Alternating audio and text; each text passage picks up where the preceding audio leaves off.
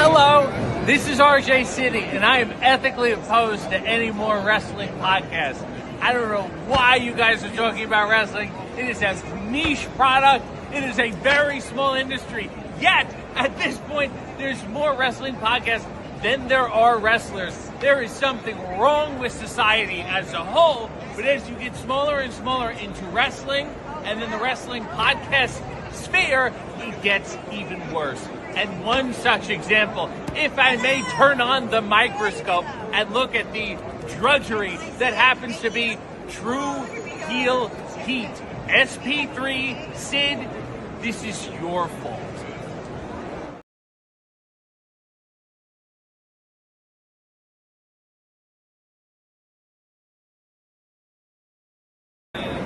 Yes, it is I, Holly Cameron, and I'm in your phones, but I'm also making an appearance for Tru Heel Heat. I've been told it's a fantastic podcast. Why haven't you had me on it, huh? Where's my invitation? I think you guys need to feel the wrath. I'm at Comic-Con today, but I think we need to get some, some wrath in the show. So let me know.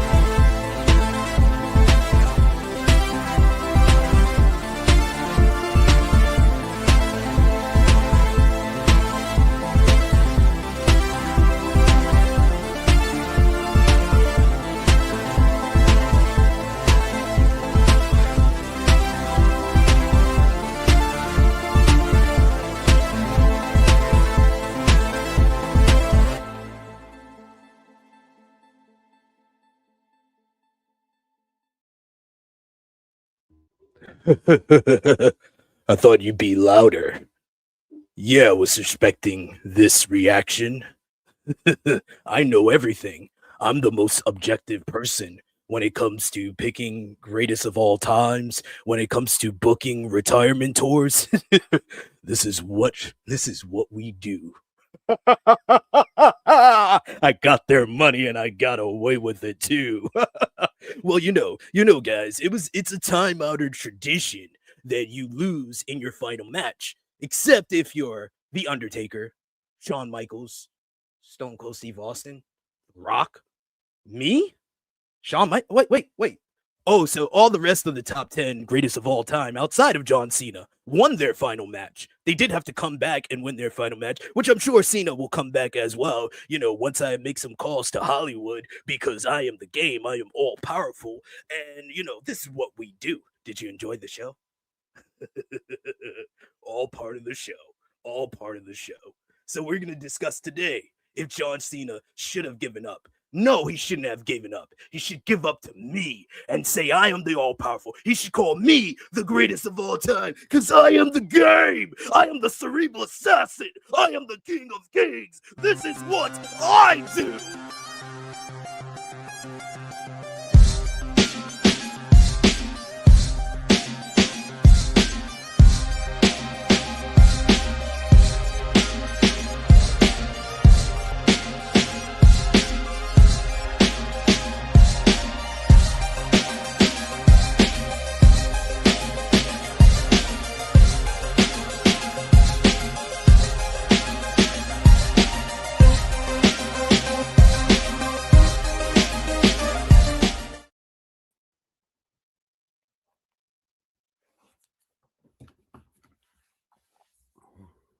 It is me, your Tru Heel Phenom, SP3, and we are live on the Tru Heel Heat YouTube and Facebook for Tru Heel Heat 360, Give Up to Get Booed Down, discussing the latest wrestling news, including should John Cena have given up in his final WWE match, a recap of this week in wrestling with WWE Saturday Night's main event featuring John Cena's final match against Gunther and Triple H getting booed out the building, Raw on Netflix with Gunther getting heat and Austin Theory revealing himself as the mystery man to absolutely no pop, SmackDown featuring Cody Rhodes invading Drew McIntyre's home, NXT with a botched title change. You got Evolve, you got TNA, you got AEW Collision Winter is Coming, and Dynamite and Collision Holiday Bash featuring the return of MJF, ROH, New Japan, CMLL. Plus, we got some end of year and Cena based TikTok time for you to enjoy as well.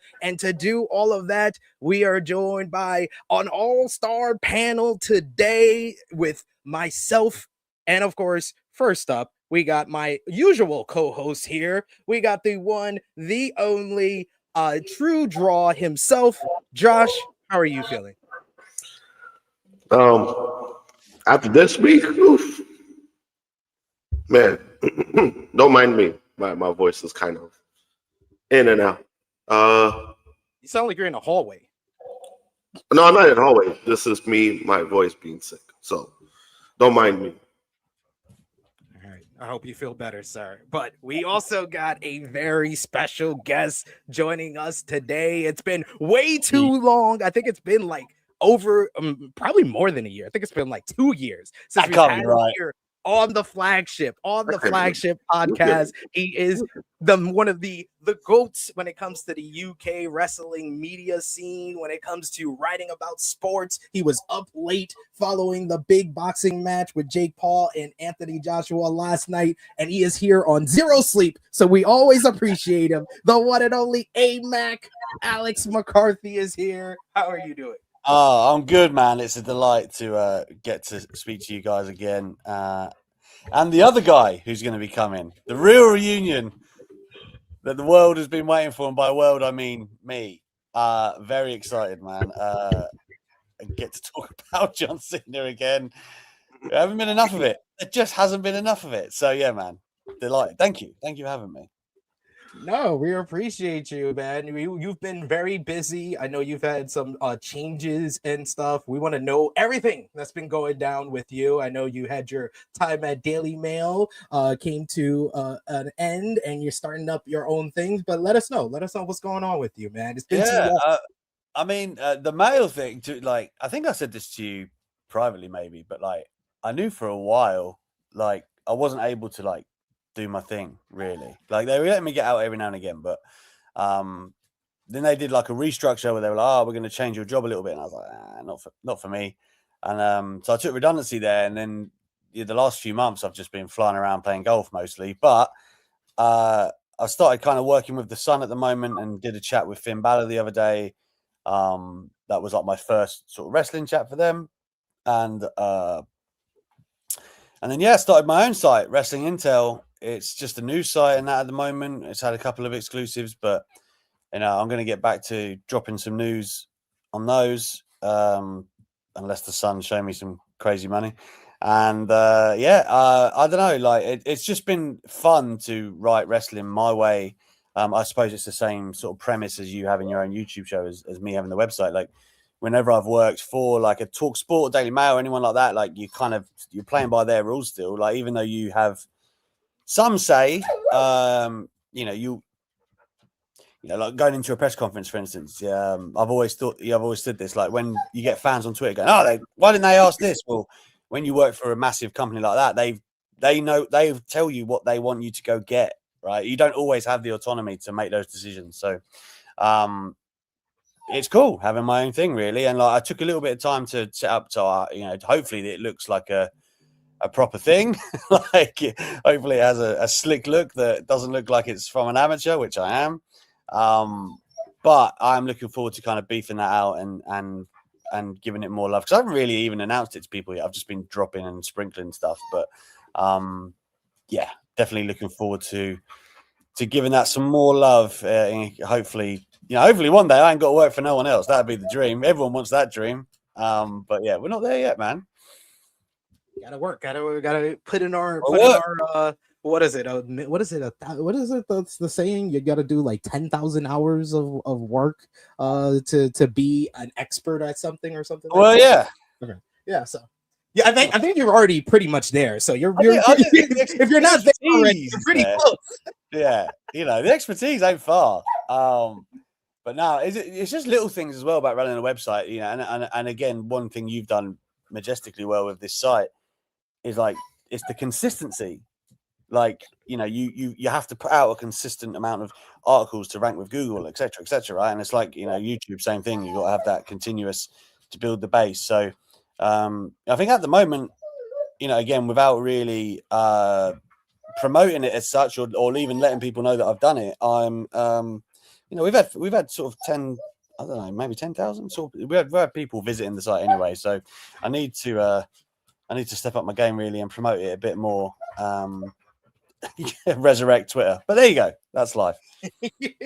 Get back on that cesspool. Back on that Twitter. thing. I've been dealing with it all week long. Trust me, it's not a fun place. It's but not. Yes, we appreciate y'all for joining us live. Appreciate y'all if you're watching us on demand. Remember to show your appreciation back the simplest way possible. You just drop the thumbs up on the video. You can share this video with all your wrestling fans, friends, and family on all your favorite social media platforms. If you're new to the Tru Heel Heat YouTube channel, hit that subscribe button, hit the bell to stay notified for all the great content here. And of course, you can sound off in the live chat. You can sound off in the comments down below. And of course, if you're in the comments down below, we love to continue the conversation there. So let us know what you thought about this week in wrestling. And of course, if you're with us live, sound off in the live chat. And if you're feeling generous, you want to give back to what we do here, you want to show your support to the Tru Heel Heat YouTube channel, you can do so with a super chat donation. Any dollar amount matters. It goes back to contributors that you usually see on screen with us here. And we always appreciate the support. Like our good brother Valab. Thank you so much, Valab, for the super chat donation to start us off hot. He says, glad to see the good eggs on screen, including our mocha brother who's coming. Better than that bad egg from New York going all Humpty Dumpty on Twitter. So that's a niche reference, good eggs, but I like it. I like it very much.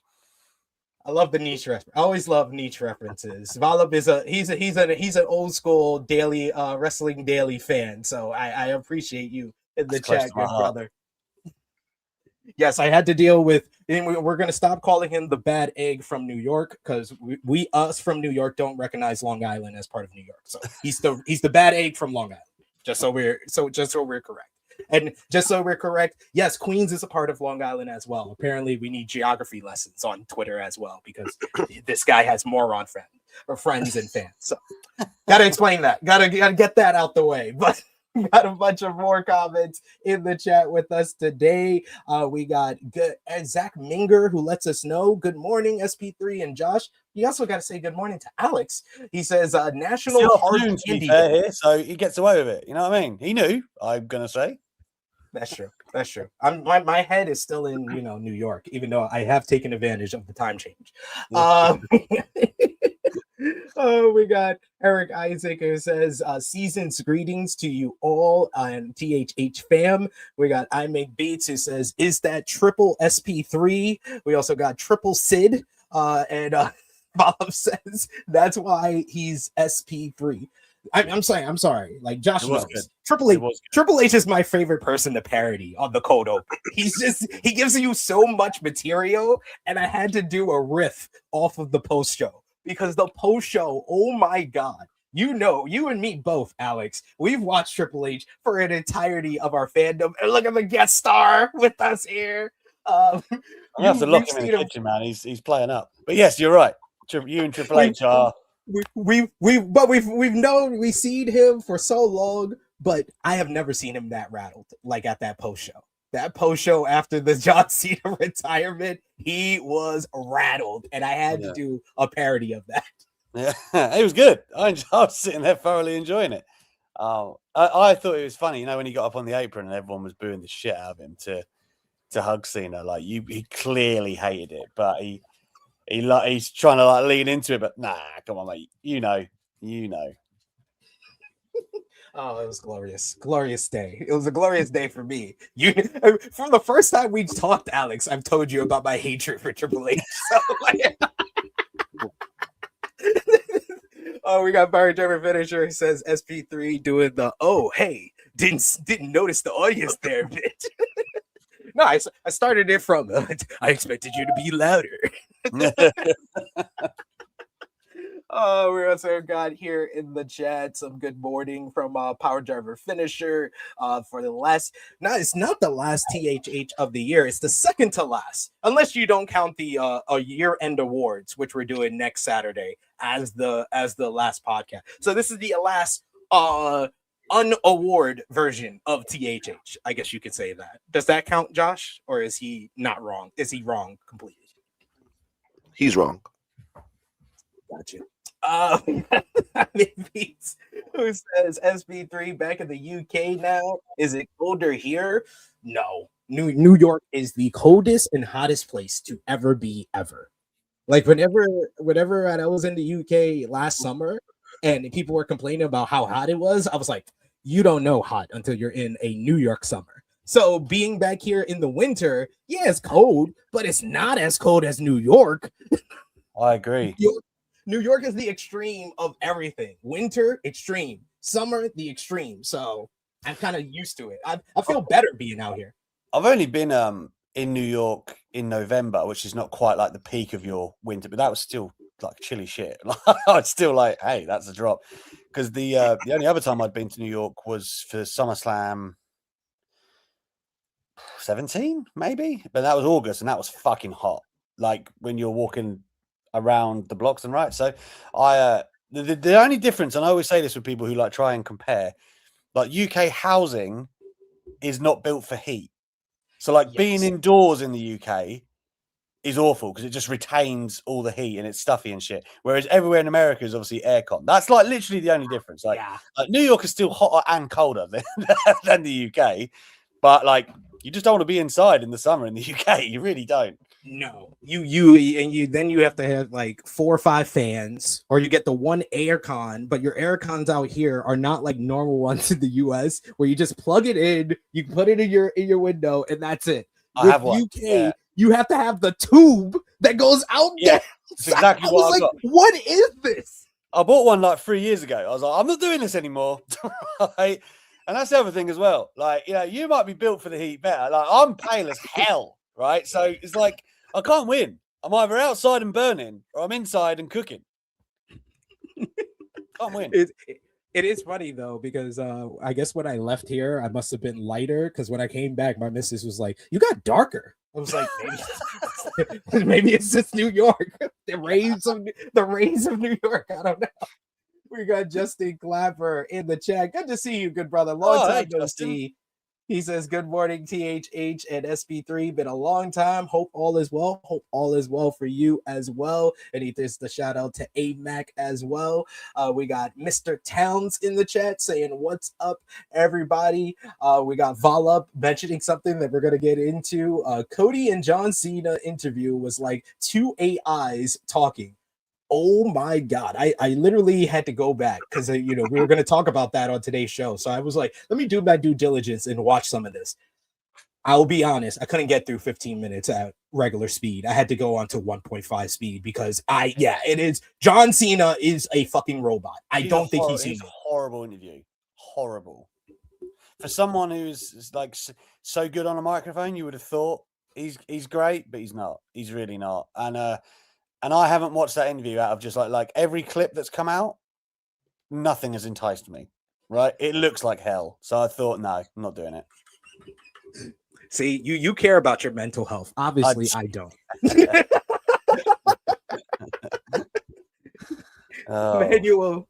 Emmanuel saying, are we getting top 10 matches of the year this coming week? I don't think this coming week, probably the last week of the year, Emmanuel. We just started getting the team's whole top 5 so we can start tallying up for what was the top 10 matches of the year. So we're going to do a top 10 matches of the year video. We're going to do top 10 male wrestlers of the year and top 10 female wrestlers of the year. But next week, we are dropping our tier list. We got our AEW roster 2025 tier list, which is extensive. I'll already let y'all know. That's the 3-hour video because the AEW roster has like 150 people on it. And we literally have to use my brain power to remember all these people's ears. So like this was a lot. And then Jimmy craps on like 100 people. So it's a good time. Check it out. That's dropping on Christmas Day. And then we did our NJPW tier list, and we'll do a WWE tier list, and all of that will be dropping between next week and the week after. So be on the lookout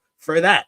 But we got to get into things on today's show. Before we do that, I did say at the top of the show you were tired, Alex, because you had to stay up to watch what I would like to call, what I would love to call a boxing match. Yeah. But after watching the highlights, it was like a bear mauling a little Boy Scout. What did you think about Anthony Joshua versus Jake Paul last night? It's one of those that, like, all the way up to the match, the fight, everybody was thinking, surely it's not actually going to happen, right? Because, like, you thought that just, even as I said to earlier, like, once you're a wrestling fan, you think, all right, there's some shenanigans somewhere. You can't really put a bloated cruiserweight up against the 2-time heavyweight champion of the world, who, all right, he came off a bad loss last year against, in a world title fight, but he's 36. He's not exactly like washed. Like, he's still in magnificent condition, AJ. Like, if that guy was stood in front of you ready to punch you in the face, you'd be fucking scared. I'll tell you that. He's huge. He's a huge man. So on the one hand, this is what Twitter seems to be going back and forth with all day. On the one hand, you got like the respect for Jake Paul for even getting in a position where AJ can turn your lights out. And then you got the other hand where it's like, okay, you didn't really, you didn't really box him. You're talking all this, you're talking wild. I know you're trying to sell a fight, but like, literally the first 2 rounds, he's just circling AJ. I think at the end of round 2, I think Paul had landed 4 punches and AJ had landed 3, which is horrific viewing. But it's one of those where, like, and it's obviously like you don't score rounds just purely based on punches either. It's like who was the aggressor and cutting off the ring, all of these things. But Paul was just trying to survive. That was very clear early on, because if AJ did get near him, then he threw himself to the ground. I think by round 4, the referee stepped in and was like, "Look, what are we doing here? They haven't paid to come and see this. What the fuck is going on?"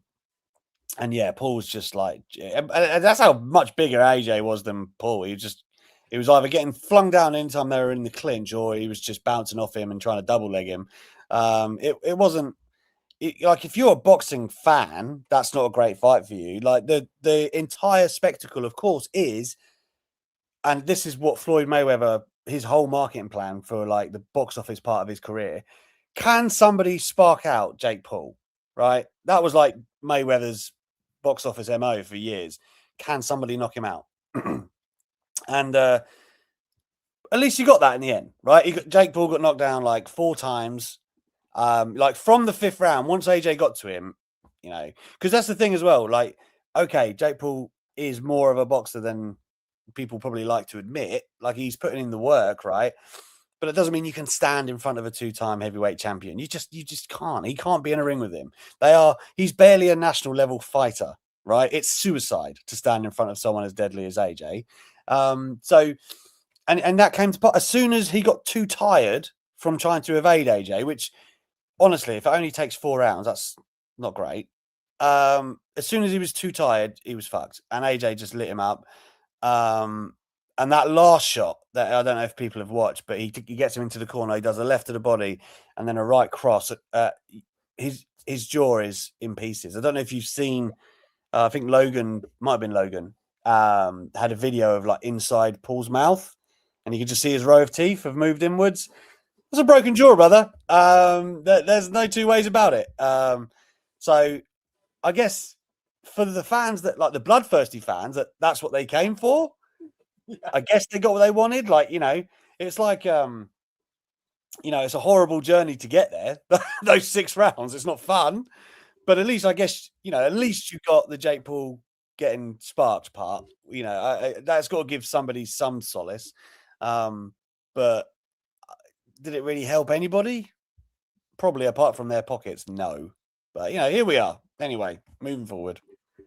I think the best clip or best post that I saw about the fight was someone who put the Jake Paul Anthony Joshua fight right next to Martin Lawrence versus Tommy Hearns from the first season of Martin. when Martin's just running around the ring and dancing, and then they show Jake Paul just running around the ring, falling down. Yeah, like he made AJ miss once, and he stuck his tongue out, and I was thinking, oh, like if this goes the distance, it was going to be just horrible. But and I think there's also a video of Logan Paul trying to taunt AJ in between rounds, right? So he's going like, "Oh, this is a legacy ender, AJ," and like literally about I actually think 2 minutes later his brother's jaws in half. So, not just they're just you like we know why they do it. It's fine. Like you've made like they've done. I have a weird amount of respect for the Pauls. It's not like a fondness, but it's a respect of like. They've converted a YouTube following into pretty much doing anything that they want to do. Logan, obviously, sitting pretty in a decent position in WWE, all being told. He gets to work with Paul Heyman every week at the moment. He's fought Floyd Mayweather.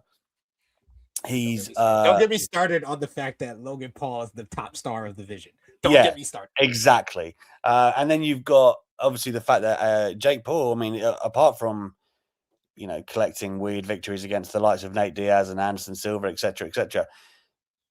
He still managed to get in a ring with AJ, which he has no right to do. Like on a skill level, it just wouldn't happen in a million years. It's purely because he can generate that much money with Netflix, etc. Right? So, in a way, I really do kind of admire them and think, wow, like how they managed to make these opportunities and the money for themselves. But also, they're idiots. So you've got that, right? Like they, and I'm sure it's like having interviewed both of them like a few times. Like I'm sure it's like part of the game, right? I don't think they're as obnoxious and horrible as they appear, but they're still fucking annoying. Can't change that. Facts are facts. Someone who is not annoying and someone that we are very happy to welcome back on the show to complete the reunion of the Daily Boyz. We need a little bit more mocha. You see this great, beautiful face over on Wrestle Talk, but also you're seeing him weekly now over for the members of Wrestle Purist YouTube channel, reviewing AEW Dynamite every single week with the most beautiful Canadian masked man in the world, Tempest, the one and only Set E. Niangi is Look here. At that beautiful man. Look at him. Knackered. I'm so knackered. Guys, I'm so tired. I'm so effing tired. I also talk about morning poo in the afternoon. That's what happen when you got kids surrounding you all day. Like, oh my gosh. Hello guys. Look, it's that guy from the BBC. Because I took off the mirror screen, so wherever I'm pointing, I'm trying to point the right way. Look, it's the guy from the BBC. Look, it's Alex McCarthy. Oh my gosh. Oh, superstar. This is the guy that broke down John Cena's retirement for everyone in the UK. If you don't know, Alex McCarthy is a big deal in the UK, and I like how he downplays it. That's like one of the skills that he has. He's like Kaiser Soze in Usual Suspects. He's like, I'm just a guy, brother. I'm just a guy. No, man. I don't know if that's a great comparison. I'm just gonna say it. What, Kaiser Soze? Not the guy. Murderous Turkish man is what that is. I bet a guy that I don't like being Kevin Spacey either, for the record. There's a lot. Whoa, yeah, that's deep. There's a lot that's going on. I'm just gonna say it. I'm saying a man who downplays his impact and he chills with the plebs undercover. I'm one of you guys, brother. Nah, you're in the elite suite. They're gonna fly you out to Abu Dhabi, wherever it is. You'll be chilling with the elites or wherever it is, or sports, journalism and in terms of sports. But yeah, guys, it's great to be back, man. Like we had a contract with SB3 once upon a time. Me and Alex were meant to do bi-monthly appearances for Tru Heel Heat, and then we flopped in the year of 2025. And I'm sorry about that. And then Hey, you mentioned this what makes today so special, though. Yes. Like we got one. At least we get one for 2025. Yeah, we And can then- kickstart it in the new year. I've had a like weird year, to be fair, work-wise. bro. Listen, me and Alex. Listen, stuff that we can't know about because I got an NDA that I signed with Alex McCarthy. But we've been doing some stuff, and the stuff has been happening. And I told Alex, it's still coming. It's just no, I told Alex I'm not doing it until it's on point. I don't mind if it takes us next year or the other year, the thing that we're working on. Yeah, I'd rather do it summer of 2026, knowing that everything's planned out, because everything's not planned out, bro. Well, I'm Everything's here haphazard. for at least the next 6 months, fellas. So don't exclude me anymore. Well, it's funny because you can't be excluded if you're in America, brother. Like, that doesn't count. Well, to be fair, in the past 16 months, I've only been in America 4 months. Oh, he's not an American anymore, guys. No, I mean, it's changing, man. He's Jesus. ahead of the He's like- poshness. 4 he's like- months. How's 4 months? In 4 America? months. I Hey. talk to my daughter enough that I get the accent. Wow. Did you see Timothy Chalamet turning American to British too? Have you seen this? Mm-hmm. No, I did Mhm. not.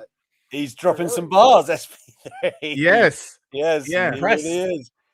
Maybe you're our version of that. No, I it's funny though that you say that, because one of the guys who was working on this project that we're putting together is Brendan Cabina. Now, for those who do or don't know who that is, it's the Black John Cena, right? Yes. as the internet know him, but he is taking his career to the next level next month. I can't actually say what's happening because it's not my news to give, but there's a space. SP3 is the point that I'm making here. Just jettison you in. Hey, I'm here to fill. I'm here to fill in for another black guy. That's what I do. No. That's not.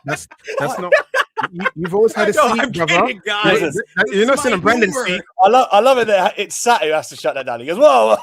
I was like, Whoa. Bro, no, you can fill it as a black guy if you want to. I don't know. That's your prerogative. I'm just saying you have your own seat.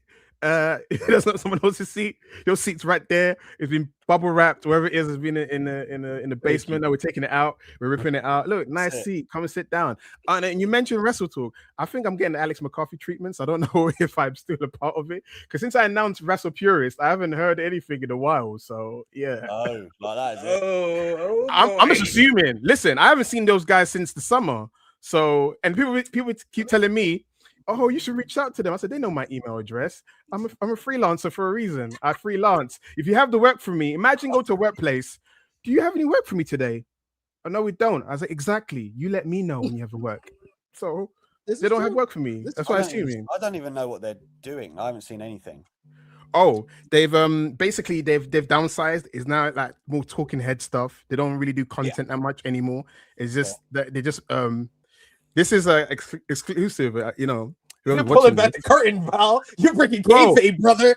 I'm yanking hair plugs and Turkish hairstyles. I'm yanking them backwards for people to see. Yeah. It's like most of the good people have left. They can't be asked to create, scintillating products. So therefore, let's downsize it for the core audience. Who do the core audience cry about sometimes? The core two. So the core two talk about stuff. So. Hey, they're doing them. They're doing them. Josh is a spy. Josh is running to tell. Yep. Josh running. He's like, I'm gonna tell Ali right now. Josh will be back. He was having technical difficulties, but yes, let's get into things. We have our Tru Heel Trinity. We're shouting out those of you who are supporting us across social media and everything we're doing here on the Tru Heel Heat YouTube channel as well as Patreon. Our Tru Heel Trinity over on our Facebook group page. You got Jermaine Packman, we got Joe Bellini, and we got Stewie John Palmer. Our Patreon backers, we got Volup, we got Negro Buck Nick Jackson, we got Professor Chris, Trey, Robert, Steve, Ladarius, John Martin, Dolores, James, Allen, Santo, Justin Rich, and Chuck Berries. Thank you so much for supporting us over at patreon.com/Tru Heel Heat. $3 a month gets you exclusive content. The best place to support us when we are not live here. Plus, you will be able to contribute to our year-end lists that we're going to do that we talked about earlier in the show as well. So be on the lookout for that. But without further ado, let's get into what we missed. And the big show from the past week was last Saturday night's main event, John Cena's Final Match, as the show featured the Ring General, Gunther, defeating John Cena in what was his final match, and it proved to be a fantastic encounter with a very memorable finish. I won't say great or good or bad or not. I'll say it was definitely memorable, as Cena decided to give up for the very first time in 20 years by tapping out to Gunther's sleeper. This of course gained some boos from the fans in attendance, but it basically paled in comparison to the boos that one Triple H would receive afterwards when he led out the locker room from the back to celebrate and honor Cena. We get Cody Rhodes and CM Punk handing Cena their titles as the last real champion, with Cena looking very uncomfortable about all of this, while Triple H then presented Cena with a tribute video while giving us one of the greatest memes of all time, as he played a comic book villain saying, "Well, we got away with it. Look at me getting all the attention on your retirement." Before Cena saluted the crowd, he took off his wristbands, his armband, his sneakers. He left it all in the ring, and then gave one final salute before signing off his final matchup, final appearance in a WWE ring as an active in-ring competitor. Meanwhile, the rest of the show, you had AJ Styles and Dragon Lee beat Leon Slater and Javon Evans in what was a very fun sprint. And when I say sprint, I really mean sprint, because this match got less than 6 minutes. But it was fun. It was fun while it lasted. Meanwhile, you had Sol Ruka, who I really feel was the NXT star that gained the most from this show. She picked up a win over Bayley in a very good matchup that proved to be a showcase for the former NXT Women's North American Champion. And then finally, Cody Rhodes and Oba Femi went to what WWE is calling a no contest, but I'm pretty sure Oba lost by DQ, because Drew McIntyre interfered in the matchup by attacking Cody before Oba stopped him. Exactly. Oba stopped him and joined Cody in attacking the Scottish psychopath, as the two champions stood tall together to close that segment of the show. So the real big thing from last Saturday was, of course, John Cena's final match. So we'll start with Sat here. Let us know what you thought about John Cena's final match. What did you think about him and Gunther and the story that they told? And then, of course, let us know what you thought about the reaction to the finish as well as the booker. I thought it was a good match. Obviously, I mean, it's Gunther since he's come back, being clicking all cylinders. I mean, you know, it is what it is. John Cena's retirement tour has been dog shit. You know, let's not pretend. You know, it's been rubbish. It's been sucking. I mean, Gunther retiring. You know what? We can go back and forth and have a debate. Should Gunther be the one to end, you know, John Cena's illustrious career, or could it be sentimental favorite Carmelo Hayes, or should it be Jey Uso? Should it be Oba Femi? You know, there can be a lot of debate who it could have been. And it is the biggest debate has been, what is time on the tradition? Because people saying time on the tradition is when you leave the territory, that's when you put over a wrestler. Retirements, there's no established rule book. And you got bloody the nose, Triple H, chatting some bullshit about time on the tradition. What the fuck does he know? His last match, he won it. He's lucky. You missed my cold open where I went through all the other legends that won their final matchup. The rest of the top 10, the rest of the top 10 greatest male wrestlers in WWE history all won their final matchup in WWE. Exactly. All because of Shawn Michaels and Ric Flair. Everybody thinks, you're meant to lose your retirement match. You know what? Again, that's a debate for another time. I enjoyed the match. It was what we expected to be. It was like Rocky 4. Right, because Rocky 3 is the one with Clubber Lang, and 4 is the one with Ivan Drago. It's very much that you had that the superhero American losing in Washington as well. It's very symbolic, because any other time, if he was doing the Super Cena era, Gunther would have got eaten up and he would have got embarrassed. Right, he would have got taken apart. He would have got fat, got called chubby, made fun of. They'll be like, fruity pebbles with the swastika with it or whatever it is. They would have had no chill with it back in the days. But we're lucky. We're in the Triple H era.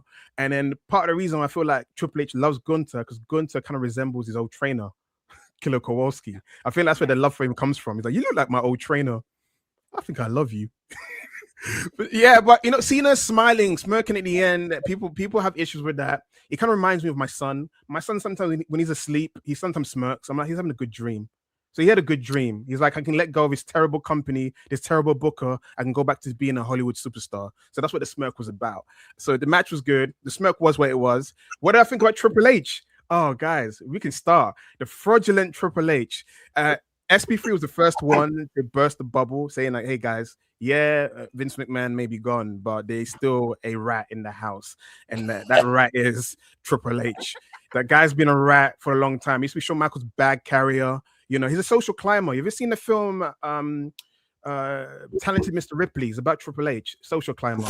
He's, you know, got with the boss's, you know, daughter, ditched China, you know, was everyone's bitch. Face Kevin Nash. I think I'm gonna do like the pro wrestling version of the Sean Combs The Reckoning, but I was gonna be about Triple H and all of his crimes before he became into COO and why it led to all of this. And then people go, oh, NXT. He wasn't right in NXT. It's like, hey, Paul Levesque, Triple H, I've got this great idea. Yeah, sure. Yeah. I did it. So when you don't have great people around you and just a bunch of inept fools, you look like an inept fool. Triple H is an inept fool. He can't go in the PWG bag anymore. Can't get the hottest indie wrestlers anymore. All the tricks and smokes and mirrors that you use in NXT, can't use in the main roster. So he's been exposed as a fraud. It's a fraudulent individual. And I'm not going to have any different. Oh, Carmelo Hayes, spoilers, is now United States champion. Whoopty freaking do. Watch them do away with the bloody open challenge. Watch him get treated like he's Nakamura. Oh, he's United States champion. He's in catering for the next 2 months. You know, he was United States champion, only defended once. He's going to get the Julia treatment. You think I'm an idiot? I'm not going to get happy because Carmelo has won the title because I'm watching it. I'm scrutinizing it. And Obafemi, why not just put him over? For fuck's sake, you and your safe booking, you piece of shit. Yeah. I don't even watch wrestling that much anymore. I don't watch WWE that much anymore. Fucking sports entertainment. TKO piece of crap. I'm sorry, Sid. It's your platform. Any TKO lurkers, fuck your TKOs and fuck your Triple H's. Fuck your shitty wrestling show. That's why I went to AEW. AEW FC. Tony Khan. Commander in Chief. This is one of Zach's best rants ever. Oh, it's gone in about 6 different directions. I'm like, what the fuck? He went full on rage bait to WWE. Yeah. Listen, every shit right now. To put the title on Braun Breaker, right? Put the title on Braun Breaker. Let's go with the youth movement. I'm tired of the old fuckers, you know, their part-time gigs and stuff like that. I'm tired of that shit. Give that young guy LA Knight some push as well, because he's very young. He's a young man. Push him. He's terribly young. He's new to the business. Been around for 5 years. Give him a title shot. Shit. I'm not. How many complaints is that in one? I honestly don't. That's a lot. I don't talk about WWE anymore. I just talk about AEW and Wrestle Purist. Like I'm in Nirvana. Like he just let off everything he's had on his chest for weeks. This was great. Sandwich of complaints. That was. I'm sorry, Alex. You have to follow that. What did you think about John Cena's final match? Yeah, shit. No, I mean, I'll start where Sat started. The match itself, until the finish, is good, right? I thought, like, and I was saying this to people on Twitter at the time because everyone, everyone, no one's going to be happy, right? Everyone was, oh, why is it going to be Gunther? Blah, blah, blah. We all knew it was going to be Gunther. Everyone knew that for like 2 months. And at least he had, to me, I thought he had a great show in every step of the way to Cena. Like the Hayes match was really good. Basically, even LA Knight, he gave them their best matches in a while, all of them, I thought. So at least he's showing out of like, okay, well, this is why I'm being put in this position. And I do, from that perspective, like I understand the logic of going, okay, who's next up? Who's our best sort of in-ring performer? Arguably, it is Gunther. And they're looking at, this is what WWE love to do as well. They love to like look at their old blueprints and like, oh well, we made Brock a monster. You can't make Brock ever. completely different species. They have the same size-ish, and they still don't, by the way, because Brock is like an anomaly. But you know what I'm trying to say is in that big, dominant heel. But they're not the same at all. And Gunther is going to wrestle people for those 20 minutes he's in the ring with them, whereas I don't think Brock has done since fucking 2003. So it's like it's a different proposition, but WWE are going for the same payoff. I don't necessarily subscribe to like Cena had to win. I don't. I think it all depends, right? It all depends on who's up next and how you're doing it. Like, did Gunther need to tap? Did you have to tap him? I'm still very conflicted on the whole idea of it. Like, because again, I do think, all right, you want to put ideally, and I get it from a business standpoint, even though you don't need that now because TK are making hand over fucking fist and they're not struggling to make money or make the next star. But I do understand of like, all right, ideally you are going to give someone a rub, right? It's wrestling 101 in any sense, not just retirements. But I felt the same as when Brock broke the streak. I was like, well, he's already like a top act. Doesn't need it. I'm not sure what this does extra for Gunther other than a few weeks of booing because of Cena, right? He's still going to be the same person when he faces whoever he faces next. If it's AJ Styles, like it looks like, he's still, are they going to make it a full on gimmick now of like, right, well, because, and I thought this when he saw AJ Styles, I thought, well, is he just going to go around retiring people? Why not? Career killer. That might be the thing. Like, and that's a step up from Legend Killer, by the way. Like career killer. I thought, fuck that. I mean, I'd be interested if he did that and then he got to Randy. That'd be very interesting to me.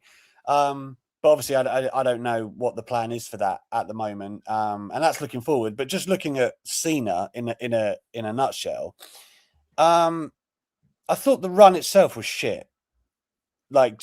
It was just not good. And I think you all know how much it pains me to say about The Rock and the heel turn. But I went to Mania and I was one of the first motherfuckers in the press box going, where the fuck was The Rock? Where is he? I've flown halfway around the fucking world. Where is he? And it was so, and then like, it made it so much worse. I remember I was sitting waiting to get my flight in Vegas. And then I watched him on Pat McAfee, and his excuses made it 10 times worse. Right? Anyway, that's another diversion. But I think the fact that we had such a bad year, and just to go back to what Sat said about Triple H didn't lose his last match, we didn't know it was his last match. We knew this was Cena's last match. The whole year builds to this last match. The only thing you can probably reference it to is Flair. Like we knew, it was like he had to do the whole "you've got to win to not die." Retire. And they knew, like, right, win or you're out against Shawn Michaels, like Mr. SMA. Like, that's the only kind of thing where you can go. It had a long build, and you knew that last one was going to be the end one. Because even if you go like Batista came back for his last match, well, he came back for a match, like. The others, the only similarity with Flair and Cena is they had a run leading to the match. Now, Flair's run led you to that moment beautifully because you knew he needed to be put down. And obviously, it helps that he was about 70 years older than Cena at the time. But, like, you knew he had to be put out of his misery. And the moment is built to that. And it's perfect. I still think that's wonderfully done, that whole end image, right? Cena, the build to it, was shit. That is the difference. His whole last run, and you got some like sort of in a microcosm moments that were cool, like Randy RKOing him after Mania, like like you got some, and then him working with Punk, and like there are some nice like spots in this run where you can go, that was cool to see him work that person again or whatever. But they didn't build to this end. They didn't build to this. He's going to give up. All you got was like the week before the match, they were like, Cena hasn't given up in 20 years. Like, you know what's coming because they start to peddle it to you. But other than that, like, it's not as if Gunther was lurking all year long. Like, you know what? If he gets near him, he's going to tap him. Like, there wasn't anything like that. It was just, he wins the tournament. And then all of a sudden, like 10 days, 2 weeks notice, is like, okay, well, that's Cena's last match. So it's never going to have the impact that it should have had. Because you didn't, and also like Saturday night's main event, I don't think is particularly fitting to have Cena's final moment. Washington is a weird place to have had Cena's final moment, and the more I think about it, is like, oh, if they did do Boston, then I suppose you probably think then he should have won. Maybe that's why they didn't do it. I personally think they thought they were getting Trump and they didn't get him, but that's dickhead. But I think the setup, which people are kind of focusing on just what happened at the end of the match, which, you know, I can understand why they did it, even though I think it was a miscalculation, but I can kind of half see what they're thinking at least. But they didn't put themselves in a position for it to work. That's the bottom line. They this whole run, that heel run, the execution is still to this day fantastic. If you put yourself back at when it's happening, it was great. Yeah. A week later, we're all going, like, that's what we're going this route, like, and it's like, I think from that step on, you got to remember that is the most people wanted that story or angle. I don't think there's one thing they wanted more since Hogan's turn than that, right? That's the biggest heel turn you could have possibly executed. And the fact that you've put it on like a race against time, the final year of his career, made the stakes a bit higher. So you're like, it has to be amazing. I remember speaking to Triple H in the Performance Center. It must have been March when they did the UK tour. Cena had only turned about 2 or 3 weeks before, and he was like, I think I need to pull up the quotes, but he was like, oh man, he's buzzed about it. We're buzzed about it. It's, there's so many big plans. I look at what played out now, and I think, what the fuck were they talking about in that writers' room? What were they so excited about? What were they like? They're not going to believe what comes next. I knew everything. You wrote out what happened this year. I would have definitely believed it. You would have had to sell me on a thing.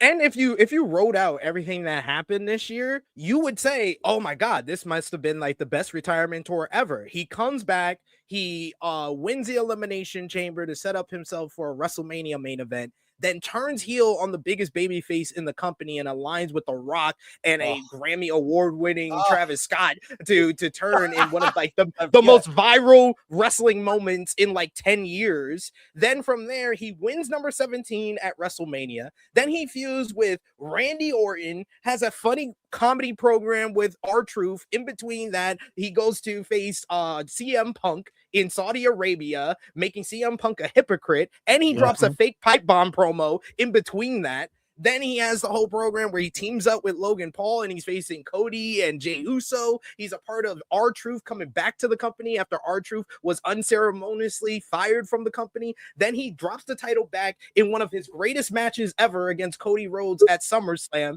to the applause of everyone after he just turned back babyface because it's the retirement tour. He can't be heel for too long. It's just a 4-month program. But everything on paper, doesn't that sound great? Yeah.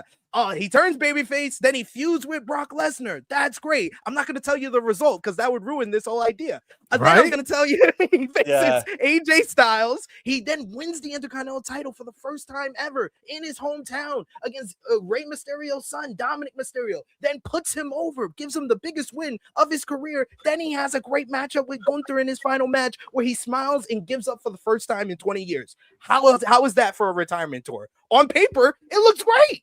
But what actually happened, and the fact that Cena, like you said earlier, he's one of the worst interviewers of all time, especially in this week leading up to it, where he basically admitted 90% of this retirement tour was pivots. He said the only thing that was planned was number 17 and the Cody feud. That's it. He said he got to face everybody else because of pivots. That is basically an indictment against the creative that they did not have a plan to begin with. And then he said that the heel turn was just done for a viral moment. It did not have a plan afterwards. I was like, Cena, like this is clearly prepared answers, but I don't think he realized these prepared answers are basically just throwing WWE under the bus. You're basically just saying, I mean, maybe he intended to do it, but I wanted to say from what Alex said, I said the same thing about Gunther. Gunther didn't need this win, but it is very similar to Brock Lesnar beating and ending the streak. it's the only reason that they need this win is because of how poorly they were booked before that. With Brock Lesnar. Brock Lesnar comes back, he loses his first match. Then he loses a program to Triple H. So he's basically not the same guy that you got at the beginning of 2012. So you have to basically give him something, a big win 2 years later, and that's why he breaks the streak. Same with Gunther. Gunther has been booked perfectly since he came to the main roster because Triple H has been in charge of it the whole time, and he loves him, like Sat said, and he gave him that iconic Intercontinental title run, 2 World Heavyweight Championship runs. But then this year he decides, I'm going to use all that equity I put in Gunther to put over Jey Uso. And I'm going to have him tap out to his own finisher, to Jey Uso. That's still to this day a bad move. Unconvincingly, by the way. Unconvincingly. But, guys, guess what? Guess what he's going to do after that, though? I'm going to get all his heat back. He's going to go 50-50 with the commentator. Oh. 50-50 with the commentator. And then, guess what, guys? He's the top heel. But guess what? He's going to show respect to the commentator after. Yeah, that's horrendous, isn't it? And then I'm going to put the world title on him. I'm going to have him retire Goldberg. But I need to put the title back on CM Punk so Seth Rollins can pay off his fake injury angle that everybody knew about. But we said it was a big shocker. The ruse of the century. Right. Oh, yeah, we're dummies. This is a shock, brother. So basically, when Gunther comes back, he has to win this one. But at the end of the day, the heel turn was bad. But I've said this all week. The main reason why the fans needed that result of Cena winning and why they were so upset is because of the Brock Lesnar squash. The Brock Lesnar squash is the biggest fucking blunder of this entire retirement tour. I think that if you don't have the Brock Lesnar squash, this second half of the retirement tour, it kind of redeems the bad heel run because you get great matches. It was just Cena having great matches. Cena gets a moment in Boston. Cena gets a program with Dom. He gets his moment with AJ. He gets a great match with Cody. Without the Brock Lesnar blunder, this looks a lot better than what it was. You're right. And like the course correction they did before SummerSlam was like we all knew it needed to happen. And when you think about how simply it happened in a WWE landscape where, they normally spend sort of weeks threading these things through, he literally just came out and cut a promo like that was shit, wasn't it? That was a bad heel turn. Maybe I should just be the old Cena. And everyone was like, because everyone was so pained by how bad it was going, they just went, sure, why not? Just go back to how you were. And there didn't need to be like a big storyline thread of why Cena had to turn into a good guy again. But I think not enough is said about, and this is a thing within wrestling, it's like working babyface and working heel are two totally different things. And I mean that within the ring in terms of, feeding and sparking a comeback and all of these good things. I don't think enough is said about Cena didn't really know how to work heel. He certainly didn't look like he did in this run. Being at Mania, that main event with Cody is so bad. Like, considering like some of the things we'd had that weekend were like real good, right? And the main event the night before, real good, with the triple threat. And then I just remember being there in the box, and it like if everyone felt it, like, oh. What the hell is you like? When it's happening, didn't you? It's not even like a revisionist thing. Like middle of it, we're going, this is not good, and it felt like Cena never really found where he was meant to be as a heel in that run. And as Sid said, once he actually flipped it, and maybe I don't know, the pressure of the title is off him or whatever.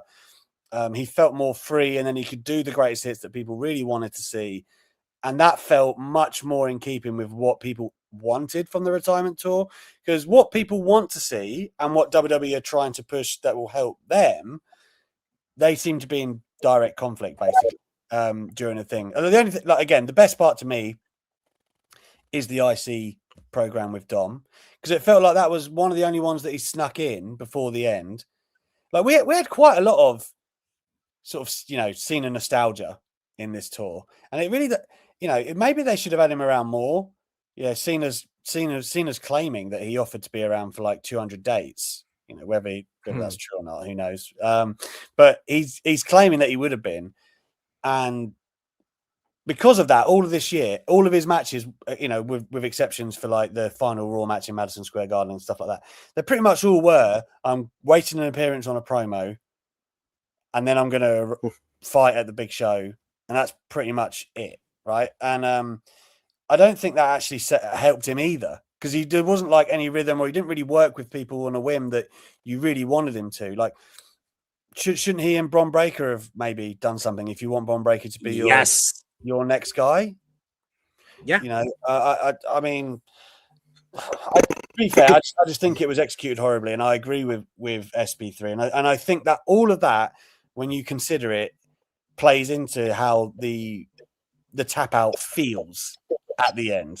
Right? It doesn't have the meaning that it should have done, because I think on paper they're probably saying Cena is, you know, because you got to remember he's in that hold for what, like 6-7 minutes, like it's the last like 6 minutes of the match. That's a lot longer than you think. Like, that's a long time to be wrestling. Yeah. Like, in real life, in a sleeper, you're cooked a lot quicker than that. But I mean, the point being that he's wrestling around, and he finally kind of has this realization of like, you know, it's okay for me to go. Like, I can't fight this anymore. I can't keep up with this anymore. It is time for me to go. So I kind of, maybe I understand in principle what they were looking for. I just think the execution year long to that point really harms it. And I think Triple H thinks he's super in touch. He's been led to believe he's really in touch by people smarter than him, like William Regal bringing in the PWG era, as you say, and whatnot. Like, and I don't get me wrong, like I'm not saying that, you know, this is like the same as when we would blame Vince McMahon for everything. Where anything good that happens, I guess you have to kind of give him his kudos as well. And like Triple H, it's not as if he hasn't. I think he's made the product better than it was under Vince. Don't get me wrong, but I think he's this sort of grandiose, self-indulgent, his era stuff.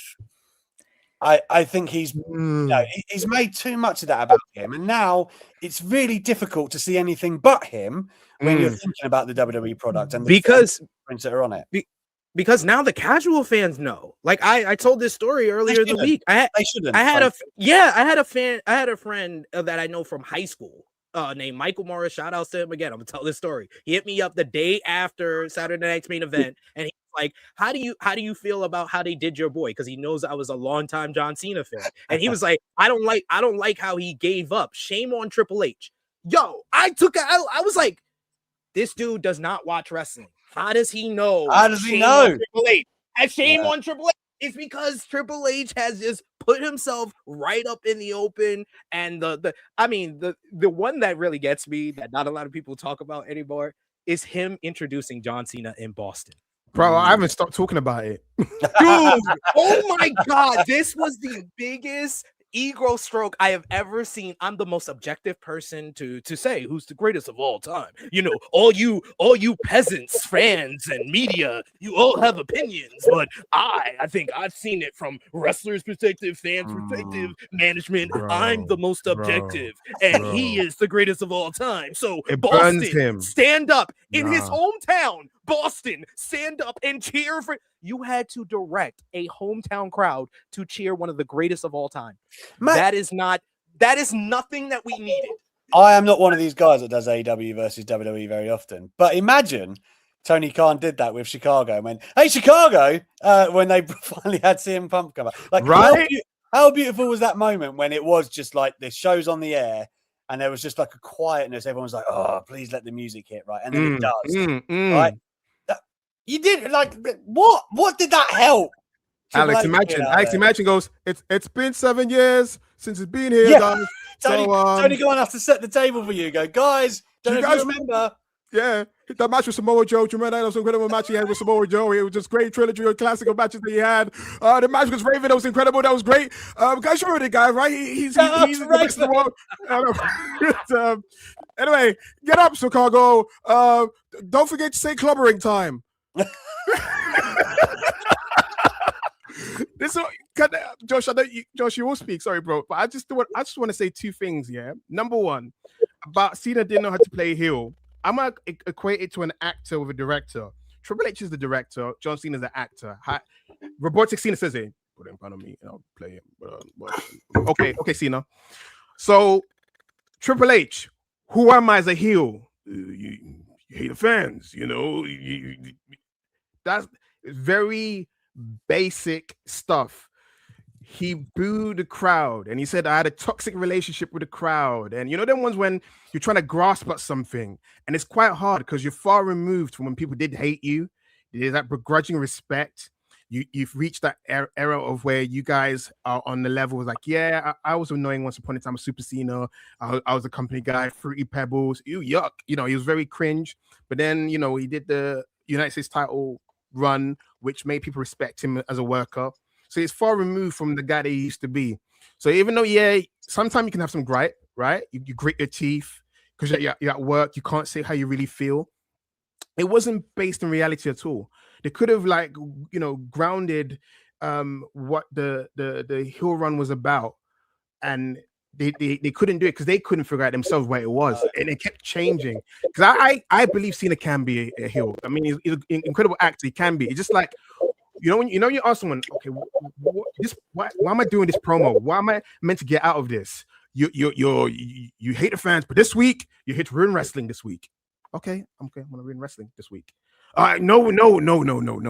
It's the fans again. It was all over the place. I'm when the perfect story is I haven't won in a few years. I got desperate. Bro, this is why I'm doing. He never cut that promo. He never cut that. I was dumbfounded when we get to WrestleMania. He never cut that. Jey promo. Uso eliminates him. He hasn't won a match in a while. You know, Austin Theory's beating him. Solo Sikoa desecrated him. So that would have made sense because when he did he desecrated him. He destroyed him like he was a church. He destroyed him like it was a church. Well, also because of that like lack of logic. Sorry, that's very funny. Because of this lack of logic, like people were like cooking him on the mic. Like Cody was like cooking him on the mic because they had easy wins against Cena. It's like, well, this doesn't make sense at all. Like, you're just betraying everything. Whereas Cena was having to be like, AEW was, you know, like he did nothing, right? So, like, not that it wasn't entertaining, but like, he was, the people were having easy layups against Cena because logically it weren't making sense. But you're right, Sat. It's not that he doesn't have the propensity to be a good heel. Like, and that's why we all wanted it. Because he clearly had the ability. I mean, my journey with Cena is extremely similar to what Sat just said. Like, enjoyed him as Thugonomics, like, first babyface. Then I got really tired of Super Cena. Like, we all did. Hated it for years. Like, got really bored of Super Cena. And then he kind of won me back over. Maybe SmackDown 2016 and the US title run and all of these things. Like, I really enjoyed him from that onwards. But I had like a good 5-6 year period where I couldn't fucking stand him. I was like, Jesus Christ, like every feud's the same. And then we arrive on this year and you think, okay, well, maybe there's going to be a pattern. But that is what it all comes down to. Like, they did the heel turn. They didn't know what the direction was. So he was like, he's again, this is another Cena interview thing. Cena, just as a side note, he is one of the worst interviewers out there.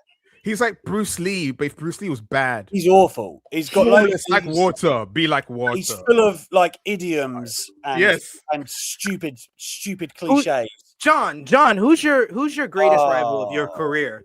He says the entity. The entity. Every time I walked in the building, every show.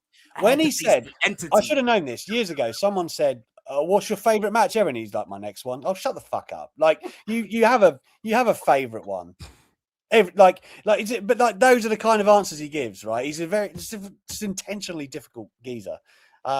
He wasn't like this. He was a dude, bro, from West. I was about to say, he hasn't had a good interview since he told Howard Stern he was fucking fatbirds. Like that's the last good interview he had. I missed that. See, though, I feel like someone gave him a self-help book, and he hasn't been the same since. Right? Someone said, "John, do you read books?" Nah, dude. What you have for me? Be Bruce Lee book. Because it does seem like, because when I listen to Bruce Lee, I'm like, oh, very knowledgeable. When he talks, you're just spamming bullshit, bro. You just doo-doo cuck out your breath. Anyway, I want to get back to the Cena.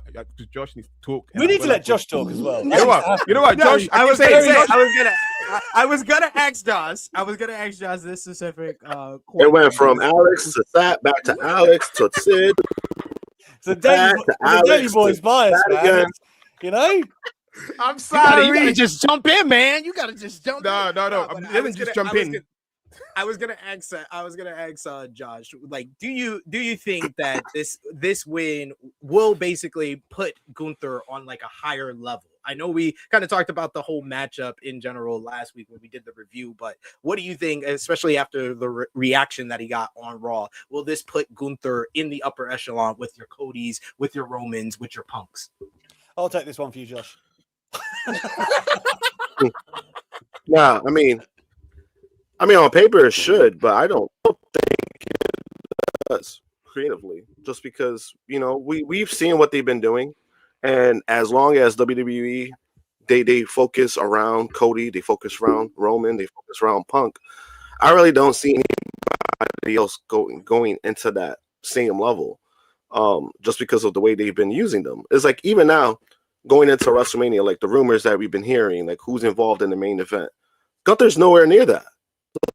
It's like, where do you even go from there with Gunther? Like, yeah, he could beat legends. That's fine. But then it's like, what else do you do with that? Because I know you guys mentioned Brock when we did the review last week. One of the things that I mentioned is that with Brock, the reason why, like, when the Taker thing happened, everybody was like legit shocked by it. But then you saw how they used him, right? They promoted that. They promoted how he was the 1 in 21-1. But then when he won the title back, you saw how dominant he was when he won the title back.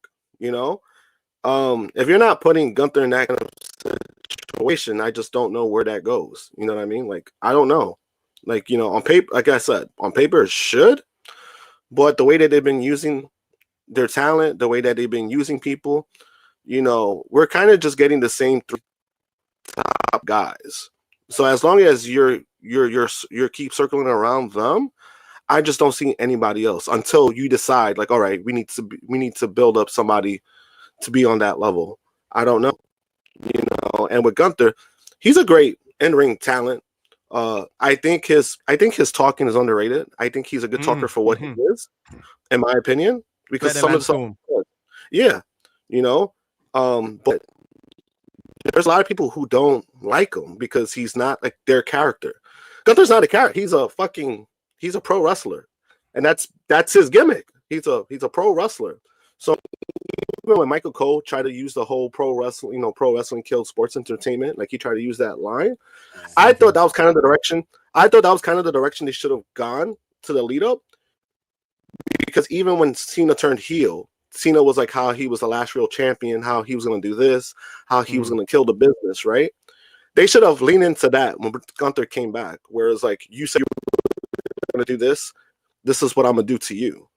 Kind of like a Marvel arc kind of thing, whereas like you have the villain coming back, speaking why he's coming back for revenge. I thought you should have done that with Gunther. You should have. Then the whole sports entertainment versus pro wrestling thing would have made sense. But I thought like the way they try to do that, I thought it was a little flat just because like, I don't know, it just felt forced in my opinion, but I thought they should have to that a lot more for the build up. Can I ask Josh just to pedal back on that? I love what you say about like elevating into the bracket. Who do you think there's anybody in the company that should have had the spot? Like because you're right, there is like a grave difference between like reliable, great performer and next poster boy or face or whatever it is of the company. Like instead of Gunther, do you think there's anybody there that they could have done that with? For Cena, like you mean like as in for Cena? No, honestly, I thought Gunther was the best choice when it comes to that. I think I want to have mine Braun Breaker because at least that's a younger talent.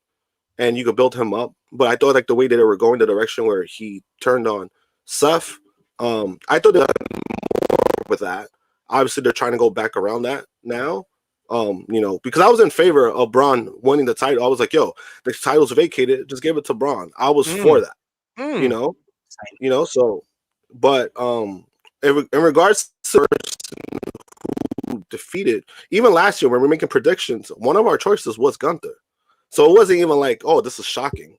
I just thought Gunther was the best choice because at least you're going to get a good match from Cena in his last. And I thought the match itself was great. I still stand by that. I thought the match was great. A lot of people didn't like the finish. I liked the finish. I just thought that the lead up should have been better. And I think that's why it's kind of sour But again, for me, I would have liked for Cena to get like a winning streak going into the Same. final match. I would have liked the winning streak. I would have liked the Ric Flair kind of esque winning streak, knowing that at least his last match, you know what's going to happen. And then the tap out, I think, would have made sense because you have Cena going in this winning streak, looking strong, being Super Cena. Then by the time he gives up, it's like, I'm done. Like, I gave it all my all, I'm done. But because we had a bad retirement tour, makes it look sour. It makes everything look sour because. Again, I think what it is with the retirement tour, when you see people try to defend it, they try to look at moments, right? They look at, Cena won his 17th world championship. He won the IC title. They kind of look at it. It's kind of like tunnel vision, in my opinion, where they're looking at moments, but then they're not looking at the context of what we got. And the context of what we got wasn't good, and I mean, it's unfortunate. I thought John deserved better in regards to that. And then, I mean, the booing, I was laughing. Like, we were doing a watch along. I was laughing the whole time Triple H was being booed. And then the next day, I was still laughing.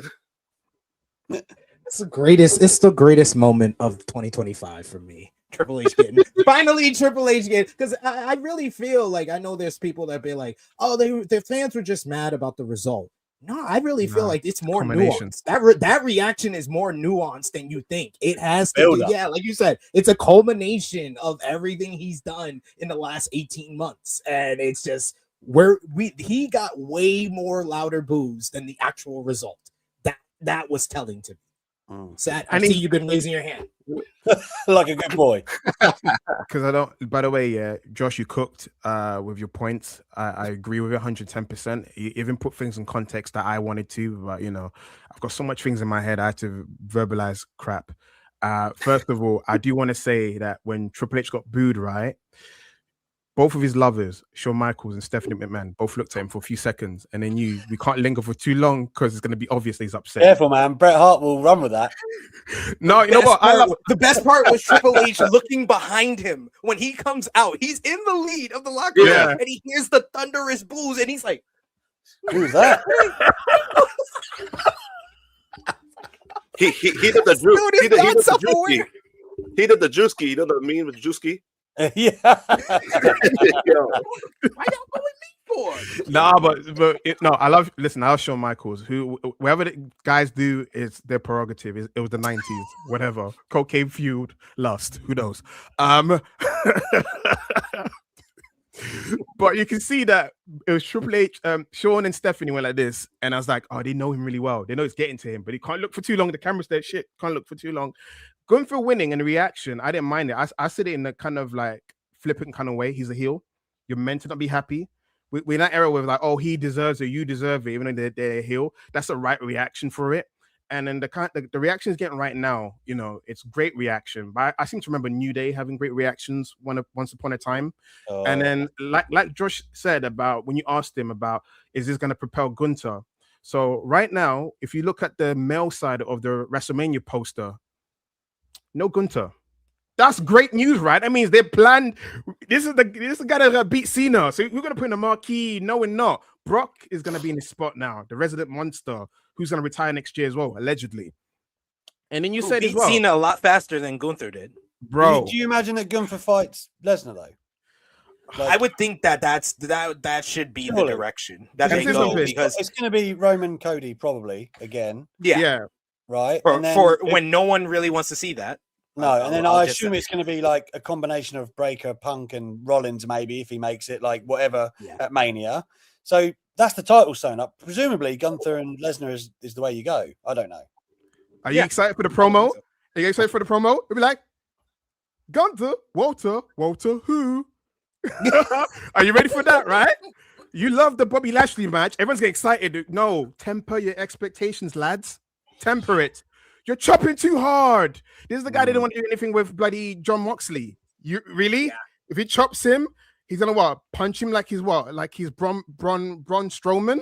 Settle down, kid. You're chopping too hard. Too many brawns. Like, has Brock Lesnar had a good match? I'll just say good. Has he had like I'll say very good matchup, because I think the Cody matches were good, but I think the last time he had a great match, was 3 years ago against Roman because they had a forklift. Yeah, That's the last great Brock Lesnar matchup that we really got. I thought the Cody match at SummerSlam was very good, but I think the last time he had a great match was 3 years ago. Yeah, I think that Sat is right. You got to temper your that you have on your legacy. I do think they match well if you get what you hope. But then Sat makes the right point. Like we thought the same with when Moxley and Lesnar is going to be chaos and it's going to be great, and then you're like, oh, it's not. The Lashley match. The one final thing I want to say on Cena before I drop it, and I think SB3 will appreciate the analogy, is I know wrestling's different, but like when you think about Kobe's retirement tour, right? When anyone thinks about that, what do they think of? It is the final beat. Exactly. That's it. They all think about 60 points, Jazz, last time out. Thank you very much. Goes out the Kobe that we all knew, albeit, less.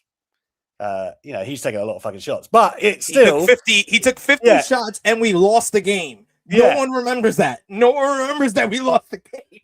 But the thing is, like, Kobe was Kobe. Kobe got 60. That's all you need to know, right? So, like, you got vintage Kobe for one night, basically. Like, I think the most Lakers fans, or even common fans, would struggle to tell you what else happened that season. I mean, Lakers weren't very memorable at that point, but they still would. It was very much he was going city to city, and it was fans were happy to see him. But what he did there wasn't. It was what he did last that was impactful. And maybe that's a good argument for that. Cena should have gone out being John Cena, right? He should have been a high note to finish on. Look at the retirement tour. They never let him be the All-American Super Cena hero. They never let him do that. Triple H doesn't like him. 2006. Triple H thought, there's no. I can see when that's winding up. I can see it. That's not what I was going to say. Listen, I was going to speak about the Gunther. The Gunther part was like, he went backstage. Who was there? The big threat, Otis and Tozawa. Yeah? I'm excited about that, right? After that response, I made him tap like a dog. Like a little bitch. What, he's Italian? He tapped like a dog. He tapped like a little dog. I made him like a little bitch. I made him tap like a bitch. And he went backstage and him with his Pat Patterson accent, like a bitch. Get the fuck out of here. And he goes backstage. Come on, Otis and Tozawa, two guys he beat, a year or so ago? Or was it the same year when he had those quick earlier matches? This year? Exactly. Earlier this year. AJ saved the segment for me because I was gonna say this dog shit because you got Adam. But Pierce. even if even with AJ, I'm like, yeah, that's cool. AJ Styles, one of the great wrestlers of all time, and that's going to be a great matchup. But if that's the WrestleMania matchup, that's a downgrade because WWE have positioned AJ Styles as a mid-carder for 3 years now. The only problem with AJ is that it's so apparent he's desperate to retire. Right, like he wants to go bad, and I love AJ, but he's clearly desperate to get out of there now. Like he's had enough. And I do want to say as well, another comparison to show you where Gunther is on the pecking order. None of the top guys want to work with him because let's be honest. If you look on paper, Logan Paul, who's never been world champion, has sniffed more world title opportunities or main event opportunities than Gunther. Why has Logan Paul faced Roman Reigns more than Gunther? That doesn't make sense. On paper, you're like, but this guy's been world champion twice. What do you mean this YouTuber has faced main eventers more? What do you mean he's part of the hottest act in the company? Triple H doesn't want him to lose. That's why. But he needs to pick up his balls, bruv. No, Roman doesn't run the show. I'm just saying doesn't run the show. I know. I'm just saying for the people in the back, Triple H has no balls, right? He wants to push his boy, but he's been timid about it. It's like go all out. Even like the examples we give about Brock Lesnar, Vince booked him. Not Triple H. We've seen how Triple H books monsters. He doesn't know how to because he's got that thing where he's like, you can't be better than me. He hates the fact that Cena broke the record. It was meant to be him. Then he had heart palpitations. You know what this really goes back to? Goes back to WrestleMania 23. Because if you remember, WrestleMania 22 John Cena beats Triple H, and then Yeah. everybody and their mama, the plans by like October of the year prior to WrestleMania 23 was, they're running back Triple H and John Cena so Triple H can get his win back. Yeah. And then New Year's That's Revolution 2007 happens. He tears his quad again. Michaels gets the matchup. Then Triple H is thinking, oh, I'm back for WrestleMania 24, so give me Cena here. Cena's injured. He has to come back. He takes his Royal Rumble win in 2008 because Triple H was the obvious winner of that one, but Cena has remarkable recovery powers and comes back. He inserts himself in that triple threat, and Triple H is like, I can't even win that? You gonna keep the title on Orton so I can beat Orton the next month? What about Cena? I want to get my win back on Cena. He was like, Vince was like, you can get it at Night of Champions. And he's like, that's not good enough. And he held that in for 15 years. He said, I got my win back. You can't see me. But Hollywood can, though. That's the issue, Triple H. You try to break into acting. I remember when I had a WWF magazine. Triple H was in Blade 3. Yeah. Come on. We all watched it. We all saw it. We're like, what the fuck? He's a henchman. Well, He's a henchman with a poodle. He did the Chaperone, right? Which I haven't seen, but I'm going to tell you is probably dog shit. Not a good motion picture. Bits of his dog shit. And then he was giving interviews like, I don't really want to go to Hollywood. Yeah, no shit. Nobody wants you, bro. No shit. They don't want you there. But you want to make this whole situation worse? In a new interview with Cody Rhodes on What Do You Want to Talk About, John Cena gave his reasoning for smiling before tapping out to Gunther. And I quote, for the last 5 minutes, everything I preach about story and drama and having a conversation with the audience, the ones I love are in the front row. I know my colleagues are watching on the monitor back there. We're just in a sleeper hold, man. And we're having that conversation with the audience as I essentially take my last breath. I have struggled. If you think of someone, the natural causes scenario, or however we picture loss in our life, all of us have been through it. We picture loss. They struggle. They hang on just long enough to make sure to say goodbye to everybody that's been meaningful in their lives. And that whole day was so many unbelievably vulnerable, meaningful conversations. And then you realize I've connected with everybody I love. Physically, I feel great. I feel great even though I'm in a sleeper hold. But continue. I think it's time to take that last breath. And that's that. I hate to keep going back morbidly to obituaries, but like this person died peacefully. And knowing that, like, man, we're in a good place. We're going to be great going forward. The bottom of the t-shirt says, I gave everything. Thank you for everything. And in that one moment, that was that. Going peacefully. This is what I picture peacefully is as well. There you go. Cena also addressed in this interview his heel turn and how it never had a follow-up plan attached to it. On the story of the retirement tour, he says the 15-month I'm announcing my retirement. We have a year left, or 18 months, is literally a chronicle of the cycle of life. Like it is an individual towards the end of their life announcing that, hey, I'm going to go. And I really thought about a lot about what I've been able to be lucky enough to be a part of here. And then the change in demeanor when I kicked you in the nuts was easy.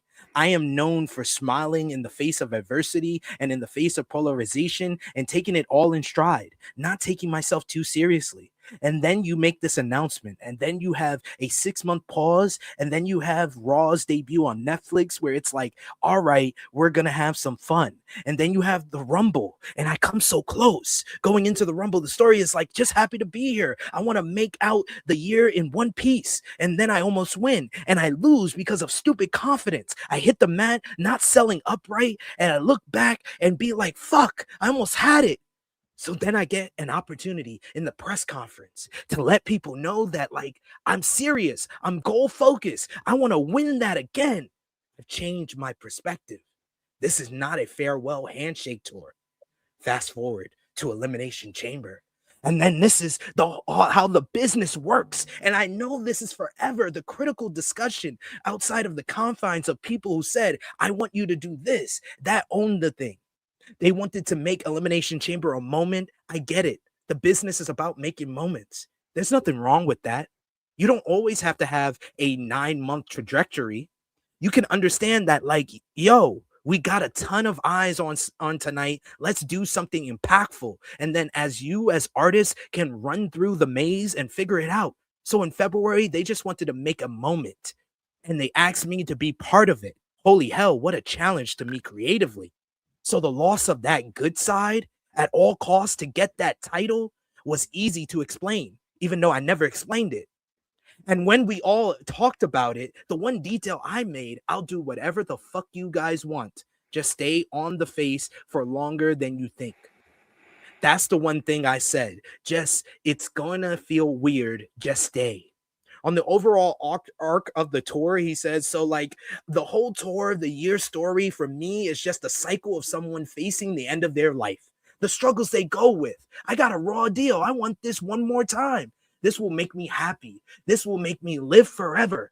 And then realizing like, oh, I've kind of been a prick, gone against my morals. And having a good person like you, somebody you know and love, he like, man, this isn't you, dog.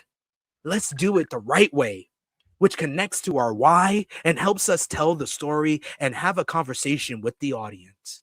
And then moments with colleagues that I have history with, tributes to everybody I've shared canvas with, and as many people as I could squeeze in one match before we had to take it home. New competitors, so you can pass on the wisdom and knowledge, even though I only placed like 3 new competitors. Heck, the deal in San Diego where we ran everybody who brought a ticket into the ring practically and can get as many people around that element as like, man, I only have a few more matches left to call. Can we run 27 people down so they can just at least hear the noise? And then to be honored to be in there with somebody who takes the mat as sacred, I got the utmost respect for him. So that's what the artist was thinking when painting the picture. The audience didn't necessarily get it. And 9 times out of 10, Cody, they don't even need to get it. But if you go in with no story and nothing in your head and nothing in your heart, you just do a fucking stunt show. This man is so eloquent. He's so articulate. And I am so sad that the wrestling community, that we have so many people that took this bullshit and said, oh, you guys don't know ball. See, he knows ball. You guys don't know ball. You are a fucking parrot. I hope it's going to happen, right? Because he has to, because the craze led. I will never read his book. It'll be full of bullshit. Be full of shit. If it was honest, I want to read about the fat chicks he banged, some of the man he's indulged in, because he seems like a guy that's tried everything. Because I've seen what he follows. Listen, if you're a baddie or OF girl and you don't have Cena following you, you're not popping, because he follows everything and everyone. Him and Snoop Dogg, they're across it all, mate. I don't really see Snoop Dogg that much. Cena, I see him everywhere. Snoop Dogg on Instagram, believe me. Oh, Instagram. Because you're not a Twitter guy, because I'm more of a Twitter guy. On Twitter, I don't know, because Instagram you have to go on like, who follows? No, but on John Cena's like a badge. You know, you get a tick for baddies, you get Cena's face on there. Like, I was like, wow. Cena, you know the kind of guy he is. I'm like, Cena, you are, my goodness, we're rolling in the same circles, isn't it? You here as well? But I'll never read his book because I love the guy. The thing is, like Alex said, like yourself said, we're all fans with Cena until he became Vince's product. Until Vince goes, you're agreeable. You say yes to everything. This is great. This guy would betray himself. I'm a rapper. Actually, no, I am a pseudo American hero. You'd never been to the military, even though he says a story like he did the Marine and then he just started doing this. Right? Even though he said that he did that interview, he said that he was going to sign up to be a policeman, but then he went wrestling training, which kind of, that jawline, of course. That jawline was meant for racist activities, but it just never got there. Oh my God. I love him, but I love you, John. If you ever see this one day, if you try to search for me, if I do try to interview you, which is never, but yeah, come on, that jawline was made for America. That's America's jaw. When you ever see stuff like that, yeah, of course. But yeah, I'll never read his book. It's gonna be full of fraff, full of innuendos. but not the kind of innuendos you like. You're like, what the fuck? I have to decipher this. When someone goes Easter egg, someone goes Easter eggs means you have to decipher. Like it's easy to get the whole Bray Wyatt thing. He's like, oh, we got Easter eggs people will never get. That's not an Easter egg, bro. It's not. He didn't even know that his finish was a reference to Obi-Wan Kenobi until Cody told him. Like, he didn't even know about the reference. Alex, I know you got to run pretty soon, so I want to get your thoughts on what Cena had to say, because I think that this, like, literally the explanation for why he smiled at the finish literally was in support of you should have passed out and not tapped out. Honestly, to me, how I read it, it was like, then the better finish was you smiling and then passing out because you're in a sleeper. I agree. You know what? When you may or may not remember, so I was the first person to ask Cena a question after he won the 17th, right? He came into the presser. Oh, yeah. I got him after WrestleMania, and he obviously gave me a bullshit sort of in character answer saying about clickbait questions and lazy reporting, and he proceeded to give that to all the reporters. I prefer that to this man right now. He talks in like these riddles that he thinks is wisdom. It's not. And like it's not riddles. That's the problem. That's like he talks in riddles and it's not riddles. No. It's like, what are you doing? He's Ultimate Warrior when he was in his that phase when he was speaking to doing, you know, talks and stuff like that. He's in that phase of his career where he's just talking gobbledygook. He's jumbling. Oh, such word of wisdom. The pearls. When you clutch them pearls. Yes, John. Tell me more with this clutching them pearls. What the fuck are you on about, John? What you think of the match with Umaga? Okay, that match with Royal Rumble against Umaga. I'm asking you for fuck's sake. Like I don't need. Like I don't need Cena to be explaining to me like what was like that's what he does. Instead of actually giving you some insight and like, you know, the thought process behind it, he's like he starts to lay out, like, you know, and then I'm in this. Like, I know, I saw it, John. I know what happened. I don't need you to hold my hand through what happened. I know. I wanted you to tell me why, John. That's why, John. But yeah, it's just honestly like that you reciting that interview that's my first part of it, because I saw the clips on Twitter and I was like immediately, no, I'm not doing it. I'm not sitting through that. And just seeing his take on the whole thing, like I don't want to say Cena's not like sincere, but he's like very deliberately, you know, and I saw somebody say in the comments, like, it essentially feels like that. He wants to say, it wasn't my fault, guys, without saying it and putting the blame on Triple H and I guess The Rock. The fact that he can't, like, that's rubbed me the wrong way the most, that he can't give you a straight answer on the heel turn. And I hate it when superstars do this, because it's just not true. When they're like, you know, I don't really get a say in those things. You do. You get told, you know what's meant to be happening. Like, they try that. It's not Triple H or Vince have never just said to a talent, go out there and do this, and they don't give them an explanation why, or a motivation or a reason. Like, they try, like, we know there's a process. Don't like treat us like we're stupid. Roman and Cody, WrestleMania 39 was an example, right? It was meant to go to Cody, and then Paul Heyman, and then him and Roman get their way. Let's extend it to another year, have a shit year, and then drop the title. Well, going back to Brock and Taker, like day of, that's not the plan, right? And then obviously, and we get that now. Taker has explained that Vince comes to him and says, I think this would, like, Cena could give that to us if he wanted to. He just doesn't want to, right? For whatever reason, he doesn't want to tell us why this hasn't played out. You can't tell me like him and The Rock have not spoken since Elimination Chamber. I'm not having that either, right? So it's just he's obviously still balancing that, where he doesn't really want to tell us, so I just can't be fucked to listen. It's that simple. Like, he just dances around the topic in this sort of politician or like riddle, non-riddle way, as just said. And I just can't be arsed with it. I really can't. And honestly, the week leading up to the Saturday main event, you know, when he was like going on this guerrilla marketing tour of all the interviews that he was doing, I started to switch off then. That's what, every single quote that I read from him was nothing. And I just thought, right, well, What's the point? And since is the same. I mean, that's the least. Him and Cody sitting there in suits talking about wrestling like semi and kayfabe is the last thing that I need. So yeah. It was the interview in which he was asked about the heel turn. Mind you, the heel turn that ended before SummerSlam. And he literally answered the question, I would love to tell you about that, but we're still telling the story. So you're going to have to watch and see how the story plays out. And then once the story is over, I can talk to you about that. I was like, yeah, we're all these interviews are just completely bullshit. He also like, said, that was the most robotic PR WWE prepared answer I've ever heard. I'm not going to listen to it. He also said that he didn't have enough time to tell the story. What was the story then? Like explain to us what. Like, do you know what I mean? Like, we're stupid, John. Explain to us. And he did hear when he said it's the cycle of life. Despite the fact you never told that story. You never told that story, John. You said that you turned because the fans were mean to you 10 years ago. Yeah. And the whole heel turn is perfect, like we said earlier, but the explanation behind it is so flawed because of two moments. And me and Josh talked about it when we talked about the top 10 John Cena moments. It's the Bray Wyatt Firefly Funhouse that completely breaks down the whole image of Super Cena.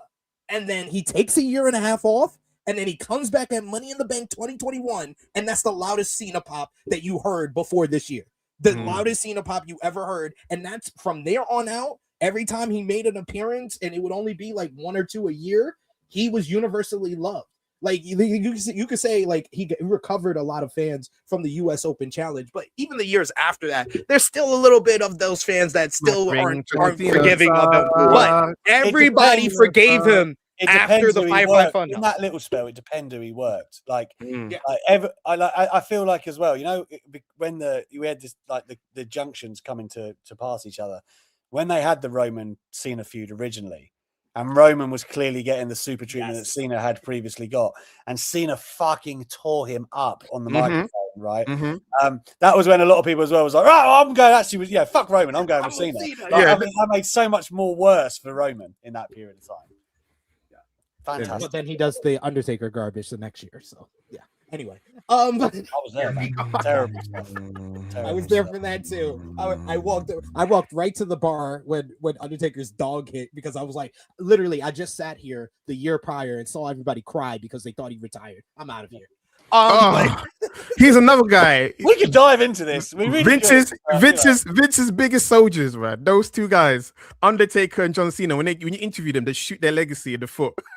Multiple times.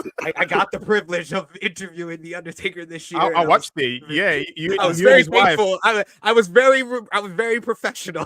You were. LFG season 3. Thank you, Jesus. Get the Callaways out of there. I've seen Sat have to be professional in the flesh, by the way. When he's people that he doesn't like, I've seen it. I've seen Tommaso Ciampa come across Sat. Yeah, dude. Blue Lives Matter, right? And then I was there, and then a light bulb went off, because, you know, Alex is also professional, like an idiot. I was like, I get what professionalism actually means. Because if I did cause up a problem, they'll be like, who invited this Negro? Who is responsible? Yo, no, 100% you're right. Like, Alex is like my example, because my first ever like media scrum that I did was Survivor Series 2021. And I got to see Alex at work across the room from me, and I was able to kind of like, okay, that's how you act. I can't act like a mark. I act like a professional. I understood the power of group chats now. So I was like, instead of me verbalizing how I really feel down to the nitty gritty, like I like to, I should say some of that, because, you know, YouTube always remembers and people always remember. So one day, like, Tommaso Ciampa, I'm a huge fan of your work in ROH and your early run as NXT champion. Fantastic. And the way you used to get booed, and also your Blue Lives Matter situation. Doesn't matter right now as I'm interviewing you, because I'm being very professional, sir. It reminds me though, like, absolutely. When, I remember when so like, this is the thing, right? Like, when I'm on a show like this, and obviously like you're around friends and you're just talking wrestling, right? You forget, like, when you're doing interviews and things like that, and like you have to see these people, you've got to kind of like keep a balance, right? It's difficult. Like, I remember when obviously we all know Kenny McIntosh here, right? Yeah, of course. Yes, the beloved Kenny.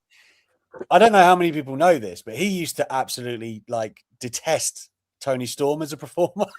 Like he like hated her, which I suppose if you only knew WWE Tony Storm might be a relatively fair assessment. Like she was pretty bland in that company, to be fair, as good as she is, right? And he used to open up on her on podcasts, like just tear it. I'm sure you could find it, right? She'd just tear her apart. And I always used to be like very reserved in my judgment, just because I was like, I'm probably going to have to see her. Like, I can't just be tweeting crazy right now. And Twitter's another thing. Like Exactly. anyway, but he loves her now, which just shows you how full circle things are, right? Timeless Tony Storm, phenomenal act and character, and he's done a 180 on it and like openly admitted it. But like, there would still it would be awkward, right? If you dug up all that old shit, and that's why you got to tread fucking carefully. But luckily, Sat's dirty thoughts were in his own mind, and Ciampa never knew. There you go. So there you go. There you Well, go. actually, dirty thoughts is wrong. They're very valid thoughts. I mean, I won't front. Undertaker did make kind of a face when he saw me originally on that. You think he knew? Boy, are you Charles Wright's cousin or not? Yeah. I was like, it's either the complexion or what of my comments. It's one of these C's. But let's ask the question that is in the headline. Wait, my dirty thoughts was on Piper Niven, so that was my dirty thoughts on. Won't go she there. touched my jacket. What can I say? Me and Alex were there during the interview. Alex remembers. We both had, similar. Listen, Pipes is great. That's all I'll say. Let's ask the I'll question give Pipes the pipes. that is in the headline here. I'm just gonna continue. Josh, I'll start with you. Should John Cena have given up in his final match? What is your opinion on this finish after hearing what Cena had to say, after seeing it, after a week that it's been? What do you feel? Should he have given up? I don't mind that he gave up. I was fine with it just because, Gunther, he wins in different ways. Submissions, pins, whatever the case may be. So I kind of knew that was the direction they're going to go. But, I mean, him explaining it, I was like, oh boy, I don't know if I like this finish now. Yeah, I think that's what it really that's what I said on social media. I was like, the fact that he felt the need to basically give us this long explanation, I don't think it was a good idea then.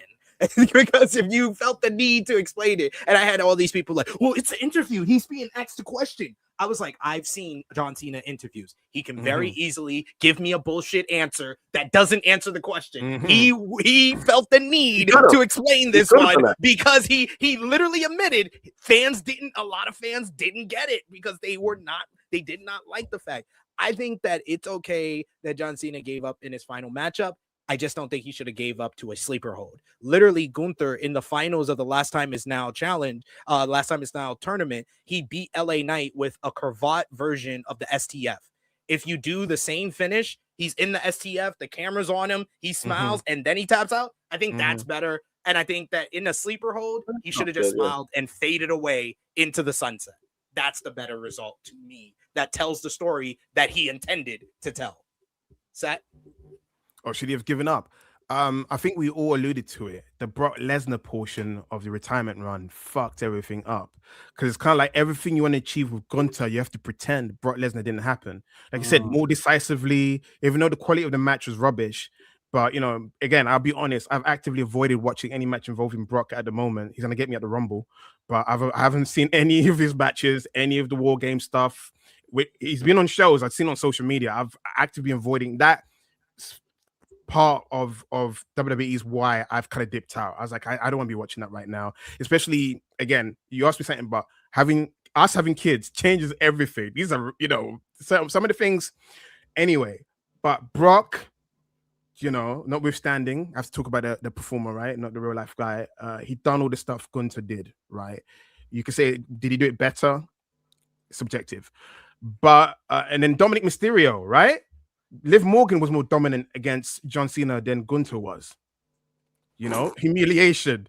So that John Cena humiliation ritual. So for me, it's such a crazy retirement tour. You know what I mean, guys? It is like this guy had a lot of egg on his face. So when you go to his last match, in my mind, to answer your question, because it's a long, I'm going around the houses. The answer is yes, because I like Gunther, and I do feel like Gunther needs it. My guy was a joke. My guy started wearing silk robes to the ring and get his old song because they were desperate. Because they are like, I need some sort of change. I need something to rejuvenate me. He needs it, and because Cena, Gunther is better than Austin Theory. Gunther is better than Solo Sikoa. Better than Dominic Mysterio. So who am I to cry that, he's beaten Cena when of all the guys that's beaten Cena, he's the most credible? You can argue. Some people said it. Gunther should have been early in the year. I agree with that. It could have been a WrestleMania match, as it should have been. It could have been, I'm desperate, never give up, and I'm this big, bad Gunther guy. Because at that point, Gunther and Jey Uso stink wasn't that bad, right? You can ignore that. Jey Uso can lose his opportunity like a schlub to someone else and not go to WrestleMania and just be on a pre-show side, or just yeet like a little dancer for everyone on a pre-show, something like that, whatever. But Gunther's the last one because you're fucking up the whole entire storyline. So yes, but I can't, in my head, he got treated like Hulk Hogan did in the 2000s, which I don't care for Hulk Hogan, but it's like, you're losing to Randy Orton, you're losing to The Rock, you're losing big matches. Like, again, I don't care for Hogan. He was in his 50s. Cena's still in his 40s, still 98, 99 Hulk Hogan, Hollywood Hogan time where you can still win matches. It's just that for a guy that was Super Cena, he went out super bad, super sad. So that's why it gets in my head. I'm of two, yeah. Alex gets what I mean. I'm of two halves where I see the good points. Yeah. Had it beat Gunther, we would have laughed at Gunther. We'd be like, what's all the music? You got your music back? You're in silk robes? For what? And you lost? We would have laughed at Gunther because Cena's now gone. I wouldn't have laughed. Honestly, I would have thought that this gave him a different character motivation because right now, after beating Cena, I'm like, he should just be back in the world title scene. Yeah, but we've already seen that so many times. Taps out. Come on, it would have been worse. If Vince was there, he taps out multiple times. He already tapped out. He already tapped out. No, but again, to a lesser performer. Faster, because that J one was like, oh, get off. You do need to find someone else for Gunther though, because like you'll get Charlotte Flair fatigue eventually. Where if he's just his whole gimmick is being in the title picture, people will get annoyed about it. But I think there's kind of two more thoughts I got on it. One. I don't really love the calendar year. They should have done it to Mania. That would have made it more impactful for one. Like, to me, Saturday night main event in Washington means fuck all. It's in a vacuum. My door's going, so I might have to fuck. And second was, I agree with Sat. Like, he shouldn't have lost. He could have lost to Cody, but other than that, you should have kept him strong as possible for Gunther to put him over. Anyway. You can hear my dog going crazy. I love all of you. All right. Love you, Alex. Do this Thank again, you, brother. Josh, yes. Sorry for only getting 10 words, brother. All the love. We hope to see you in January, brother. You're always welcome back. You will. Thank you. Right. Later, brother. All right. But you guys are enjoying these John Cena quotes. I got one. I got one more that's even better. John Cena has named CM Punk's apology to Saudi Arabia at the WWE Night of Champions pre-show as his favorite moment in wrestling that he's ever been involved in. Cena and Punk competed in a matchup at Night of Champions in Riyadh, Saudi Arabia. Punk's presence was controversial because he had taken a shot at The Miz back in 2019, writing on social media, "Go suck a blood money covered dick in Saudi Arabia, you fucking dork." During the pre-show, Punk was booed by the live crowd and one Saudi Arabia fan demanding his apology. And Punk responded by saying, "This guy wants me to apologize for a mean tweet I wrote 6 years ago. Hey, listen, legitimately, it had nothing to do with Saudi Arabia. Fuck you. I woke up and I was crabby and I wrote a mean tweet to The Miz. I apologize to The Miz and Muhammad. I sincerely apologize to you and all of Saudi Arabia." Cena was asked by Cody Rhodes on what do you want to talk about his favorite moment of his whole career in wrestling, and he named several moments, but he said that Punk's apology was perhaps the best in all of wrestling. He noted that he saw it as a moment of growth for Punk and that it was a uniting moment for cultures.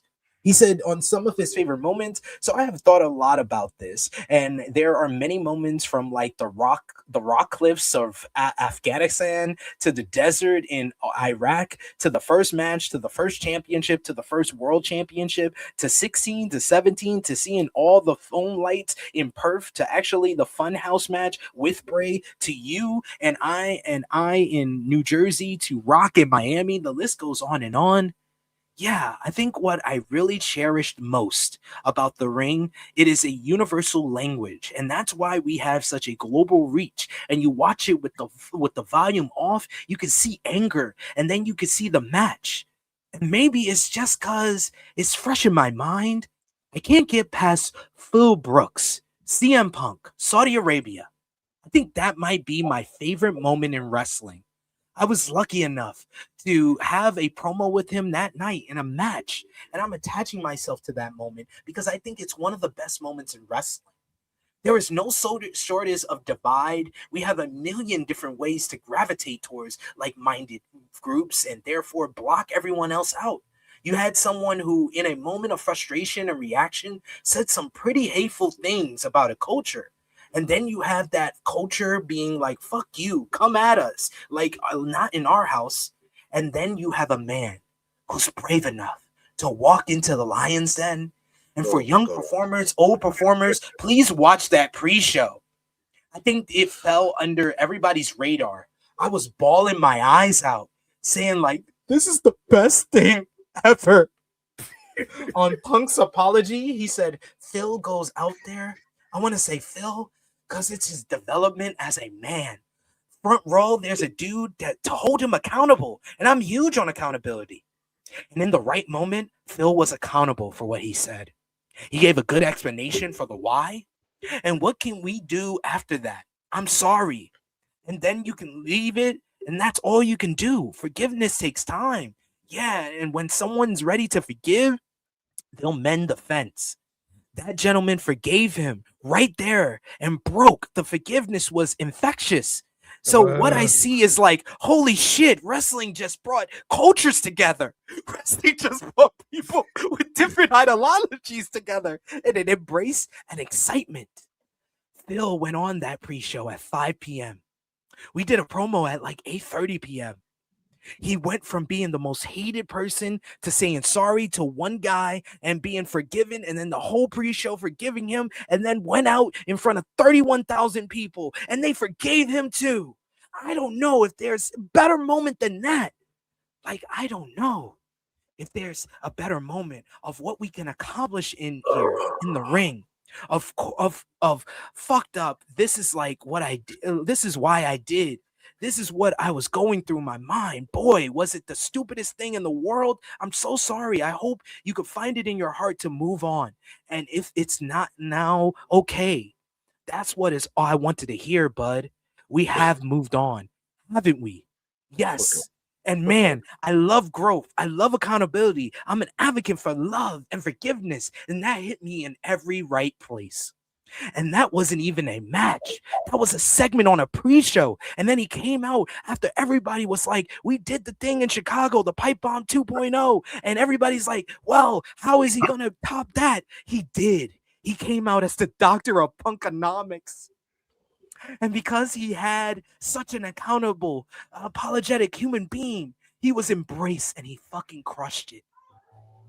And that's why I zone out when I get in there. Like I very rarely, I feel everything like I did.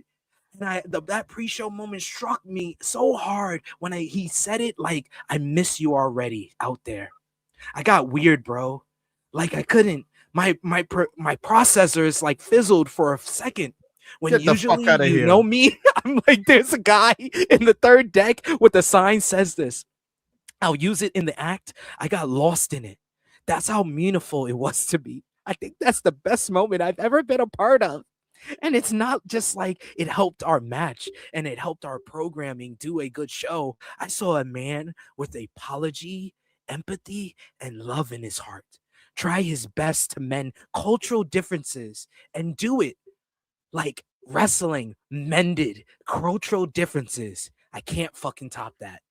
Except probably this moment tops it. Those are cultures coming together.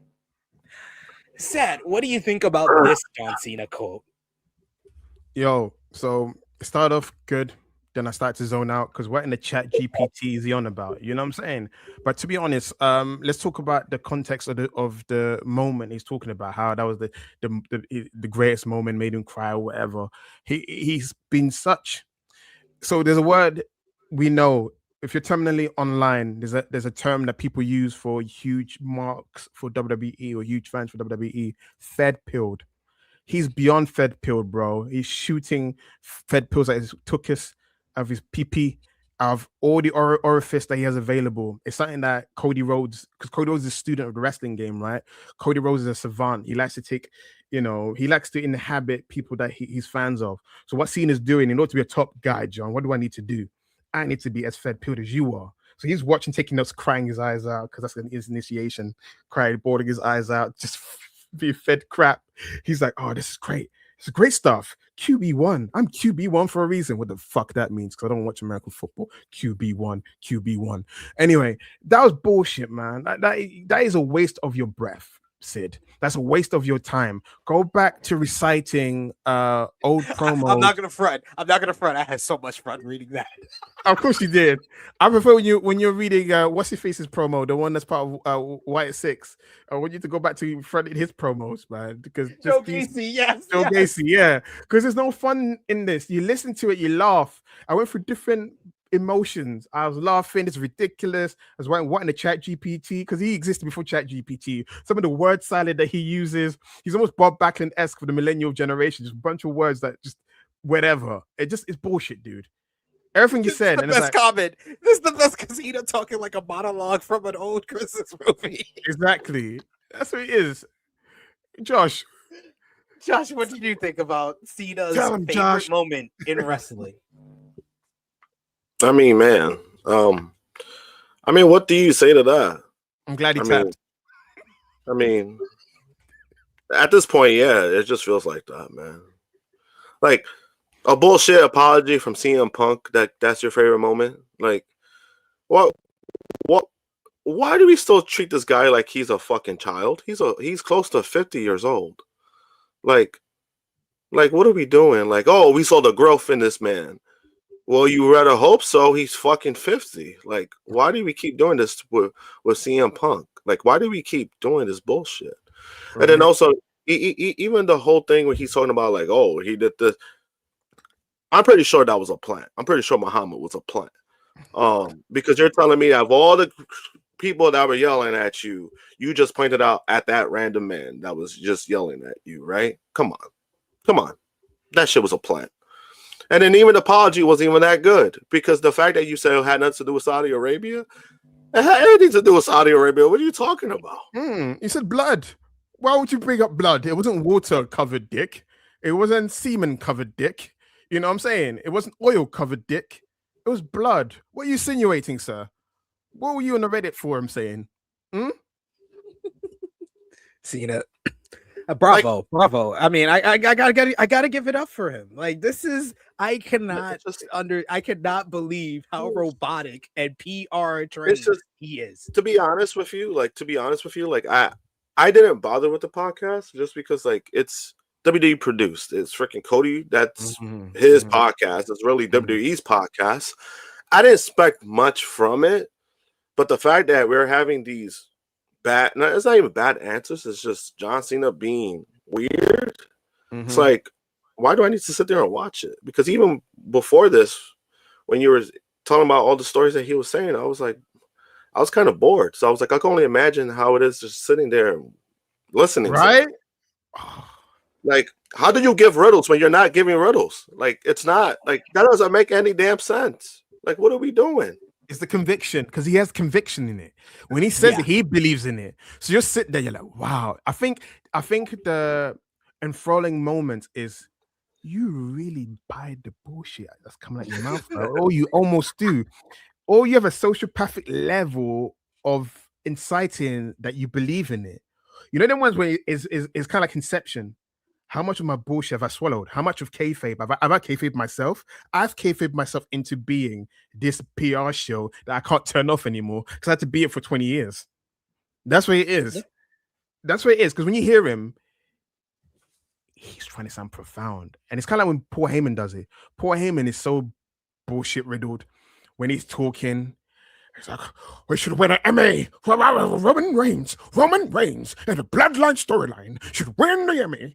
And they're like, no, man, you're shit, bruv. You're shit. You're shit in ECW. When he compared Brock Lesnar to Jesus. Which version of Jesus, man? White Jesus or the Arabic Jesus, man? Like the Arabic Jesus, the real Jesus. I don't know what your Jesus you're talking about. The white one with blonde locks, him, you know? The fictional Jesus. Fictional Jesus? Nah, man. You can take that fictional Jesus, man. You make a Disney film out of him. You take that, man. He's not Arabic Jesus. Roman Reigns was one facial tick. Like Roman Reigns, man, you need to go acting school because this ain't gonna get you so far.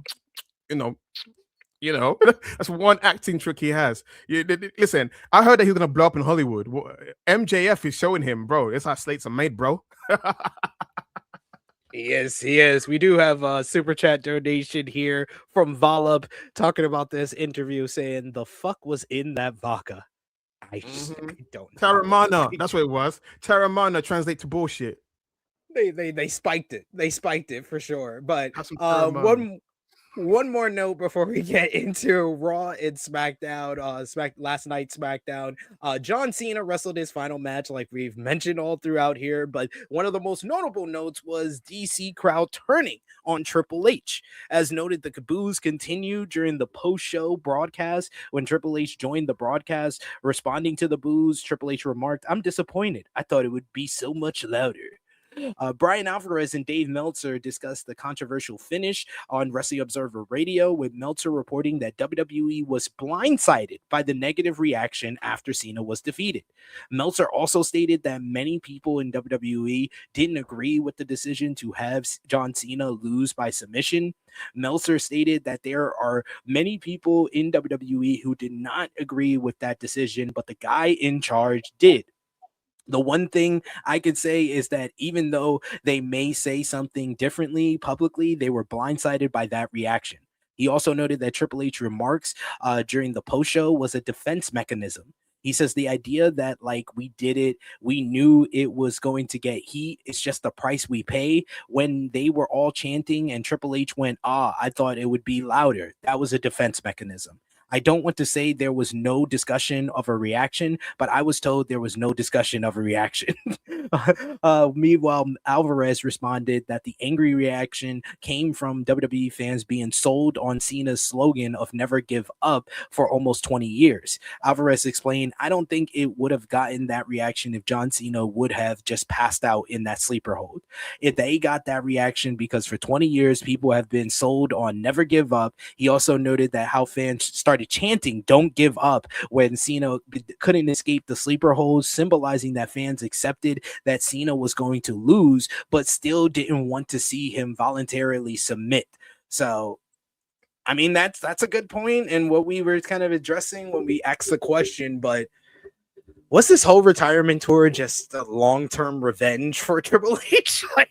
Yep. And the fact that WWE were blindsided by the reaction just tells me that they are just not self-aware and their finger is not on the pulse of their own audience anymore. Sid, did you see AEW, AEW, the finale? Yes, I did. Yes, I did. So, because we live in a society where nobody wants to shake the tree anymore, RJ City doing his send-up, his bit of Triple H, you know what I mean? Big, you know, he's Triple H so full of bullshit, man. He wants to. I want to add something that I have a gripe with Stephanie Vakir's entrance, and you're like, what do you have a gripe about her entrance? When she was in NXT, right? You watched it in NXT, right? Remember the cool moment when before her song starts, it starts with the symbol, right? And then boom, fireworks, fire. Flares up, then the music starts. You get a pop because of that. Now, when she start with the song, and then she does the stupid thing that Triple H taught her. I'm rising up out the smoke. Then it goes, boom, fireworks, and then you get mild applause. I want to give an example of Triple H overproducing, overcorrecting, because he want to say, I had a hand in that. You see that entrance before, that wasn't cutting it. When that entrance before used to signify, it was like the bat signal. Her sign starting off, the sound effect, I loved it. And then the fireworks. That's an example I want to give. He thinks he's so great. He's stuck in his own world where he's a creative genius. I saved you guys from Vince. And we said it. Vince's creative in the 2020s was so bottom barrel that anyone with a lick of common sense or perceived common sense is a step up in the right direction. But you cannot use Vince as a metric forever, because now we're using you against you. The metric that you pretend that you stated, the padded stats, because you said it, the padded stats, because it was inherited storylines that he did not create. So the stats were already padded. So he's like, look what I did. I did this. I brought this. I took it to new heights. When everybody put things in play, all you have to do is take it to the finish line. It's not a hard job, dude. And then the moment you have to create new things, he has to revert back to creating new versions of the old things that work, like any hack booker. And to talk about the reaction from people, TK have been patting himself on the back. Any criticism, Nick, sort them out. Well, you guys are too poor to buy tickets. You know, the market share, the market value has gone up, so we're going up. You know, if influencers and dickhead comedians is all we get, well, then so be it, because that's who we're appealing to. If you're too poor, the days of the moms and pops days are over. Our founder was too generous. Our founder, we don't want to mention, is a sex pest. Our founder did things to the point now he's becoming a baby face because how much of a dickhead we're coming across. They're up their own arse, Sid. It makes sense. You know, when hubris, you're drunk with hubris, and and then you're a stats guy. You're probably saying that the gates are down because it's too expensive compared to the previous year. They're going to be a cooling off period, because when the Attitude Era became a thing, right? It was 97 was probably the peak of the creative best in terms of getting the USA versus Canada. Bret Hart was still there. You had, big guys. Then 98, you lose Shawn, you lose Bret, you lose so many different things. But because of what 97 started, 98 rised away with Vince and Austin and stuff like that. Then you get to 99. Wasn't particularly great because it wasn't, Mick Foley falling off the cage, all that kind of stuff. Because of the good-natured or the established reputation of 97 and 98, 99 you can forgive, but then 2000 was a peak of getting the radicals, and Austin may be gone, but you're lucky you got the Rock there, and that kind of stuff. So lucky Triple H's greatest year of his career as well. Ever, bro. He's right off that 1 year success. Yes. Bro, I've never seen a guy just run a 1 year success. What I'm trying to get at is if 99 continued to 2000 was the same kind of level, it would have petered out, right? That's why we could have had a chance to get to the next level. So with the Paul Levesque era, because he hates the Renaissance era, like a dickhead, name after me, PLE, dickhead. I'm talking the Renaissance era because wrestling's doing hot, because it's the era of Triple H. Vince didn't go, where's the VKM era? Because I made it a thing. It was the Vince Austin era. This year's been rubbish. If next year they don't bounce back like 2000s WWE, where creatively you're not doing well, who ran over Austin? It was me, higher power. They had some dog shit stuff. No matter how much you in go tinted lens, they had probably 97 and 2000 probably the best year of that era, and that's not a lot. Yeah, 99 you got the higher power. You got the WrestleMania 15, which is a one-match show. You just rock in Austin, and you don't need to watch any of the other crap because most of it was changed like 2 weeks before the show. It was a lot of bad. Owen Hart's death, right? That took a lot out of WWE at that time, and the Austin getting run down. Austin was getting hurt. He was hurt at that time. He was slowing down also. Yeah, they did they had the whole controversy backstage where Austin didn't want to drop the title to Triple H, even though Triple H was the obvious guy to drop the title to. No, even he knew the triple threat. Yeah. I'm not laying that for that. Fair. He's lucky. The thing is, the difference is Triple H wasn't Jeff Jarrett. He listen, I'm not carrying Shawn Michaels pills and I'm not getting the title.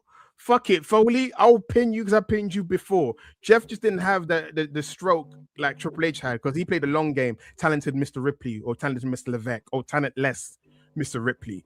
But what I'm trying to get at, the comparison is one hot era was lucky because it had an infusion of talent. You can call the NXT talent right now with the Javon Evans, Obafemi, Trick Williams, Ricky Saints, Sol Ruka, whoever coming up next. I love you. You only name black talent. I appreciate you for that. Because they don't want to pop in. Because HBK, HBK maybe from Texas. Everyone knows. If you're Texas, you might have some questionable morals, whatever. But he knows talent when he sees talent. Paul Levesque will try to pretend, who's gonna be better than Brock? Who's gonna be better than Brock? Obafemi. For all the black people he beat, Obafemi should end his flipping career. What I'm trying to get is those young guys could be the radicals for next year in terms of sprucing up the mid-card division and the main events because they need it. Because right now, WWE is not hot for me, bro.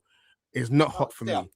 It's stale, and it's also in a holding pattern, as we will get into right now. WWE Raw on Netflix this week. The show featured Gunther kicking off the program and receiving some of the loudest boos anyone has gotten in a very long time. Gunther proceeded to boast about his win over John Cena in his final match, saying that he made Cena tap out like a little bitch. Gunther milked all the heat he could, coming back to rile up the fans in attendance. The ring general then went backstage where Otis, Akira Tozawa, R-Truth, and Adam Pearce, yes, that all-star lineup of people who told off Gunther main eventers. Who told off Gunther, who wasn't phased. He finally then had a face-off with AJ Styles outside before getting in his car and giving Styles the "you can't see me" pose before pulling off. Meanwhile, elsewhere in the show, you had the Usos picked up a victory over the New Day in tag team action. You had Maxine Dupree beat Ivy Now to retain the WWE Women's Intercontinental Championship. Stephanie Vicaire versus Raquel Rodriguez went to a no contest after Nikki Bella attacked both women and laid them out to stand tall, and apparently I think hurt Raquel Rodriguez in the process. So way to go, Nikki. You're this is a hell of a return run you're on. Meanwhile, we got CM Punk actually being CM Punk for once, as he came out for the first time in 2 weeks to cut a fiery babyface promo where he called Braun Breaker out for being a dumbass, for bringing up his wife, calling out his own family, his father and his uncle, and saying that it doesn't matter how much Steiner math you use, GTS always equals 1, 2, 3, and he has promised to whoop his ass and retain the World Heavyweight Championship on the January 5th Raw. Meanwhile, with the Vision, you had Logan Paul, once again, the top star for the Vision, in the main event, defeating Rey Mysterio in a decent enough matchup, thanks to help from the Masked Man. Post-match, CM Punk chased off Paul and the Masked Man before the Masked Man revealed himself to be Austin Theory from the crowd to absolutely no pop. Then Braun Breaker delivered a spear to Punk to lay him out, and he promised to make him pay the next time he sees him for bringing up his family earlier in the show. So Braun Breaker got to stand tall, but it was all about the Vision at the end of the night with Austin Theory being revealed, and apparently Austin Theory is going to have his in-ring debut with the Vision, spoiler alert, on this Monday's Raw. So I guess something to look forward to there. Then you had WWE SmackDown.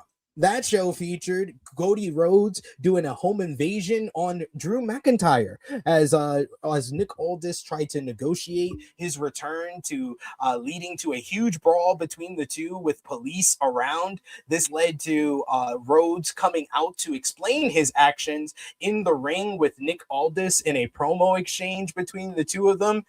Cody basically explained that Aldis explained to Cody that if Drew returns next week and apologizes, not only will he get an opportunity at Cody's title, but he will also Cody can't put his hands on Drew.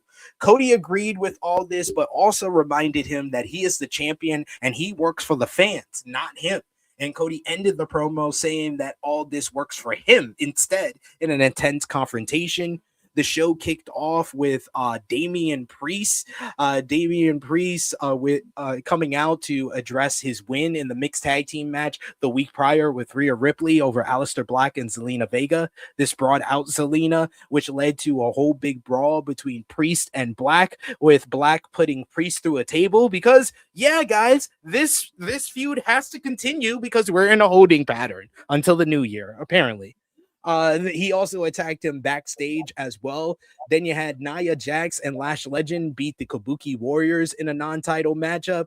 Julia picked up a win over Alba Fire to gain momentum to go back after the WWE Women's United States Championship. Meant to say with the Nia and Lash versus the Kabuki Warriors, Charlotte Flair and Alexa Bliss came out to attack both teams and stood tall with the titles as well. And then in probably the best match on the show, not saying much there, you had Carmelo Hayes and Ilya Dragunov picked up a victory over DIY in tag team action. And then finally, you had tag team action in the main event, as it was the Wyatt Six going up against the MFTs for the WWE Tag Team Championships. And this led to a no contest as both teams started brawling with all hell breaking loose and the referee throwing out the matchup. The two factions would brawl to close the show as it was all chaos at the end of last night's show. That SmackDown episode sucked. That Raw episode sucked. This was not a good week for WWE. Saturday night's main event was by far the best show of the week for WWE. Josh, what did you think of Raw or SmackDown? Basically the same. I thought both shows were not good. Yeah, Raw. I think Raw, started off hot, obviously, with Gunther coming out. Obviously that was expected. I don't think that was like, yeah, he got heat. That's cool. You would hope he got heat. So it was like, yeah, I mean, he got it, Did I feel like he was trying a little too hard at times? Yeah, but that's just probably me being nitpicky. The whole thing with Adam Pearce, I mean, he's a bitch. Like, why is he still there? Like, what you did, you're dancing on his grave. You're an asshole. Put me in that match. He put him in that match. It doesn't, Josh, I'm with you. Your line manager is upset at you for doing the job that he instructed you to. You're in this tournament. If you're in this tournament, and Cena, your rules. Like, just follow your rules. He like that was just like, I mean, obviously again, like him doing the thing to AJL was funny because now we get to clip it. We could use it as a meme, but everything else, I mean, I didn't like. I thought it went downhill after that. Besides the Punk promo, I thought the Punk promo was really good because I was like, yes, this is the CM Punk I like. This is CM Punk we need, not this pandering Phil that we've been getting from WWE. I mean, Raquel versus Stephanie. I mean, you know how I feel about that. Like, I didn't need it. I know there's people who are defending Raquel. Oh, I'm happy for it. No, I don't give a shit. If you're not good, I don't give a fuck who you are. Like, you be my mom. You have a title match and you get that performance. I'll tell my mom straight up. That was trash. Like, I don't care. Like, it was boring. It was boring. What am I supposed to say? I'll give it some credit. It was better than Maxine Dupree versus Ivy now. Oh, I mean, that's not saying much though, because that match, like, you didn't hear me talk about it. There's a reason why I didn't talk about it. I don't think it was that bad. I commend you if you don't think it was that bad, but I saw 3 botches and it felt like they were moving in quicksand. Yeah, but also I'm more forgivable on Maxine. You can even ask it. I'm way more forgivable on Maxine for a reason. I'm not, because they gave her a title. Yeah, don't give someone a title. Then I have to grade them on a higher pay scale. Yeah. If this was Maxine 2 months ago, then yes, I'll be grading her on a person who doesn't have a lot of experience. But you gave her a promotion, so you obviously think she's doing well. So I'm gonna grade her on a higher scale. Yeah, I mean, and that's fair, but that's why I don't speak about her, because it's like I don't have nice things to say, so I'm not gonna say it.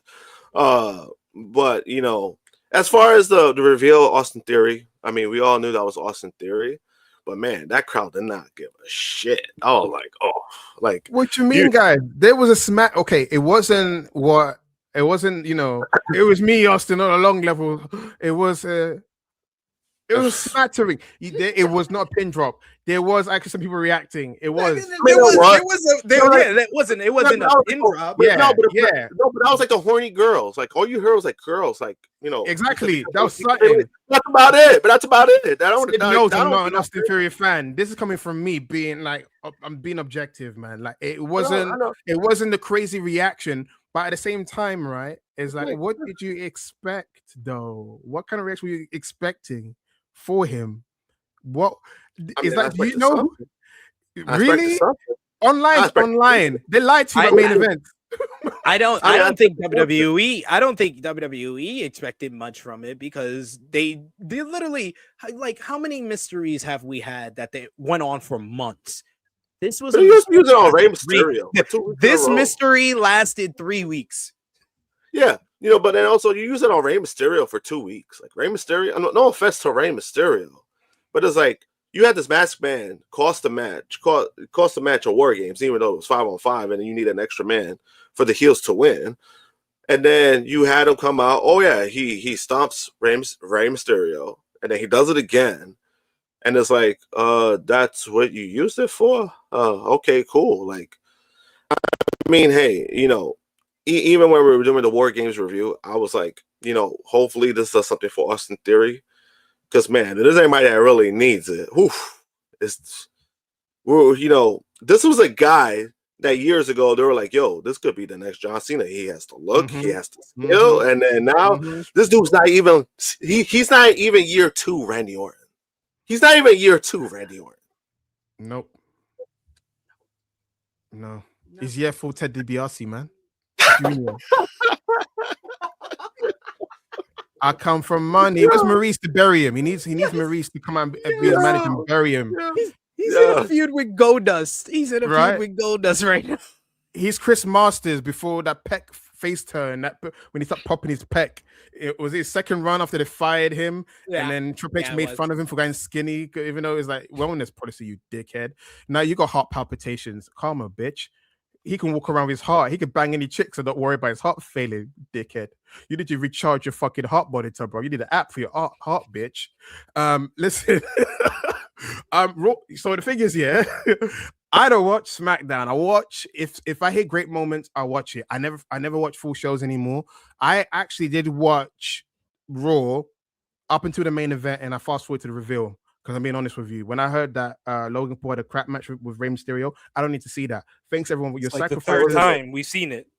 Right, your sacrifice. They don't have the matches together, and it's like they keep putting them together. It's like it's just there's no match. There's no they're not good together. It's not Rey's fault because no, it's not. It's not. Think about this, Josh. Look how bad it is. Fucking Stephen Richards, your pencil neck, saying that Logan Paul's better than Kyle Fletcher. You tell me when two of the GOATs, right? AJ Styles and Rey Mysterio are considered GOATs of generations, and Logan Paul's having bad matches with them. You fucking suck. You fucking suck. Yes.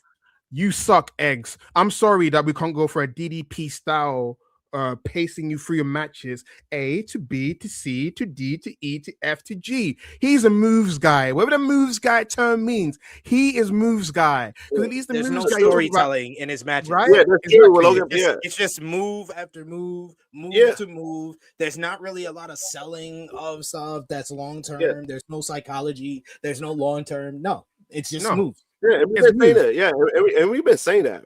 We've been saying that for a while about Logan Paul. It's like, does he have skill? Yeah, he has skill to a certain extent. Like, could he do moves? Yeah, he could do way more moves than me, and I can admit that. But when it comes to Josh, I mean, he has natural ability, not skills. Because skills is pulling that shit together. He's got natural ability. Oh, I can do flips. Look at me flipping around. I can do flips. That's what he does. I can do flips. Yeah, unfortunately, he's athletic.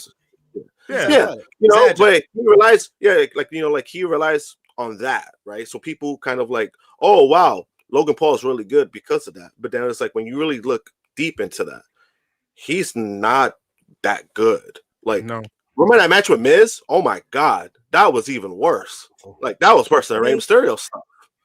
Yeah, I mean, he's not gonna have good chemistry with a lot of people unless he's in there with like the best of the best. Like his best matches are Roman, Seth, Roman, Seth, Cody. Those are the best matches he's had, and those are like some of the top 4 guys in the company.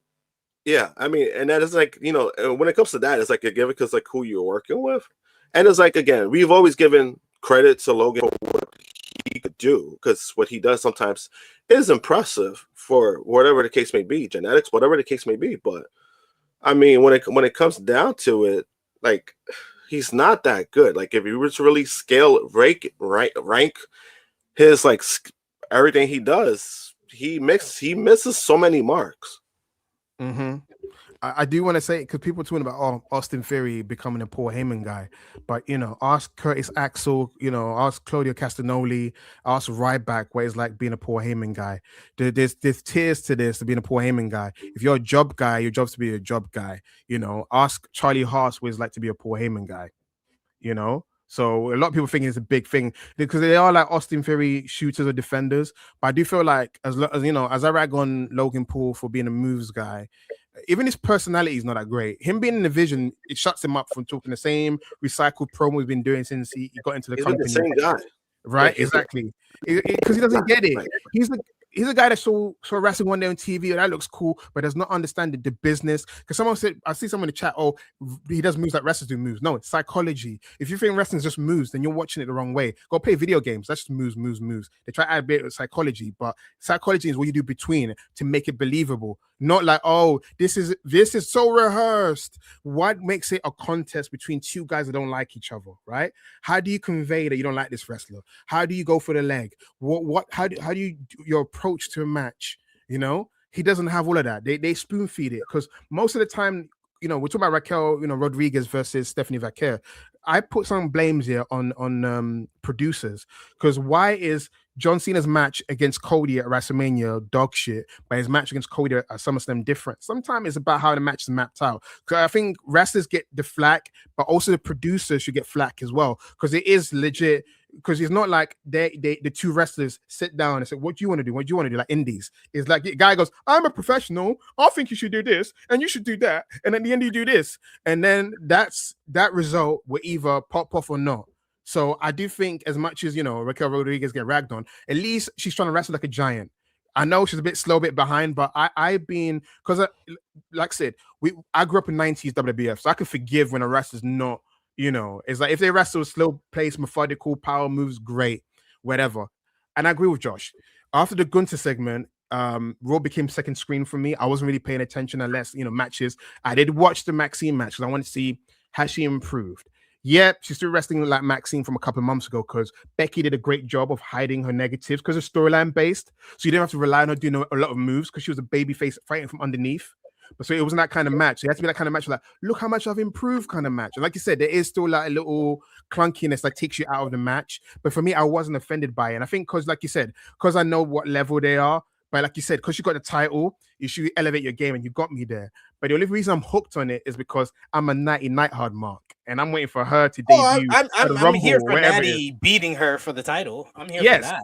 Yeah, you know, she might re-debut at the Rumble if they can get, you know, the rights to Killing in the Name, which they will never do because they're cheap bastards. Oh, we got record dates, but we don't have money to buy themes for you, Natalia, Natty. Well, you know, well, I got some good news for them. They can save on money because someone just parted ways with WWE and won't be getting a new Legends deal. WWE Hall of Famer Mick Foley. He announced this week on his Instagram account on Tuesday that he is parting ways with WWE due to the company's relationship with the United States President and WWE Hall of Famer Donald Trump. As previously reported, Foley recently publicly criticized President Trump after his comments on Truth Social posted in the wake of tragic murder of director Rob Reiner and his wife, Michelle Reiner. Trump attributed Reiner's death to Trump derangement syndrome, a term he often uses to label his critics. Reiner was an outspoken liberal and Democrat, along with an outspoken critic of Trump. Trump's comments regarding Reiner drew widespread outrage and criticism, including from Foley, who noted how any of my at WWE colleagues can stand by and let alone stand next to this man is beyond me. Of course, he might be mentioning indirectly Triple H, who is a part of Trump's cabinet. Foley is now taking another step, announcing that due to WWE's close relationship with President Trump, he plans on parting ways with the company, informing WWE's talent relations team that he won't make any more appearances while Trump is still in office. Additionally, Mick Foley revealed that he won't be signing a new WWE Legends deal when his current one expires in June. He wrote the following: parting ways with WWE. While I have been concerned about WWE's close relationship with Donald Trump for several months, especially in the light of his administration's ongoing cruel and inhumane treatment of immigrants and pretty much anyone who looks like an immigrant, reading the president's incredibly cruel comments in the wake of Rob Reiner's death is the final straw for me.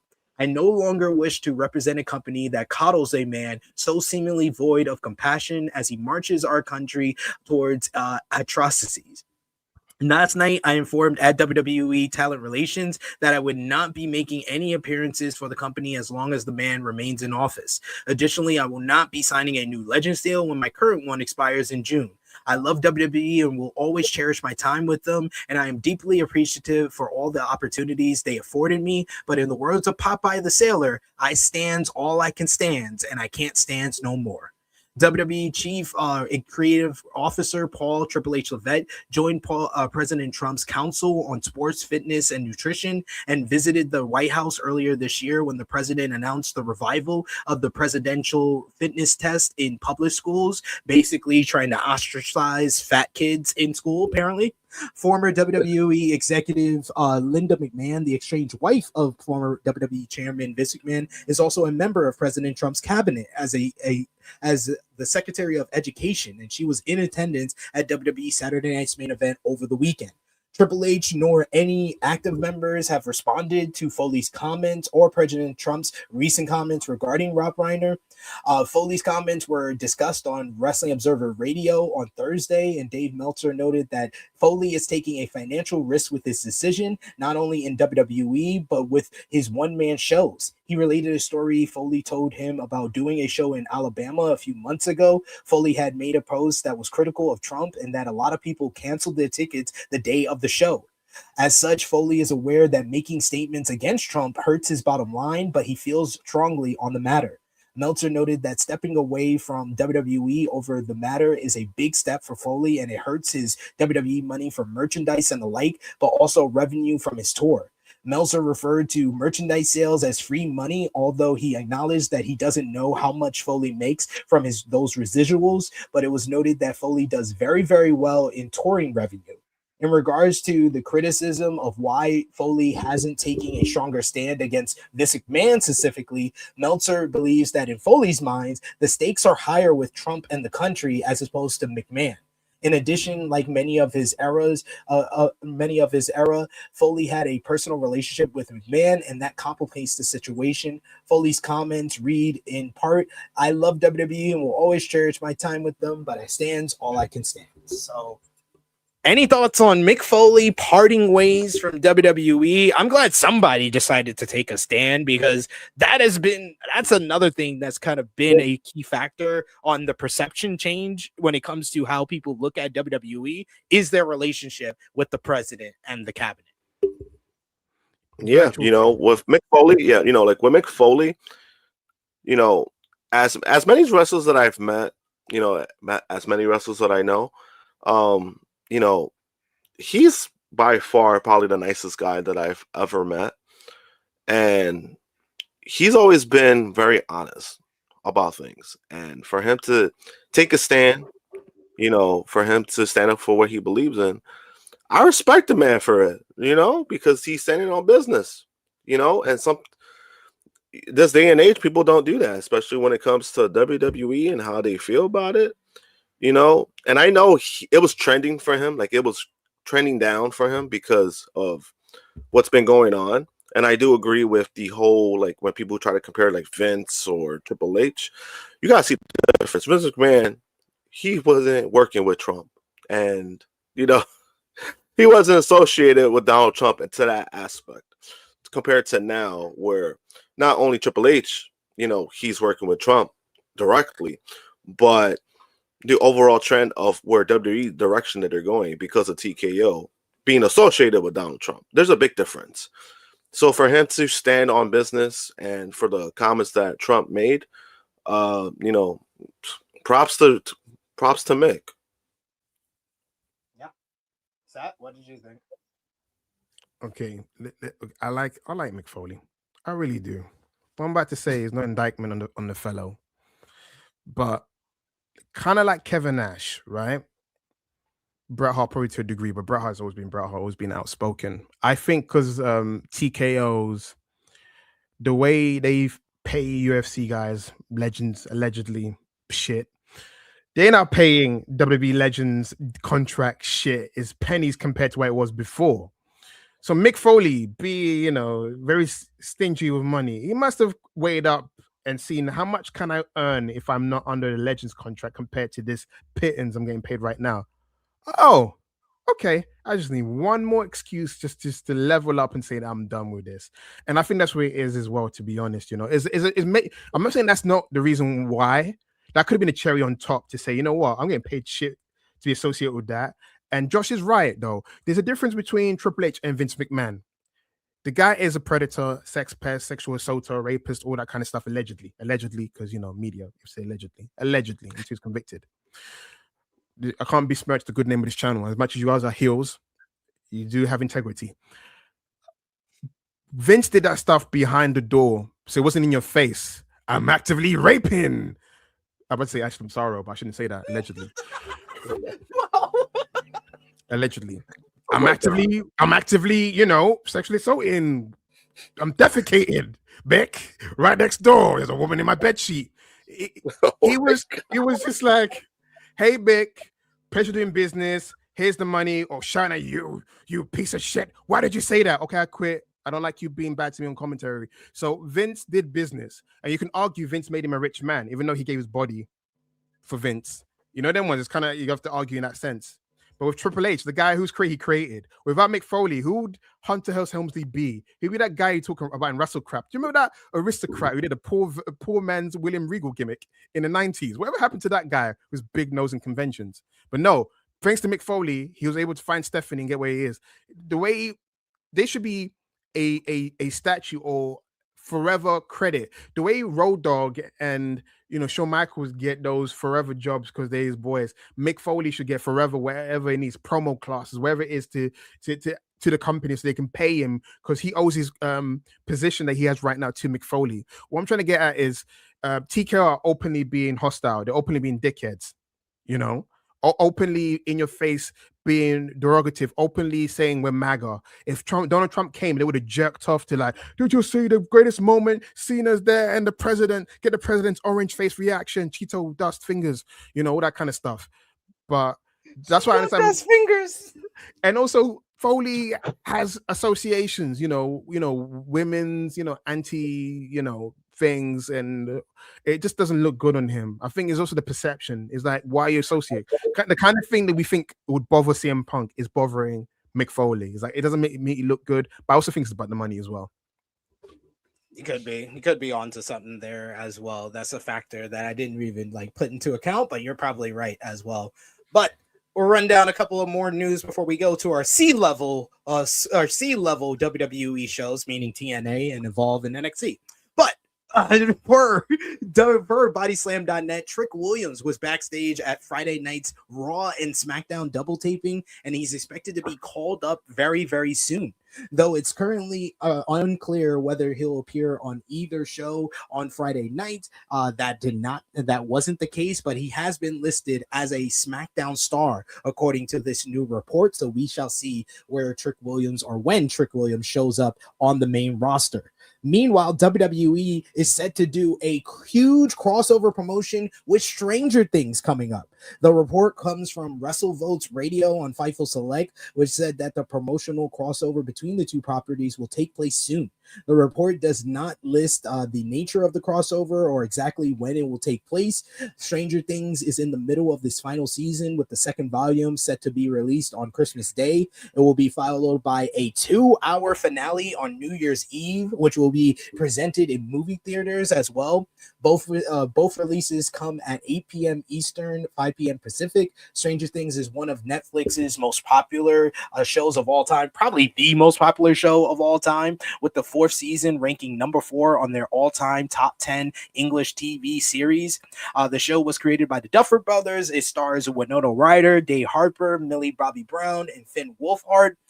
So I will give an update for anyone in the chat who wants to ask. I have watched volume 1, and yes, it ended off very, very good. And I can't wait for Nancy Welcome Down Wheeler to get her entrance on Monday Night Raw. It's going to be great. I want her to come down with the shotgun and shoot Triple H. I'm sorry. Anyway, moving on. I want Vecna to rip Triple H's face off. Oh, I thought Triple H was Vecna. Oh, my bad. Oh, wow. The surprise appearance. No, he's not. He would fail. He wouldn't get the job done. Vecna, he'd be trapped. The surprise appearance of Andrade at WWC's Uprising event in Puerto Rico has sparked new discussion about how WWE handles outside bookings for its talent. According to the Wrestling Observer newsletter, WWE granted Andrade clearance on the final day to work the December 13th show. The WWE had previously blocked Andrade from wrestling for other promotions, including CMLL and New Japan Pro Wrestling, and that made the last-minute approval for World Wrestling Council feel unusual to the industry observers. Dave Meltzer noted that WWE's decision could lead to confusion, as Andrade was cleared by WWC but remained unavailable to other non-AEW promotions. AEW is being viewed separately as a direct competitor, which explains that restriction, but WWC's approval raised questions. WWC, run by Carlos Colon, operates outside WWE's primary competitive lanes, and that distinction may explain why the company felt comfortable allowing the appearance. Even so, the select nature of the approvals has drawn attention. Andrade not only participated in the event, he also won the WWC Universal Heavyweight Championship, and then parlayed that into appearing last night on House of Glory in New York City. Mind you, AEW is taping at Hammerstein Ballroom in New York City tonight and tomorrow night. So we shall see if they give them the clearance to make an appearance there, which I doubt. Anyway. I mean, it is what it is. What do you think about the whole Andrade situation, Sat? We haven't talked to you in a few months. They fired him. That's my answer. They fired him. So he should be free to do whatever he wants. It can't be we fired you, but wait, they want you back? Oh shit, no. You're not allowed to work for a year. You can't do whatever. No, sorry. He's not an employee. He's an independent contractor. Should be treated as so. I'm hoping that because they're within the New York radius, maybe I get my hope too high, but no, I'm hoping that lawyers, competent lawyers, right? Not his ex-wife's lawyers, people that can actually read the small print will be like, ask Cap, let's take him out of the equation, or we can sue you. And then we look into all these contracts for fraudulent behavior, because you're meant to be a company, not with employees that are wrestling in the ring, right? They're meant to be independent contractors. I'm hoping that it's not done now, because, some people might have shooters, allegedly. You never know. Because, listen, I'm like, we can do business or we can do business. You know what I'm saying? Being in an office full of papers will not save you from certain situation. So I'm hoping that things were handled, because if things are not handled, bro, things get handled other ways. So I'm hoping. This is true. Yeah. This is true. All right, we're going over to our C-level WWE shows. We had WWE Evolve this week. You had WWE Evolve Women's Champion Kendall Gray cut a promo to open the show, talking about her roller coaster past few months. Callie Armstrong comes out to interrupt to challenge Gray for a rematch for her title. Then VJ Vasa interrupts both ladies to issue a challenge for the title as well. Kendall says she will take on both ladies, so we shall see when that triple threat goes down there. But the show was primarily about the Team PC defeating Team ID in a 4-on-4 gauntlet match, thanks to Cam Hendricks, aka our good brother Anthony Luke from LFG, Sat, picking up the final elimination for the PC. Do you like the name change? Yeah. It's fluid. It's cool. It's smooth. Cam Hendricks rolls off the tongue. I'm a fan, man. Like, Anthony Luke is a double first name, so I get it. Yes. You need to give him a name. You can't be Showtime Anthony Luke or Showtime Tony Luke. What, you a Mama Luke? Nah, Showtime Cam Hendricks. I'm down with that, man. Yeah, I'm down with that. Yeah. And he's still losing lights, camera, action. So I'm with it. I'm here for it. Yes, Cam. Yes.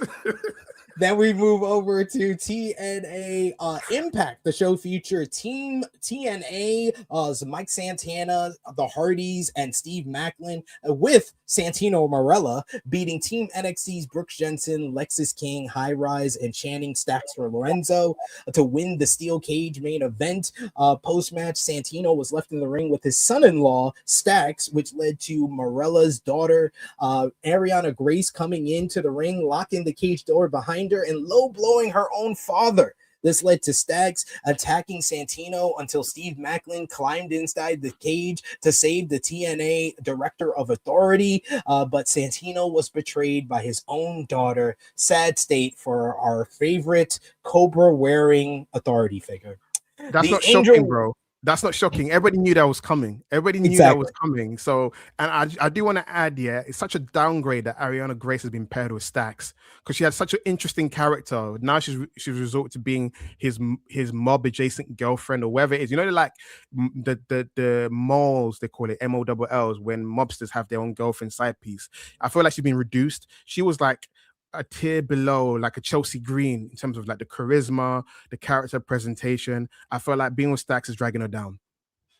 I agree. I definitely agree there. She's now like just basically a valet. Yeah. The Angel Warriors scored a victory over Tessa Blanchard and Mila Moore in tag team action, while Bear Bronson picked up his biggest win since signing with TNA, winning a TNA World Title #1 Contenders Battle Royal to move on to face Fake Kazarian for the gold at the first Impact of 2026. And then finally, there was WWE NXT. The show featured a major botch where Thea Hail defeated Blake Monroe by accident to win the NXT Women's North American Championship. You had Ink and Tank picked up a win over OTM in tag team action. NQCC's Ren Sinclair and Kendall Gray scored a victory over Fatal Influence, Fallon Henley, and Laney Reed in a solid tag team matchup. Ricky Saints cut a very good promo explaining his heel turn from the week prior and how Javon Evans refused to listen to him, so he had to humble the young OG. Then Evans attacked Saints, only for Ricky to lay out Javon with the Rochambeau through the announce table, making a statement in his first week as an official heel in WWE. And then finally, Leon Slater beat Miles Bourne, Dion Lennox, and Joe Hendry in a super fun four-way matchup to become the new #1 contender to face Oba Femi for the NXT Championship at New Year's Evil. Congratulations to Leon Slater, one of our good friends of the channel. But the main talking point coming out of NXT had to do with the major botch title change. Thea Hail won the NXT Women's North American Championship in a botch finish on this week's show, and a new report had some details on it. Basically, the pinfall happened on a senton that Thea Hail usually does in her comeback. The referee counted the fall. When Monroe didn't get her shoulder up, there was confusion in the moment, and the bell didn't ring, and Monroe's music even played initially before switching to Hale's. She was announced as the winner. As expected, the finish was not intended to be that way, and Fightful Select reports that Monroe was supposed to retain the championship. Sources indicated that there was a scramble backstage during the botch finish and following. The site notes that the change caused issues as there were creative plans in place that revolved specifically around Hale not being champion. Sources noted that things were being changed immediately to adjust. The situation led to several people's creative over the next couple of weeks have been affected, and it was said that steps would be taken as soon as that night to make adjustments. The show featured a segment later in the show where Hale was emotional over the win. Jordan Grace showed up to congratulate her and said Hale seemed to have it figured out before she did. Monroe then appeared and said that she will get a rematch, and she blamed the referee and said the referee should be fine. Monroe's on-screen assertion aside, it's not immediately clear who got blamed for the matter, as most were just trying to make needed adjustments to creative. Then Fightful Select had even more details on the matter, saying that one staff member informed Fightful that the situation happened at the worst possible time, as NXT was wrapping up filming for 2025, so the roster could return home for the Christmas holiday. Additionally, it said that the NXT creative team has finalized weeks of programming that had already been filmed with the day prior. The report explains that after the title change and Hale winning, there was a pretty frantic rush to correct elements that had been filmed and that would no longer make sense due to the title change. WWE also had to correct a brief error on the company's website, which indicated that Monroe won and retained the title. PW Insider then reported that Thea Hail dethroning the Glamour was not the planned finish. The Wrestling Insider said that it claimed that WWE sources said that Hail knocked the wind out of Blake Monroe, which led to the title change. And while Monroe had basically got her hand up, she didn't get the shoulder up, and it was too late. The report claims that Thea probably didn't realize that she needed to give Blake a moment to recover before she went for the pin. And since the match officials are instructed to count the pinfall as if they were legit, he had no choice but to go ahead with the 3 count. In the wake of the unplanned finish, WWE reportedly made the quick decision to lean into it by blasting the results on the company's socials and making clips showcasing Thea Hail as the winner. There was also the post-match segment that we talked about. Fightful's report also notes that an NXT higher-up said that the incident will likely cause a heavy shift in policy among wrestlers, and wrestlers will likely now be required to stay until the end of the TV tapings moving forward. NXT pre-tapes are usually done on Mondays, and talents that take part in them are usually required to stay through the TV taping the following day. There's been a lot of speculation on who's at fault for the matter. A report from Fightful Select notes that referee Felix Fernandez was praised backstage for counting the match as a shoot, but it was reported that Monroe got the wind knocked out of her and she tried to get a shoulder up, but it was too late. It was also reported that the timing was very bad, and Fightful has confirmed that people had to physically return to the WWE Performance Center to retape materials in order to accommodate the title change. NXT pre-tapes were on Mondays, but now that seems like it's going to change in the future. Good. What do you think about the botch title change, Seth? Long overdue for Thea Hail, because Mother Nature had to give her that bloody win, because if it wasn't, Shawn Michaels would still let her like chase the title that she was in the tournament for. You know, she was fighting for that title long before Blake Monroe even came into the company. So, and she's been in the company for quite a while, since the age of 19. That's not sounding good. That's sounding very much like she's becoming like almost the modern day what's his face? I want to say his name, Tyler Bates, because the way they're going with her, they're moving at a snail's pace, because it's like to the point where they're trying to give a personality to Brinley Reese. Brinley Reese was bloody Thea Hail 2.0. Do you know what I'm saying? So it's getting, and I like Brinley Reese. Don't get it twisted. I like, they both conveyed that kind of puppy dog, scrappy doo character, which reminds me of Crash Holly a bit, and I vibe with it. I do. And her winning it, I don't mind it. Even if it was an accident, I'm like, yo, long overdue. Even if you get like a short title reign, like a Tatum Paxi reign, at least she's done it. Now you can move to the main roster, because that's like the one thing. I'm like, she hasn't won any title. Her and Sol Ruka, it's kind of like, oh, but they haven't achieved, now pack her up, put in the mid card on Raw, wherever. They need people. But she'll be great in Alpha Academy. So that way Maxine Dupree could be the heel that she should be, because she's cast in the wrong position. Maxine is money as a heel. I can see that in the future. I want to say this before, because I ain't gonna be here when the show does happen. There was a report on Fightful, wherever it is, that Shawn Michaels said that Ren Sinclair is meant to have a good 2026, and then Kendall Gray wins the number one contendership for January, wherever it is. And I put 2 and 2 together. It could be 5 or it could be 4. In my head, I was thinking, you know what? Yeah. What if the heel turn that we're not seeing coming is coming? What if Ren screws Kendall Gray out of the title shot and start in that feud? Because in my head, like, what can make a great 2026 for Ren Sinclair?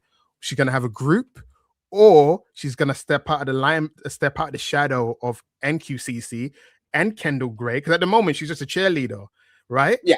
So what is gonna distinctively change that into a better year? Because Shawn Michaels, I love him to bits. NXT is actually the only WWE show that I watch like almost consistently on a weekly, because it doesn't offend me like other shows does.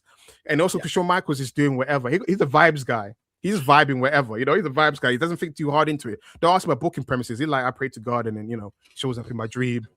That's who I should go with, champion. I don't know. But I do think that there's a chance, possibility, because Kendall Gray could win it, you know, and I don't mind it, even though Carly Armstrong ratio annoys me because there's one other person that match. She's the Razor Ramon to the Shawn Michaels ladder match where Shawn's going with the praise. You're like, who's the other person that match actually made it look great, you know? Where was like the Cali praise, even though the Black Twitter was praising Cali. We were all in there. We're like, Cali looks great. She's like the female Braun breaker. There was people there. But what is the difference? There was no Dave. Dave is what made people, I like him. Listen, there's a wrestler that I like, an amateur wrestler. Her name is Kennedy Blades. Kennedy Blades. She is a beautiful mixed race lady.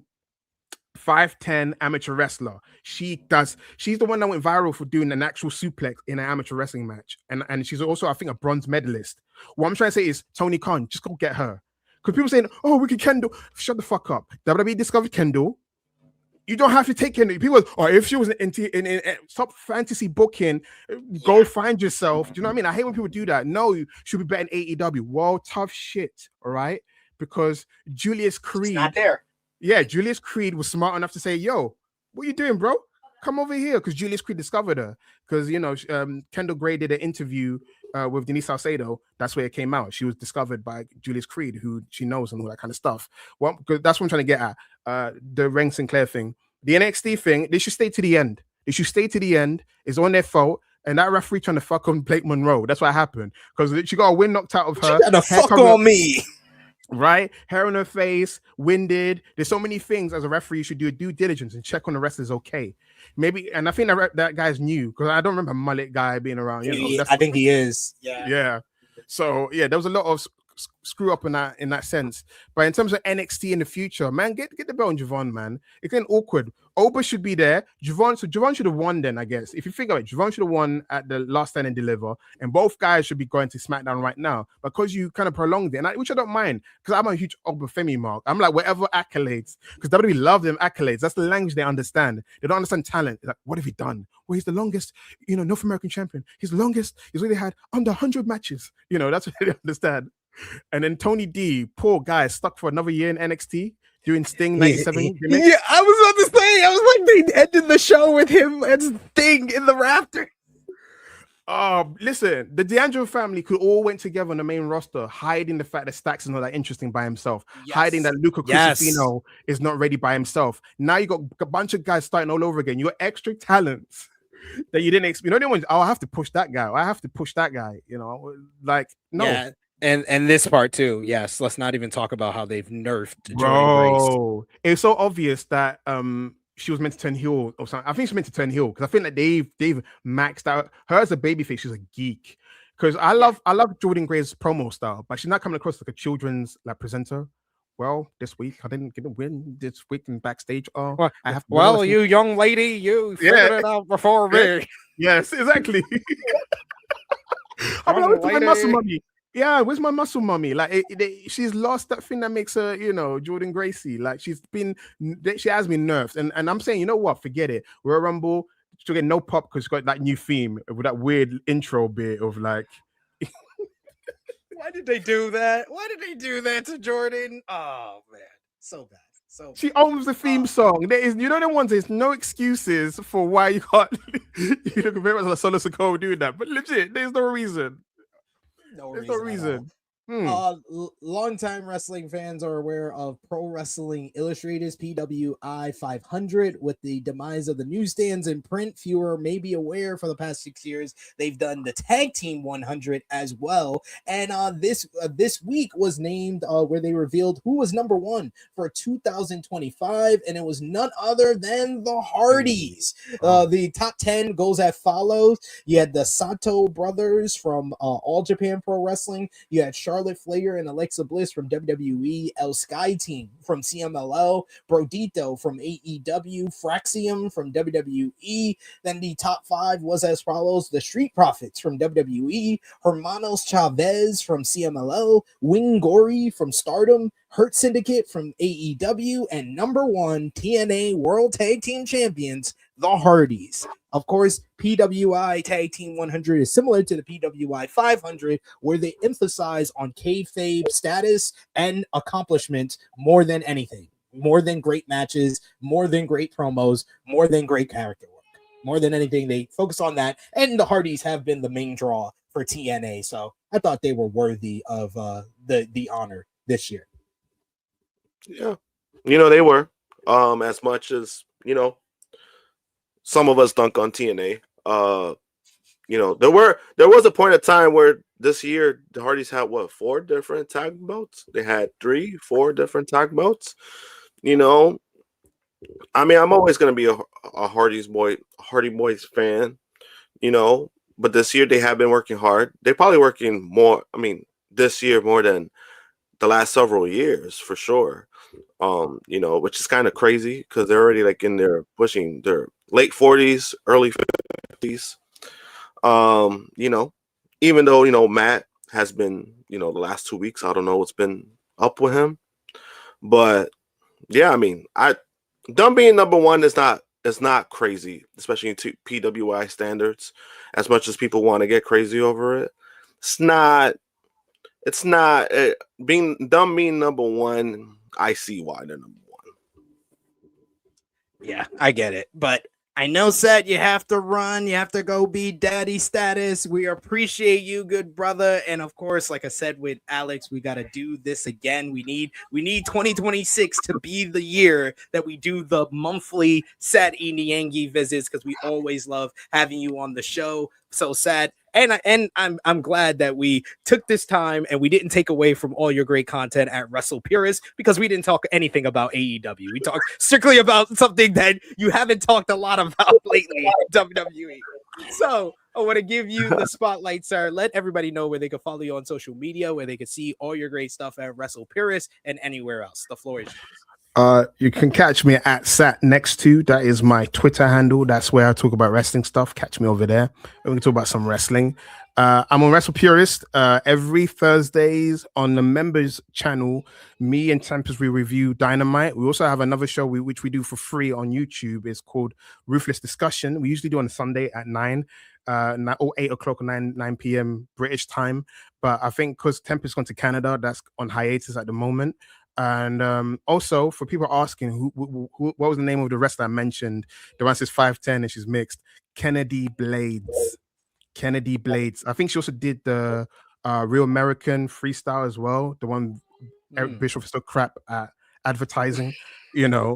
She is a phenomenon, and I was originally was like, WWE should get her and she should open the doors for female amateur wrestling, but Kendall Gray's doing that, which is great, by the way. But yeah. Kennedy Blades, go on her socials, Insta follow her career, so you can say you put stock in there early, because Mark Henry's gonna discover her eventually. I got there first, Mark. Come on, catch up. But yeah, Kennedy Blades is a phenomenon to check out for. But yeah, I love you guys. Thanks for having me. But literally, my daughter's jumping at the door. I think Sid knows what it is like when your daughter's trying to get through that. I want to see. So I have to go. I love you guys. It's been a pleasure. Love you, brother. Josh, you killed it with the takes. I'm sorry for taking away from your promo time, but every time you've talked, you're so level-headed in your response and your resolve. Please leave Raquel Rodriguez alone. Okay. We got the name for it. We got the name for it now. Mocha Monthlies. Mocha Monthlies. That's gonna be Sat coming on the show once a month. Mocha Monthlies. Let's talk about that. Yes. Yes. Yeah. All right, brother. Merry Christmas, Happy New Year's, and yes, Merry Christmas, Happy Holidays, man. Take care, brothers. Take care, bro. Peace. Thank you so much, Sat. Thank you so much, Alex, for joining us today. That was a lot of fun, despite them taking Josh's promo time. But Josh knew how to pick his spots. This is why Josh is a professional at this point. finish up with TNA. In recent months, media reports have been all about the several TNA contracts that are expiring. 411 Mania previously reported that Jake Something, AJ Francis, Zachary Wentz, and Steve Macklin will all be up for renewal in December of 2025. In the latest Wrestling Observer newsletter, Dave Meltzer has provided an update on this. Basically stating that the veteran journalist has reported that Something, Francis, Wentz, and Macklin have all signed 3-month deals with TNA. Meltzer also claimed that in his report that as of late, several talents from TNA and All Elite Wrestling have reached out to WWE, but were told by the company that it's not looking to bring new people on board. However, the Wrestling Insider iterated that this does not apply to all talents and that people like Chris Jericho and Leon Slater wouldn't necessarily fall in this category. Jericho has long been rumored to join WWE once his AEW deal expires this year. Meanwhile, Slater has been consistently booked to perform on WWE TV in recent times. He tagged along with Javon Evans to take on World Tag Team Champions AJ Styles and Dragon Lee at last Saturday's Saturday Night's Main Event, and he also is set to challenge for the NXT Championship at New Year's Evil on January 6th. So we shall see where the contracts, how these contracts work with WWE and TNA in the future. And one final note from the partner promotions, AAA, the Lucha Brothers reunion is officially off for AAA's show tonight, Guerrera de Titans, as Penta is out for the show due to his injury. As previously reported, they were supposed to reunite the Lucha Bros on tonight's show against Dominic Mysterio and El Grande Americano. However, those plans were thrown in flux on the November 24th episode of Raw when Penta suffered a shoulder injury against Solo Sikoa. He had hoped to be back very soon, but he was pulled from Saturday's show. Penta announced in a video on Instagram he will not be competing, and instead Rey Mysterio will take his place with Phoenix against Dom and Americano. So that should be a fun matchup tonight. And meanwhile, AAA's Grena's D Titans comes on tonight on December 20th. But in other AAA news, you had the promotion has settled on a date on AAA's Rey de Reyes event, which is one of their biggest events of the year. WrestleVotes Radio on Fightful Select reported on Thursday night that the Mexican wrestling promotion is planning to hold the 2026 iteration of Rey de Reyes on March 14th in Pelo, Mexico. According to the outlet, the show will take place at the Adriana GNP Singers, and AAA, of course, has their big show tonight. We got Dominic Mysterio and El Grande Americano versus Rey Mysterio and Rey Phoenix. AAA Latin American Championship, El Hijo de Dr. Wagner Jr. versus Ethan Page. Carnival of Carnage, the YS6 versus Psycho Circus, Murder Clown, and Psycho Clown. And the AAA Cruiserweight Championship will see Laredo Kid versus Jack Hartwell versus Javon Evans, as well as Dragon Lee versus El Hijo del Vikingo. So this looks like it's going to be a really fun show tonight. So if you want to watch some wrestling after Collision, which is going to start in about an hour, you got something to watch tonight. So got something to enjoy. But we've made it to my favorite time of the show, Josh. It's TikTok time. And like I said at the top of the show, we are doing King of the Hill because y'all seem to love King of the Hill and y'all get involved in King of the Hill a little bit more than y'all do for any of the other TikTok games that we play. So we're doing King of the Hill for the John Cena retirement tour. Are you ready, Josh? This is moments and matches from the past year of John Cena. Are you ready? Just to be clear, so this is a moment. So I mean, as in like the best moment. This is moments and matches. I'm giving you moments and matches from the John Cena retirement tour. You tell me who's better and who's moving on. Who's the King of the Hill? All right. I just want to make sure because, man, it's not a lot. I'm just saying. Let's start out hot here. John Cena's heel turn at Elimination Chamber versus John Cena winning number 17 at WrestleMania. The heel turn. Heel turn, easy. And of course, you guys answer in the chat what you think as well. Then we got John Cena's heel turn versus John Cena versus Randy Orton at Backlash. The heel turn. The heel turn, obviously. The heel turn. The heel turn, John Cena's heel turn versus John Cena's first heel promo in Belgium and embarrassing the kid in the front row. I'm gonna stick with the heel turn. Heel turn wins again. John Cena's heel turn versus John Cena versus R-Truth at Saturday night's main event. The heel turn. Heel turn. John Cena's heel turn versus John Cena's fake pipe bomb. I'm gonna stick with the heel turn. You know what? I'm gonna put it to the chat. I'm gonna put this one to the chat, and I'm gonna go with the fake pipe bomb. I think the fake pipe bomb is objectively his best promo of the whole run. So let's leave it up to you guys. Yeah, you let us know in the chat. Yeah. I mean, that's a good one.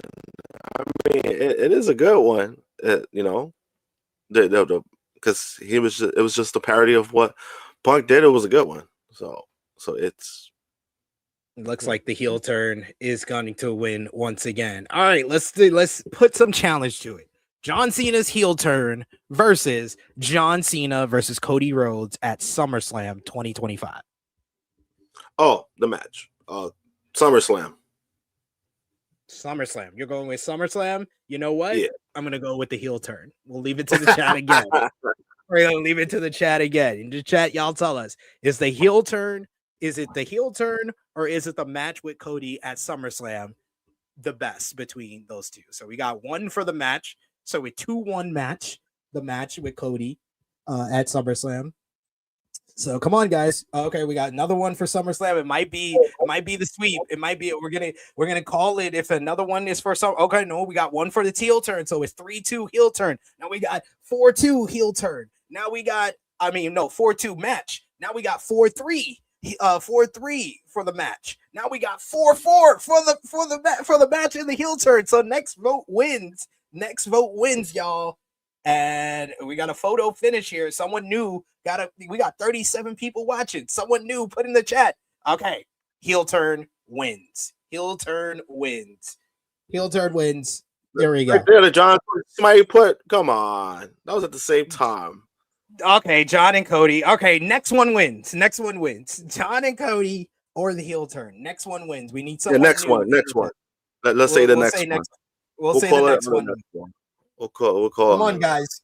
We got it. We gotta go to the next one. We're trying to run through these. There's still good moments. There's still two good moments. I mean, there too. This is a good competition. Call me Mr. Mr.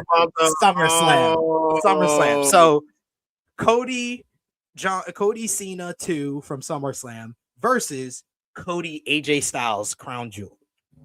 SummerSlam. I'll take Crown Jewel. I think SummerSlam is the better match, but the better moment is Styles. The single moment of Cena hitting the Sister Abigail and all the fireflies coming out. That's a moment I would never forget from this year from WWE. So we got one for SummerSlam. So it's gonna be as close because I did like the match. I did like the AJ Styles match for what it was. It was good. So we got 2-1 for SummerSlam. All right, guys, come on. We need your votes again. So we got to just put SummerSlam or Crown Jewel or Cody or Styles. You could put either or as your answer, but we need some answers in the chat. We got 2-1 for SummerSlam. Okay, this is it. Yeah, SummerSlam won. SummerSlam 3 straight SummerSlams. You're just like 3 straight SummerSlams. Yeah, 4 straight SummerSlams. It's over. Cody Cena SummerSlam versus Cena Brock WrestlePalooza. SummerSlam. Cena Cody SummerSlam versus Cena winning the Intercontinental Championship for the first time in Boston. I'm gonna stick with SummerSlam. I'll stick with SummerSlam as well. Cena Cody SummerSlam versus Cena losing the Intercontinental Championship to Cody Rhodes at Survivor Series. SummerSlam. SummerSlam as well. And let's cap it off. Here's the big one. Cena Cody SummerSlam versus Cena Gunther, his final match? People might be surprised. I'm gonna go with the final match. I'll go with SummerSlam. I go with SummerSlam. Ooh. Get people in the chat are making good points. There's like they're saying Cena got his groove back at SummerSlam. Like that was That is Cena true. Yeah. capping off the year much better than how he started. And it seems like SummerSlam is the winner of our King of the Hill. Yeah, because SummerSlam, yeah, I think what it was that SummerSlam not only was a better matchup, I think it being like what it was, like no DQ, whatever, that helped it a lot. But like you said, like it kind of made Cena, like it kind of won the fans back a little bit when it came to like how they felt about Cena's heel turn. So I could see where in different directions SummerSlam not only was a better match, but where that direction went. You know, because even though for me the final match, I mean, it was a great match. It was a great match regardless of how it finished, how it didn't finish, what we got. It was still a great work match. Agreed. All right. So we got another TikTok game that we can do very quickly here. Who had a better 2025? Are you ready, Josh? This is all you for this one. All you for this one. Who had the better 2025? John Cena versus Mystico. I'm going to go with Mystico. I would definitely go with Mystico as well because we didn't have as many blunders of his run in 2025. So yes, Mystico. Yeah, that would be my pick as well. Then we got Saya Kamatani versus Rhea Ripley. Who had the better 2025? We'll go with Kamatani. I'm going to go with announced this week Tokyo Sports MVP of the year for all of Japanese pro wrestling, Saya Kamatani. Yeah, had the better 2025 for me as well. CM Punk versus Samoa Joe. We did CM Punk versus Mark Briscoe before. We did Samoa Joe versus John Cena before. Now we're doing Punk versus Joe. Who had the better 2025? I'm gonna go with CM Punk.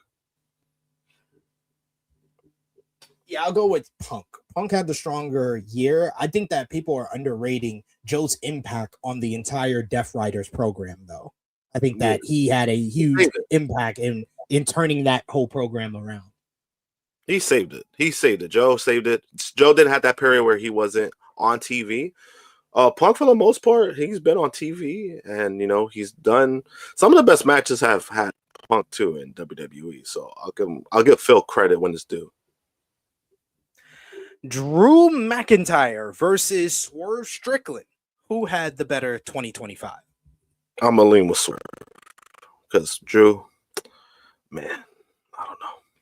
The fact that they let down that great 2024 that Drew had and just threw him by the wayside. Yeah, it has to be Swerve. Even with 3 months off, Swerve had the better 2025.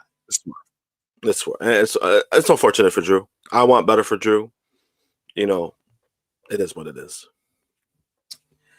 And then final one for you. This is an interesting one I got for you. FTR versus the entire WWE Tag Team division. Who had a better 2025?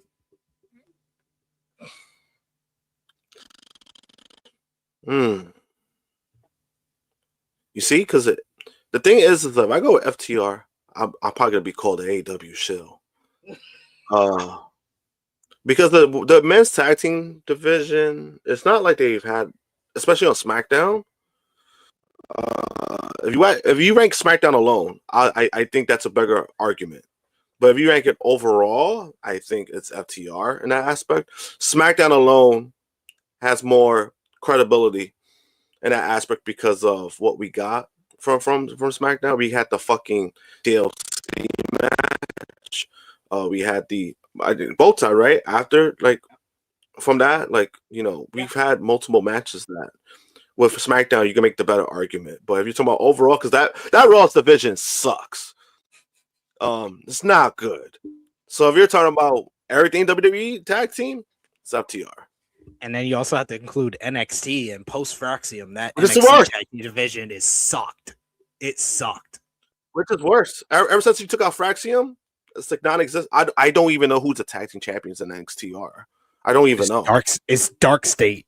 You see, I forgot. You see it, and I forgot because they wanted back from the Hardys. Now I remember because it was a fucking terrible match.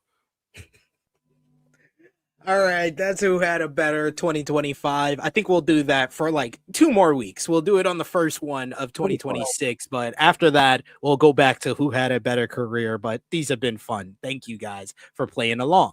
Now we're heading over to the All Elite verse AEW. They had AEW Collision. Winter is Coming last Saturday. The show featured Konosuke Takeshita versus Claudio Castagnoli in the Blue League of the Continental Classic, which went to our first 20-minute time limit draw of this year's tournament in a tremendous encounter. Post-match, Takeshita and Claudio got into a pull-apart brawl. Meanwhile, elsewhere in the Continental Classic, Speedball Mike Bailey beat Kevin the Jet Knight in an awesome bout in the Gold League between the two partners. Swerve Strickland picked up a win over Josh Alexander in a good opener. Post-match, Swerve staked his claim for a shot at the AEW World title, which set up Swerve versus Hangman versus Samoa Joe for the gold at AEW World's End on December 27th.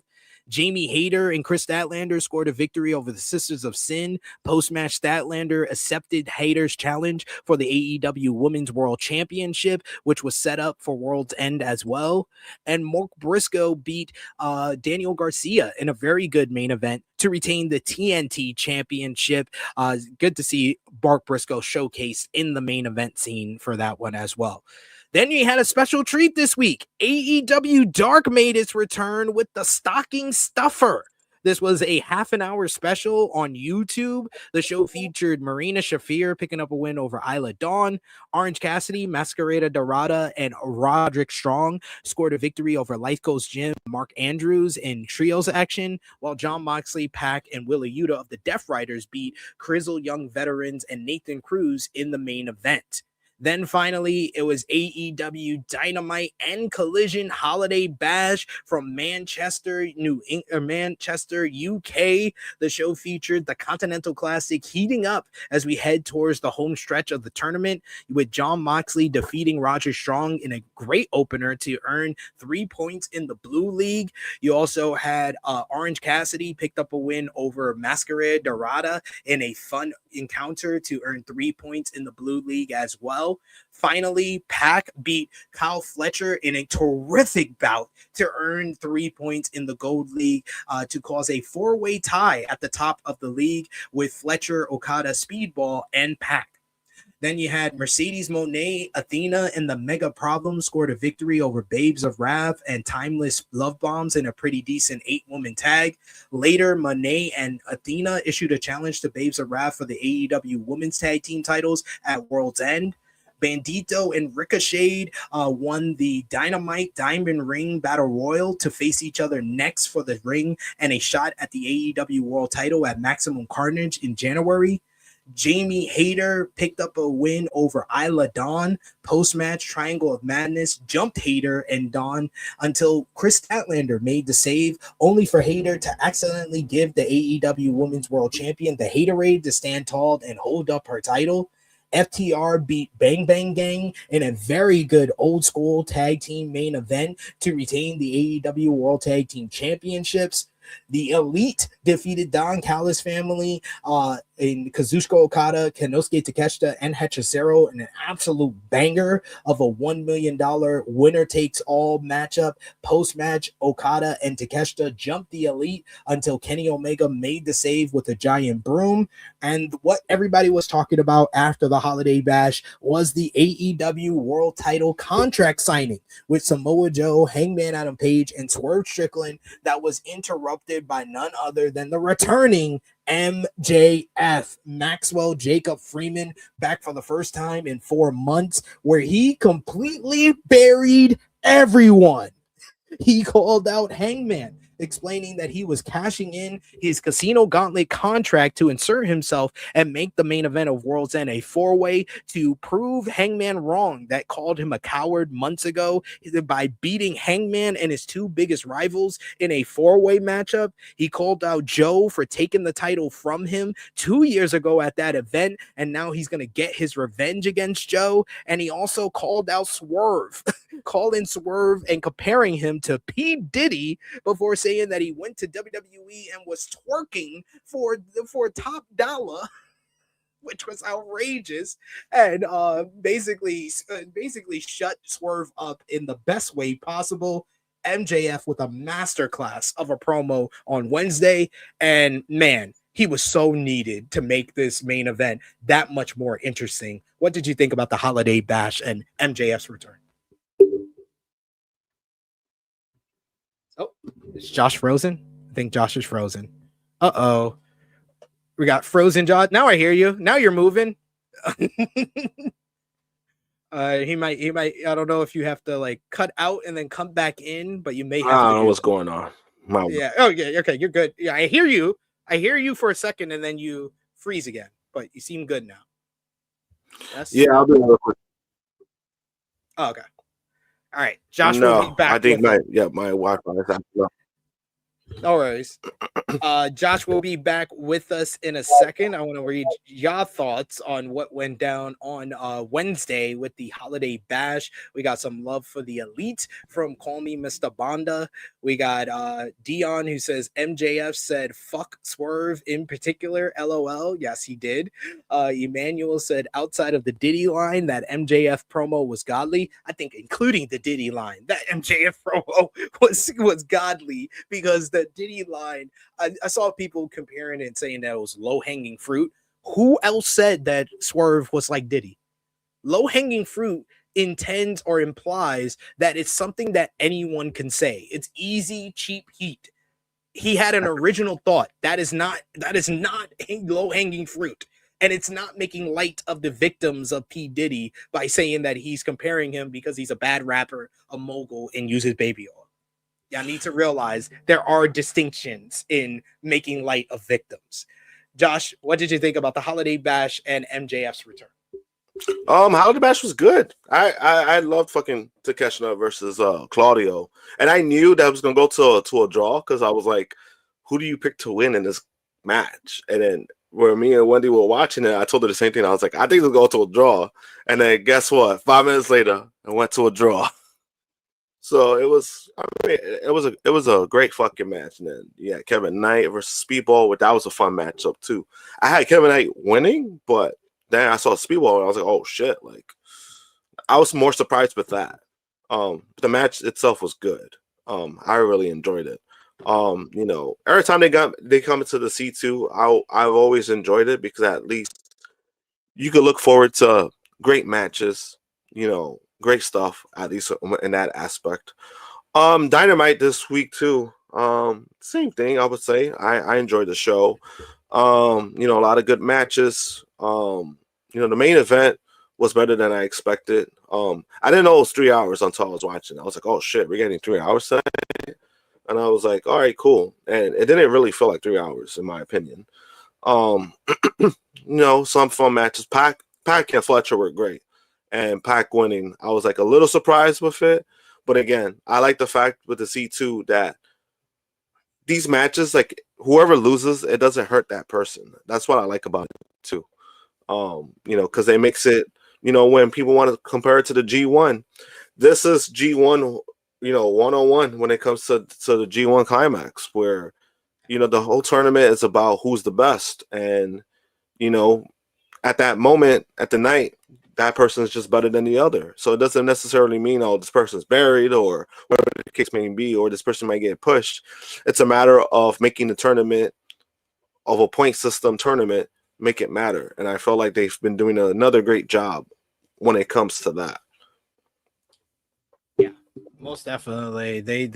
It's made AEW feel like it's in a better place than it has been the last couple of months, especially going into like Wrestle Dream or Full Gear. I feel like there's a more energy because you have this great tournament that's going on with some great performances, and you always are guaranteed at least one banger matchup on each show. It makes it more vibrant and makes it more exciting to watch AEW programming. But having MJF back, I don't care what anybody says, man. This dude might be the biggest star in AEW ever. Like that pop that he got in Manchester, and like he's been able to like regardless of how you feel about MJF, you feel something. And that's something that I don't think a lot of people that's ever stepped in an AEW ring can say. There's been people that, people just fall out of care for or stop caring about. MJF is not one of those people. You always care about what he's saying. You either hate his guts and hate what he's saying or think he's low-hanging fruit or whatever, or you love what he's saying and he's cutting these great promos that get these big reactions. Yeah, and I thought the promo itself, I didn't even speak about that. I thought the promo itself was good, and I do feel like he adds to the matchup. Like, I don't mind Swerve, Hangman, and Joe. Like, I thought that would be like a solid match.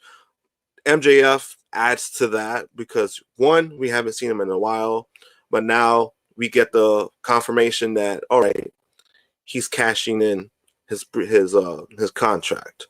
So at least you got that aspect, and now I think he actually might get the title back, and it will kind of a combination of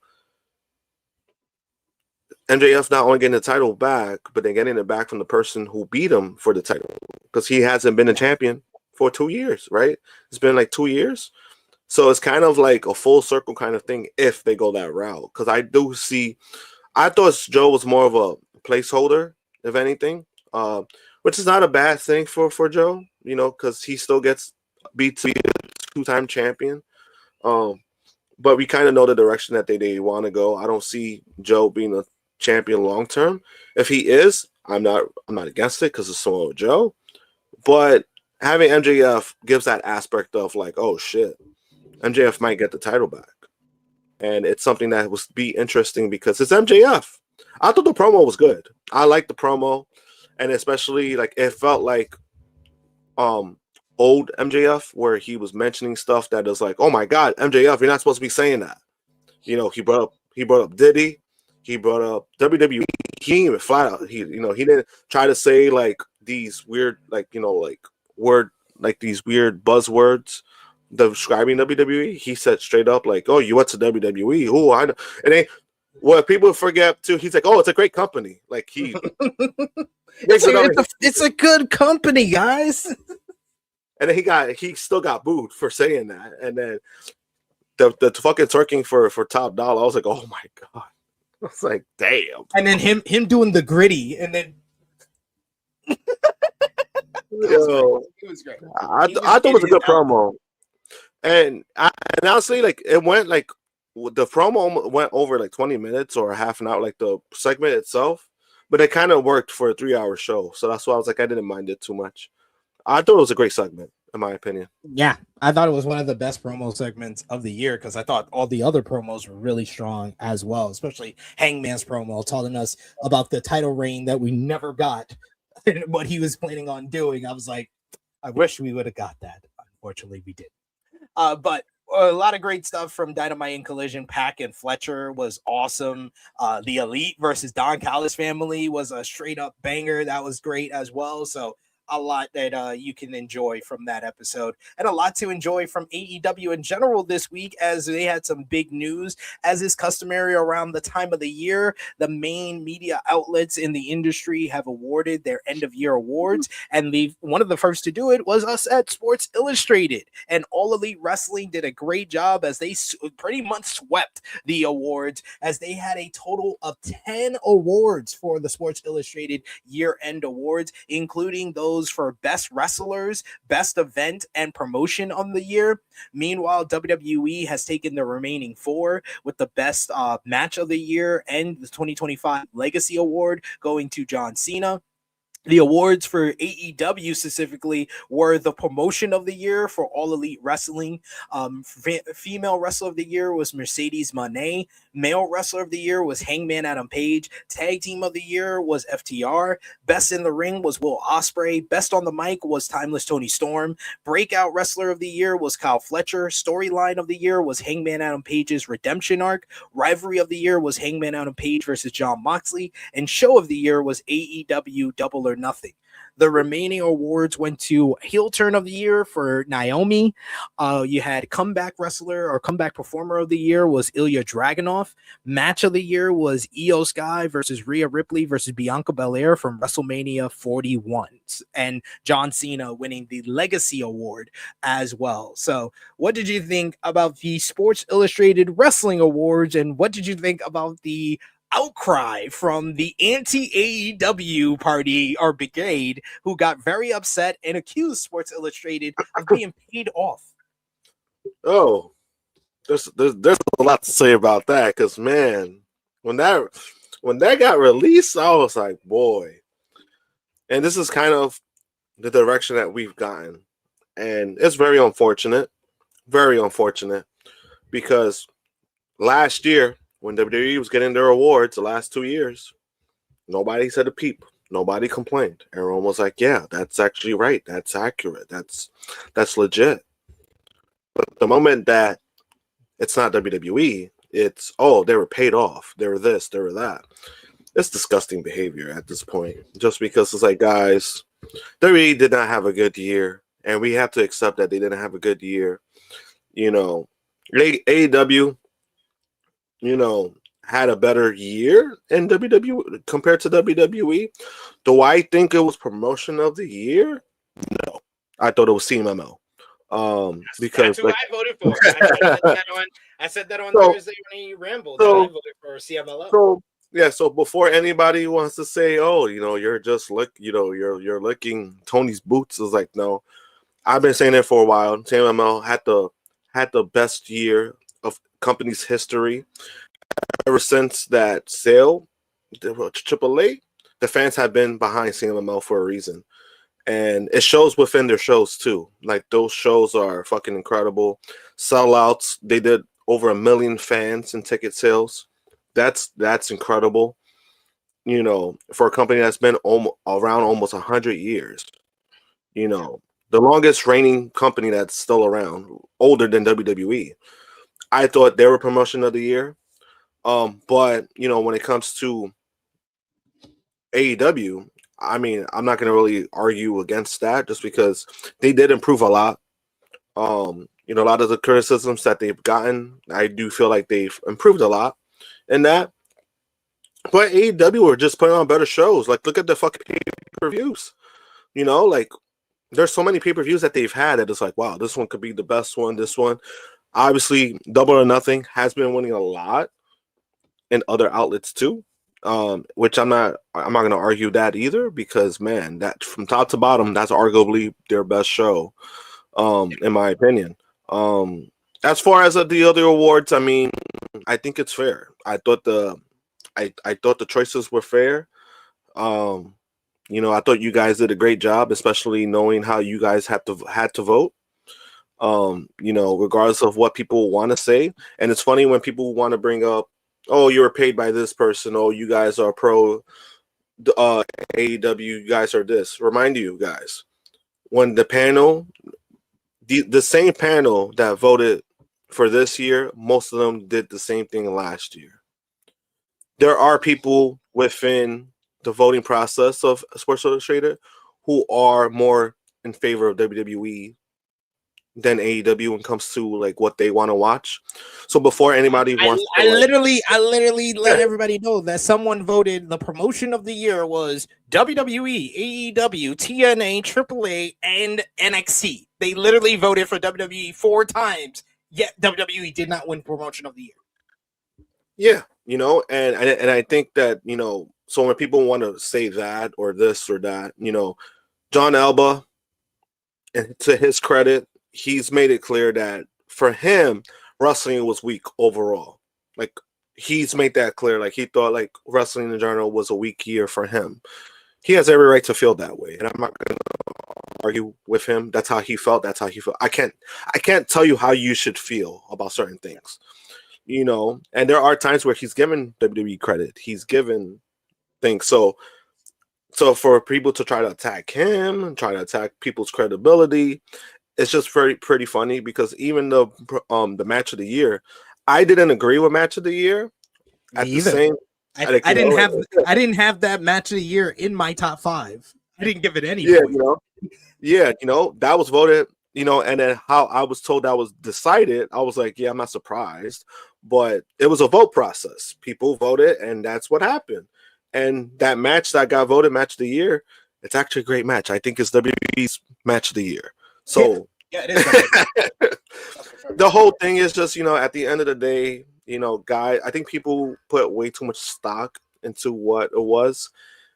This whole thing, I mean, you know, it's very unfortunate, just because we saw people being attacked, people trying to ruin somebody's credibility, a certain person from Long Island crashing out over things that I don't understand why he's so upset about.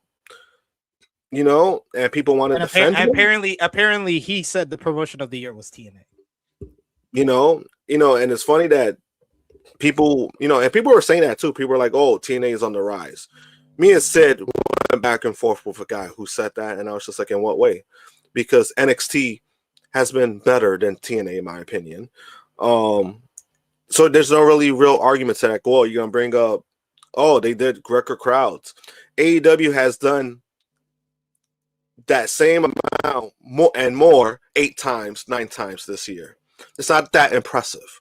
Let's be real. It's not that impressive for a company that's been around for over 23 years.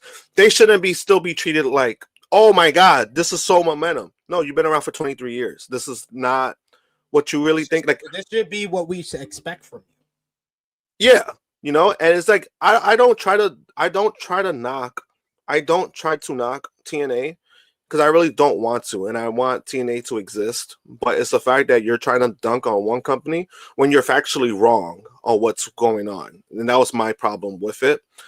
But again, this is just an award thing. It's just, we vote.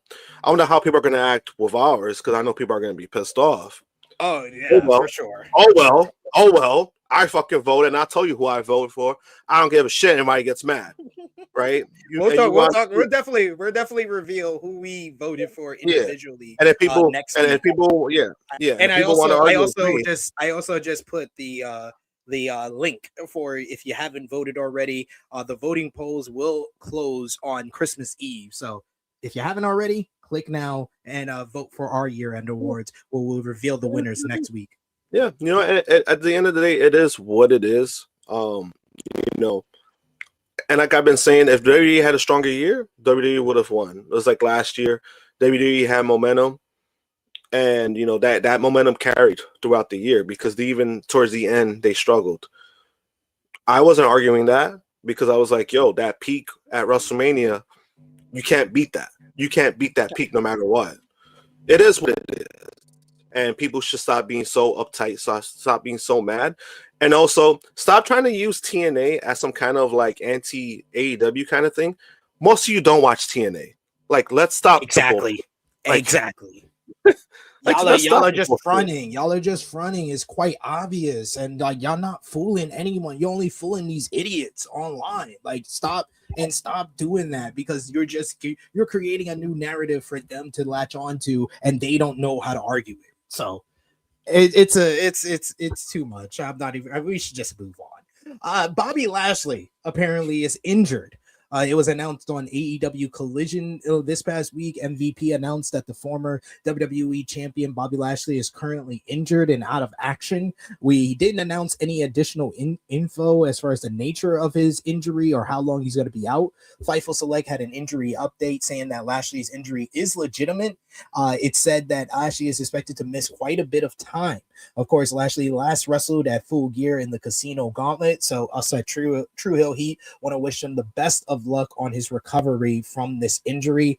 And AEW announced this week a huge event coming to the Canada area, as AEW Dynasty will be on April 12th, 2026, and it will take place from Vancouver, British Columbia in Canada. This is the first time that AEW will run a pay-per-view in Western Canada. Tickets go on sale on December 22nd, so we'll see how that goes coming up next year.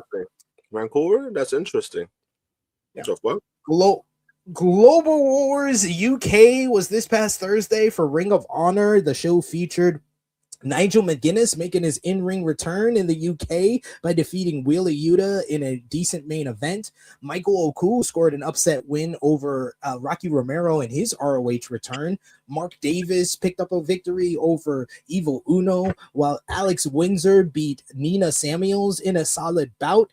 Lee Johnson defeated Leo Rush, while Blake Christian beat Angelico for the swirl to get some momentum. Post-match, Blake called out Bandito for not being present on the show despite being the ROH World Champion. And then Red Velvet picked up a victory over Session Moth Martina in a ROH Women's TV title proving ground matchup.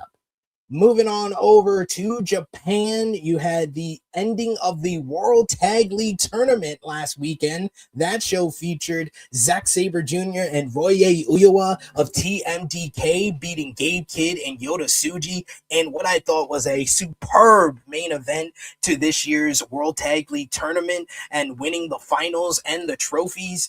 You also had in the semi-main event, Yo, Toriano, and Master Wato picked up a win over House of Torture to retain the never openweight six-man tag team championships. El Phantasmo scored a victory over Hartley Jackson to retain the NJPW World TV Championship, while David Finlay and Hiromu Takahashi beat United Empire's Callum Newman and Great Okan via disqualification after Newman nailed Finlay with a chair and threw him into the ring post to bust him open. Callum then blasted Hiromu with the GAC Junior Heavyweight Championship belt before trying to Pillmanize Gato's neck with a steel chair until Finlay made the save with the shillelagh. Post-match, Finlay issued a challenge to United Empire for a huge 10-man tag at NJPW Wrestle Kingdom 20. And speaking of which, we now know the lineup for this year's next year's Wrestle Kingdom on January 4th, as New Japan Pro Wrestling announced this week the full lineup for the show. Here is the matches that will take place in order. It will be the never openweight six-man championship, Tornado Rambo. You also got the IWGP Women's and NJPW Strong Women's double title match, Shuri versus Saya Kamatani. David Finlay, Shingo Takagi, Gabe Kidd, Drilla Maloney, and Hiromu Takahashi will versus United Empire, Callum Newman, Great Okan, Hanare, and two mystery partners. IWGP Junior Heavyweight Championship, you got the number one contenders matchup, four-way show, El Desperado, Taiji Ishimori, and Kosei Fujita. Never Openweight Championship, Aaron Wolf versus Evil. IWGP Global and IWGP World Heavyweight Championship double title match, Yota Tsuji versus Konosuke Takeshita. And finally, in the main event, it is confirmed, Kazuchika Okada versus Hiroshi Tanahashi in Tanahashi's final matchup. The event is sold out. Over 50,000 people will be in attendance in the Tokyo Dome, but there was some negative feedback to the abbreviated card for Wrestle Kingdom. Wrestle Kingdom traditionally has anywhere between 8 to 10 matches on the card. This year's show will only have 7 matches, and most years the winner of the NJPW World Tag League get a shot at the IWGP Tag Team Championships at Wrestle Kingdom. That has changed for 2026, as Sabre Jr. and Oyawa will get their title shot at New Year's Dash the day after Wrestle Kingdom against the Knockout Brothers, Yuto, Ice, and Oscar. This isn't the first time this has happened. As you may recall from last year, the IWGP Tag Team Championships was vacant during Wrestle Kingdom and decided the night after at Dynasty, at Wrestle Dynasty. The Young Bucks won the championships that night, and this year, Sabre Jr. and Oyawa will make their challenge on the night after Tanahashi's retirement. They stated in a press conference after their victory that they want to make an impact to start the post-Tanahashi era. New Year's Dash will air on January 5th, 2026. Dave Meltzer went into more details about why the reason Wrestle Kingdom only has 7 matches. He says, we were told the reason the show NJPW Wrestle Kingdom 20 is only 7 matches is because of time constraints on the show, because it's going on network television, and wanting to make sure the Okada Tanahashi presentation isn't rushed. The belief is they will be doing a long match and a long retirement ceremony to end the show. And also, it should be noted, we also have some more New Japan news, as the Knockout Brothers are apparently receiving interest and contract offers from WWE. This report came from Ibu of Self-Made PW. He announced yesterday on their award show that the Yuto Ice and Oscar are getting strong interest and contract offers from WWE. So, very interesting times for New Japan Pro Wrestling. You know, Wrestle Kingdom is going to be such a big event for them in regards to where the direction the company is going to go moving forward. And then you got into that, their hottest act in the company is getting interest from WWE. What do you think, Josh, about all this news from New Japan? The card for Wrestle Kingdom, the tag team title match being on New Year's Dash, and the tag team champions getting interest from WWE. As far as the card itself, I actually like the card. It being 7 matches, I mean, it's not the end of the world, especially if I kind of figured that the reason why was because of time. Like, they're going to give more time to something else. And I figured that was probably going to be the main event, but I didn't know it was like the TV thing, which it does make sense, you know. So I'm not too mad about it. You get something for New Year's Dash. You give, like, you know, some type of match to look forward to in New Year's Dash. So I don't think it's the end of the world. And as far as the SAG team getting WWE offers, it's good for them. Positive for the team itself. It's just that I wouldn't do it. Don't do it, guys. Maybe AEW, I would say, but if you got to stay in New Japan, I would say maybe give maybe another year in New Japan. I wouldn't be against that. Anything but WWE at this point, especially what we've been getting from the tag team division. You know, they give you a nice contract, maybe, but even with that, even their offers have been kind of stingy, from what I understand too. It's not what it was a couple years ago. So it's like, it's good for them, and like the dudes themselves. It's good. It's building up stock. I'm never gonna be mad at wrestlers getting offers like that. Yeah. I mean, I'm upset about the Wrestle Kingdom card only because the tag team title match. I think the tag team title match would make the Wrestle Kingdom card even better. I'm all for, you know, bolstering New Year's Dash, but New Year's Dash is a mystery card. That's why that's the draw for New Year's Dash. I shouldn't know the main event of New Year's Dash. like that's my whole thing in regards to that. And I agree with you with the Knockout Brothers. I want them to stay in New Japan, but I don't think that them getting interest from other companies is going to stop, because they came back and they instantly became the hottest act in the whole company. Yeah, I mean, again, it's good for like the dudes themselves. Yeah, and Oscar is so young, mean Mark Calloway. It's not even funny. You look at him and you're like, I can see you with the hat. I just put you in some boots in the pallbearer's outfit. You're good to go. You're the new Undertaker. That's mad funny. Damn, I do kind of see that. I'm not gonna lie. Like, he does look like Mark Calloway.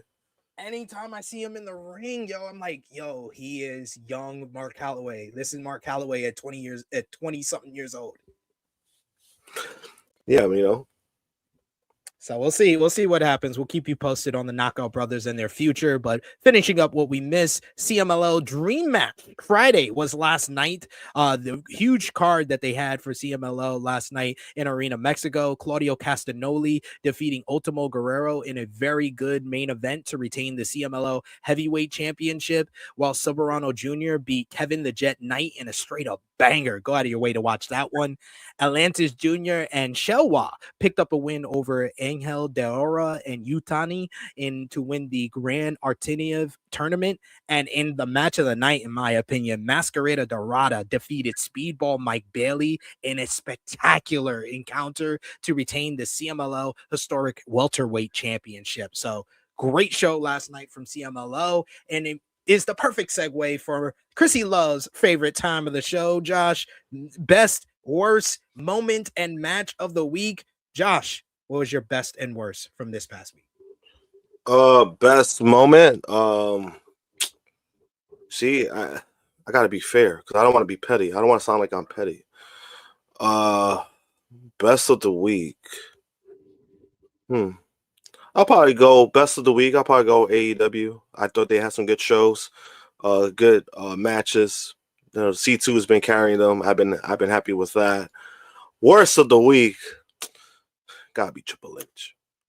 Gotta be Triple H. We agree on one thing. Worst of the week is definitely Triple H. Best of the week, I gave it to MJF. That return was awesome. That's moment of the week, I'll give it to Cena's tap out. Regardless of how you feel about it, that was the biggest moment of the week. Moment of the week. The moment of the week for me is that photo of Triple H laughing when everybody's booing. That is a good one as well. That is a really good one as well. All right, let's go to matches of the week. I only got 10, but of course I got honorable mentions as well, Josh. Honorable mentions, Claudio and Ultimo Guerrero from CMLL, Slater, Bourne, Hendry, and Lennox from NXT.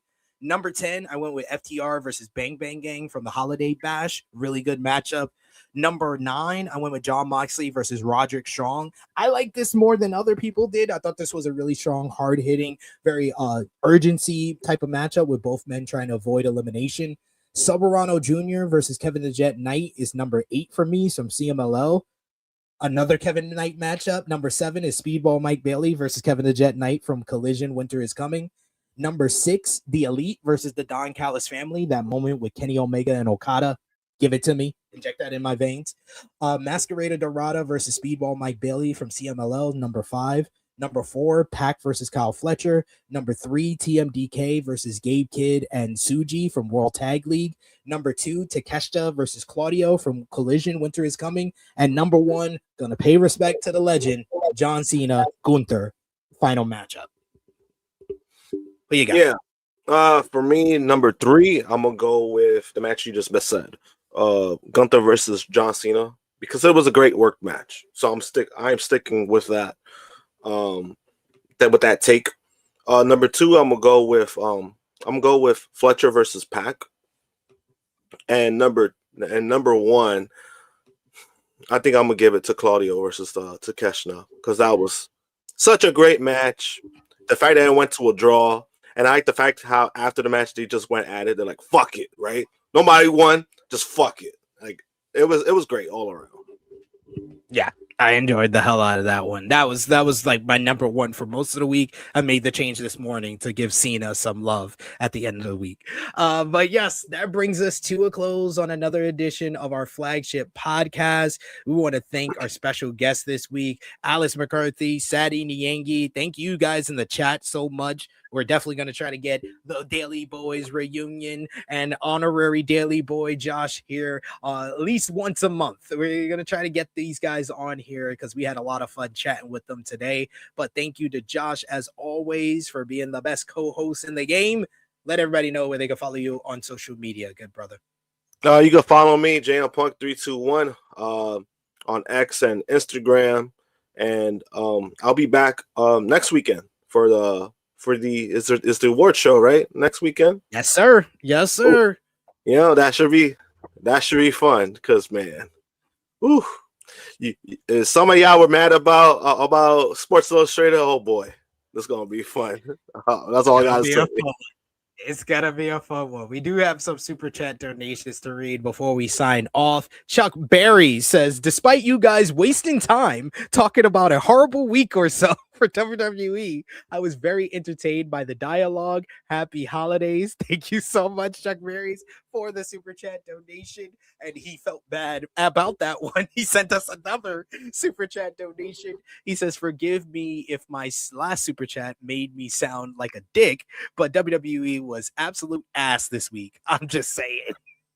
I mean, not wrong. I'm just saying you're not wrong, because it's not good television for them. I wish it was. I wish they would have bounced back, but that shit was rough.